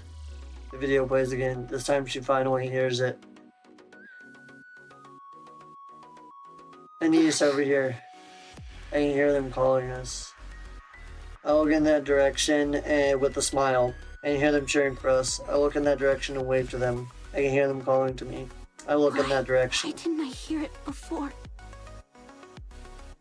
I took a quick peek and people are saying loads of positive things about you. Checking them out might give you some motivation if you need it. I'm not sure if you're aware, but there are a lot of fans hoping for TT Star's return. Most of the posts are actually positive, but I suppose they wouldn't register with you, since you're so focused on the negative ones. Why didn't I see it? There are so many, way more than I thought. Why didn't I notice them before? Why did I only notice? Anise turns on the video again. Cheers ring out as the video begins. Their fans are shouting all their names. Bright faces in the crowd, the visible excitement of her and her group. The entire video is bursting with positivity. I can't believe this. I'm such an idiot. The next day... Again? You heard me. I did, but I'll do the farewell concert. I think I can do it. No, I need to do it. where is this all coming from? I wasn't thinking straight. You can't be loved by everyone. So, like your friend said, I should live for the people who do love me. That's all I have to do. It's that simple, but why have I always been so fixated on wanting to be loved by everyone? You are seeking validation. That's true. I used to think that if the whole world didn't love me, everything would fall apart. I became obsessed with the idea that if I loved everyone, they would love it. Life taught me otherwise. No matter what I do, there will always be people who love me. And there will always be people who hate me. In the end, all I can do is live for the ones who do like me. Wise words. My friend would be very happy to hear you say that. Thanks to her, things are a bit clearer now. That singer I know asked me to pass along this message. Thank you for loving us then. And for loving us still. And also, that incident wasn't your fault. So if you're Really? Can I tell her that? So if your friend is still struggling with that, tell her that it's going to be okay. Really? Can I tell her that? Yeah. The singer and the other band members never resented you. Not even for a second. She told me to tell you, how could I ever resent a fan who cared so much about me? All right, I'll make sure to tell her that. Okay. I'll leave my phone with you. If I try to take a look at it, please stop me. I know I said I'm okay, but I'm still not 100% confident. So, please do this for me. Sure thing. Oh, but does that mean you need to write my messages on my behalf and stuff? I guess so. I know the way you talk, so don't worry. In that case, could you please send a message to Mint and Prika? Tell them to come to the new studio right away. Wow, what is this place? That's a full display mirror in the front. Oh, is that what that is? So it's both a mirror and a screen? Yeah.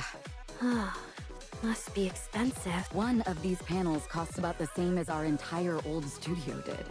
Dang. On second thought, calling that place a studio is being generous.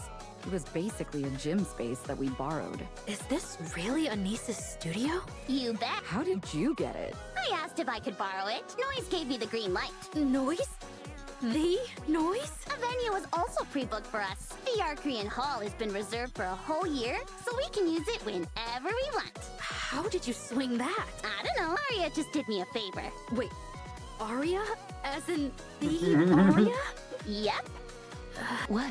Yeah, but she's way too much. I didn't realize she had so many insane connections. What are you guys whispering about? Nothing?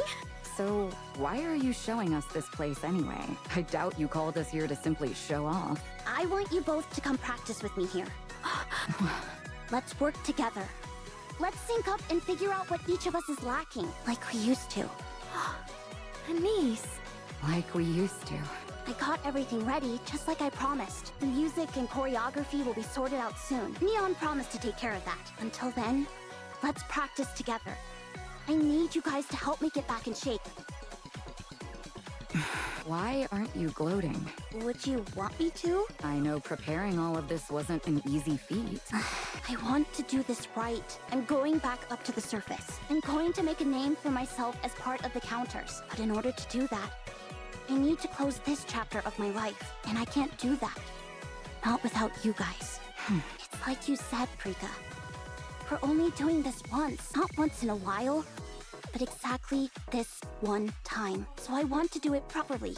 I want to give TT Star the ending that it deserves. So I'm counting on both of you for this. I'm not here to brag. Neither do I want to. I just need your help. Help me bid farewell to one of the most beautiful chapters of my life. I'll help you with everything I've Got really wholesome. I love it. Let's do this. One last performance. 2 hours Why can't later. your leg go up higher? Why don't you detach my leg, then see how high up it goes? I love Anisa's snarkiness. Anisa's always a snarky ass bastard, and I love You're it. screwing up the entire formation. You need to bend more. Tall people are always the issue. Come on, stop fighting, you two. Why don't we take a breather? You're the biggest issue of all, Mint. Your hips are stiff. Go in the corner and use the hula hoops to loosen up. My biggest asset isn't my flexibility. Then what is? My face. Oh, jeez. Does she still pile on 20 layers of goop on her face before going to bed? Oh yeah, you should see it. She's like a pastry. At least I've got proper skincare routine. Unlike you two. At least Prika does some skincare. Even if it is the bare minimum. What? What are you looking at? Oh, you've got a lot of work to do. Are you kidding? Considering how often I've had to roll around in the dirt, I'm a stunner. As long as you don't let that side of you show anymore. I know. I'll take care of myself. Enough talk. Let's continue. Aren't you going to wash up? After practicing one more song, let's go. All right. I love when you got like such real character interactions. All right. Not bad, but we still have a long way to go. Anise, you're slow. Mint, you're holding back. You need to really go for broke. Okay. Yeah. I'm dying. For goodness sake, get up off the ground. What if someone sees you? Who cares? It's just us. Because you don't want it to become a habit. Remember what happened before? Oh, right. Someone got me on video. Exactly. That's why we need to carry ourselves with grace and give off that pretty idol-like vibe. Yeah, okay. Rika sends her blankly staring at Anise and Mint. She glances around the room and then stares at Anise and Mint again. Her gaze finally lands on her own reflection in the mirror. Are you okay? Huh? Oh, yeah. I'm all sweaty. I'm gonna go wash up. Rika rushes off towards the showers. Why is she in such a hurry? Maybe she's gotta drop a deuce. Ew, don't say things like that. Shh, quiet. You might hear a special symphony from her. God damn it. Oh my my gosh, stop! That kind of humor always got you rolling. Yeah. Oh, there it goes. Using the shower to cover up. Stop! Listen carefully. I think the performance is about to begin. Oh.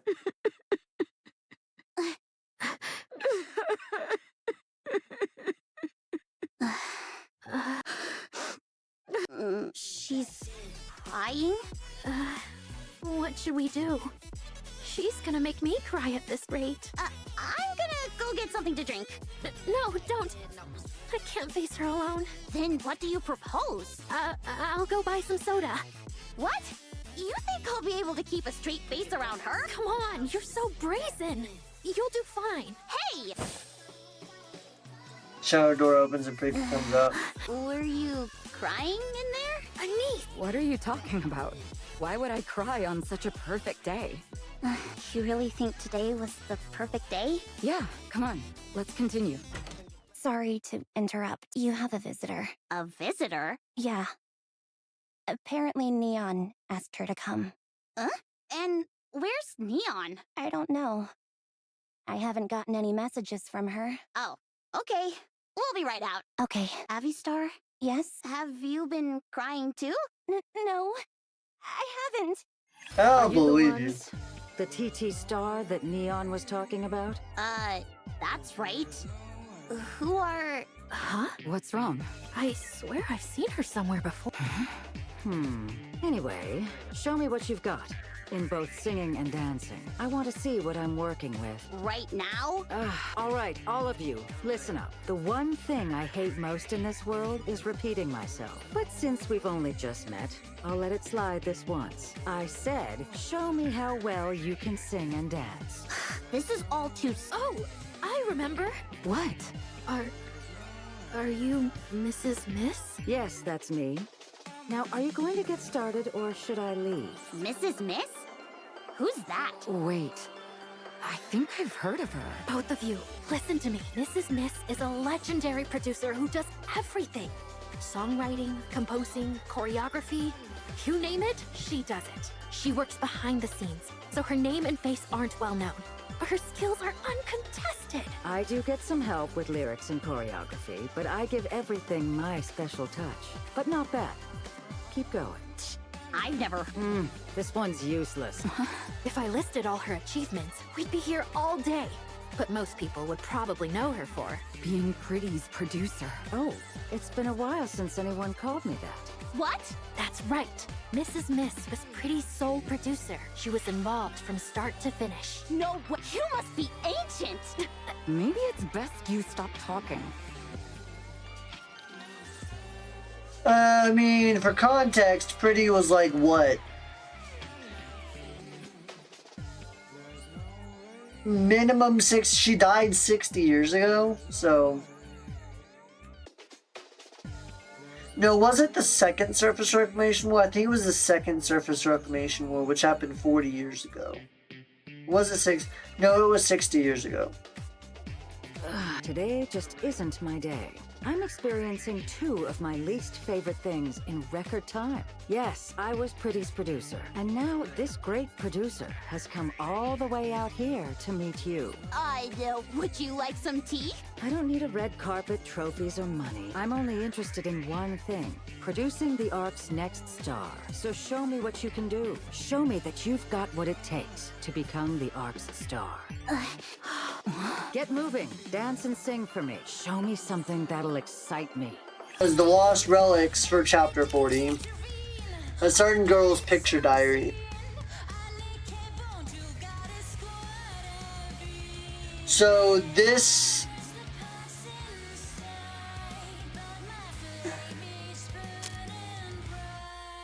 is basically what seems to be the diary of a little girl with a lot of drawings in it and poorly spelled words. But the words start getting better in a very short amount of time.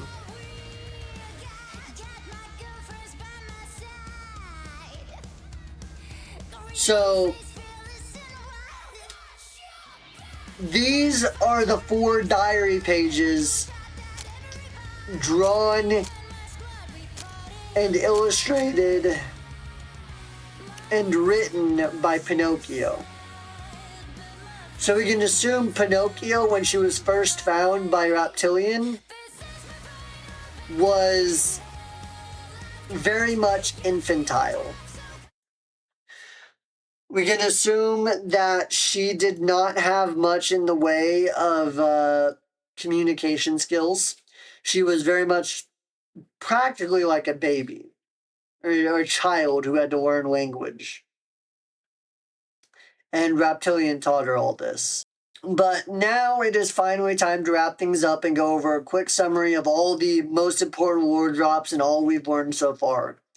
This set of story chapters was huge. It ties so many things together all in one go. And there's still a lot more questions that these 2 story chapters has posed. First off, I'll start on the Anise and Neon side of things in the arc. I'll preface this with information on Pretty, who was the #1 idol in the arc around the time of the Second Surface Reclamation War 60 years ago. She was an idol who was performing for about 5 to 10 years before her death, around 60 years before the start of the main campaign. She was murdered when she was in a human-like body that didn't have the durability that standard Nikkes have. And she was murdered by a hater, and has sent an uproar throughout the entire arc. Apparently, a specialized expansive armament was made with the remains of her Nikke body. An expansive armament is something like a weapon or an outfit that a Nikke can equip themselves with that grants an insane level of power to whoever might wield it. And they are typically made to tailor-made to suit individual archetypes or powers. The armament was made for Anise, supposedly, so should she decide to one day defend the arc instead of being just an idol, this is huge. It means we could see another transformation of some kind, much like what Rappy went through, though obviously with a different cause and effect. Instead of a bodily transformation, it will be a transformation in terms of her power because she will be given an expensive armament. This is what we could possibly look forward to in the future. On top of this, we also learn from Neon's side that Liverin is not only escaped from the rehabilitation center or possibly let out, but is also running around with a brain casing. There's obviously a lot more to this, and I can't wait to see it resolved in future chapters, but that's about all we can go on right now. And she's also supposedly went down some elevator that was labeled P. As for the commander and Rappy's side of things, things are really starting to get heated, and apparently shit is really starting to hit the fan. There is a metric fuck ton of shit to unpack on that side of things. So apparently the 4 beasts are somehow involved in the creation of a new Rapture's Queen, which has been suspected since the last story chapters. This is a huge bombshell for multiple reasons. For one, we learned that Liberalio doesn't serve the Queen directly like we thought she did. She actively kills upcoming queens before they come into their power to keep the Raptures free of her influence, as well as to keep herself free from her influence. Also, the activation of this Queen gene is something to be concerned about. I want to pinpoint on something that was said earlier. The Queen gene grants a queen the power to control all Raptures and even heretics. It forces them into total submission. What the power is subjugation. Do you know what this means?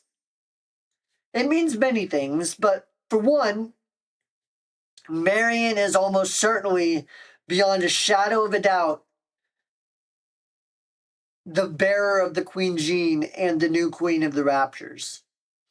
This is based on what happens in the final scene of the Last Kingdom event, in where she faces Indivilia and Chatterbox, and after forcing her way past all of the raptures that they had under their command by commanding them to let her pass, she then forces Indivilia and Chatterbox into utter submission. And they are forced to respond to her will and no longer attack the kingdom. And Chatterbox even calls her my queen. Also, the timing of her gene awakening and the sudden increase in the commander's regenerative power at the same time means that she undoubtedly possesses the queen gene. And to elaborate on this, for one, right after Marion went missing after the corruption and was presumed dead,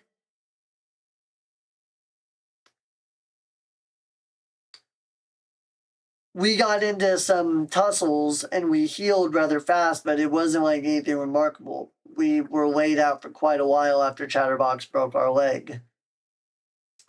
But in the next upcoming mission, we went to the Frozen North, and while our leg was still encased with the cast, or what could only be said on kind of like an exoskeleton, we ended up coming across Chatterbox and the newly revived heretic version of Marion. We had a lot of injuries from that expedition. And by the time we were back to the Ark, it didn't take us long to heal. Our regeneration was also somewhat already kicking into effect. And then, after that, Marion undergoes her transformation in Chapter 26, or after Chapter 26, in the events of the Lost Kingdom event, in her Bond story that happens just before, in her side story, Second Affection. And around this time, the commander also gets injured pretty badly. But one of the other noticeable instances in which we healed really fast was when Marion herself stabbed us through the stomach, and it should have been a fatal wound, but we healed in a record amount of time. And then in the other instance where, in the later story chapters, after Marion was fully awakened to her power, we got quite literally knocked around by the four beasts, and the commander got seriously injured, but healed back up in no time. Not to mention when he almost died fighting Behemoth, and he got stabbed, but came back from it though like nothing had happened, and by the time they made it back to the camp, the commander was already fully healed. And then that regeneration power has gotten even stronger in a short amount of time. So the timing of the gene awakening really lines up with the commander's increase in regenerative ability. This is also shocking, though, because it means that the four beasts were somehow involved in the production of Marion, supposedly. And which kind of like might mean that tiara, that black tiara across her head, is actually dark matter. Also, it's kind of shocking since Enoch was the one who implanted the corruption code into her via the orders of Chatterbox. It may mean that Chatterbox is not truly fully on the side of Liberalia and the offsprings as he appears to be. And that Enoch and Chatterbox may be more deeply connected than we thought, because Chatterbox knows way more about the Marion than he lets on. And also, it's important to note that while Chatterbox seems to be subservient to the offsprings, he also seems to be more truly devoted to Marion specifically. And as we have recently found out, Liberalia would kill Marion without hesitation. So I don't think that Chatterbox is truly on their side. But he may not be on our side either. He may be on his own side. Also, I have a theory on that. We have met 3 of the 4 beasts thus far, but the 4th one hasn't even been named to my knowledge. This is pretty far out there. But Chatterbox might actually be the 4th beast. There are certainly a lot of questions that have been answered, but there's also a lot of questions that have been presented on this front. As for Deep, we have confirmed that Deep is indeed deeply involved with Rappy's fusion with Red Hood. And that Deep is not just an individual who called herself Deep, but an organization that supposedly serves to protect the Ark. But we also learned it may not be all that it seems. It may be more than just the Guardians of the Ark. Because we have also learned that Nayuta is or was a part of Deep, along with the mysterious woman that was involved with Rappy's fusion. But Nayuta called Deep an evil organization. Also, I suspect that Enoch, Endless, and Eternity are possibly also members of Deep. My basis for this is what Nayuta described about Deep. They have a mysteriously profound advancement of technology, some of which is archaic and not known by the Ark, because it is powerful yet old and unknown to the Ark, or it is new and well beyond anything the Ark readily has available. This describes the power of Endless and Eternity to a T. Because Endless and Eternity may be AI and not Nikke's. And they have a weapon that Nikke's can't really combat. And it's incredibly powerful. And it's nothing like anything the Ark has ever shown itself to have to date. Also, it makes sense why Enoch is such a profoundly advanced AI, to the point it's practically even human, as it expresses emotions to some extent, such as the curiosity it expressed when it wanted to meet with the commander because it could not understand what the commander was doing.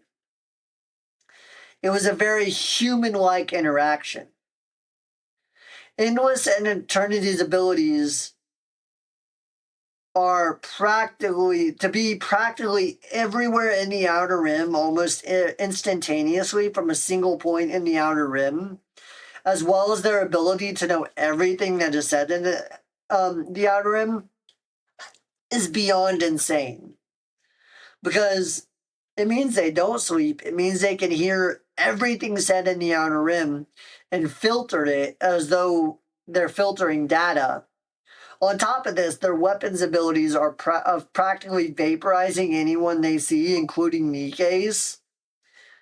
As anyone they see as posing a threat to the Ark is insane. Not even the Nikke's know what is happening, or if Endless Eternity or even Nikke's at all, and they don't even know how to combat them. Plus, they act very much like Enoch would.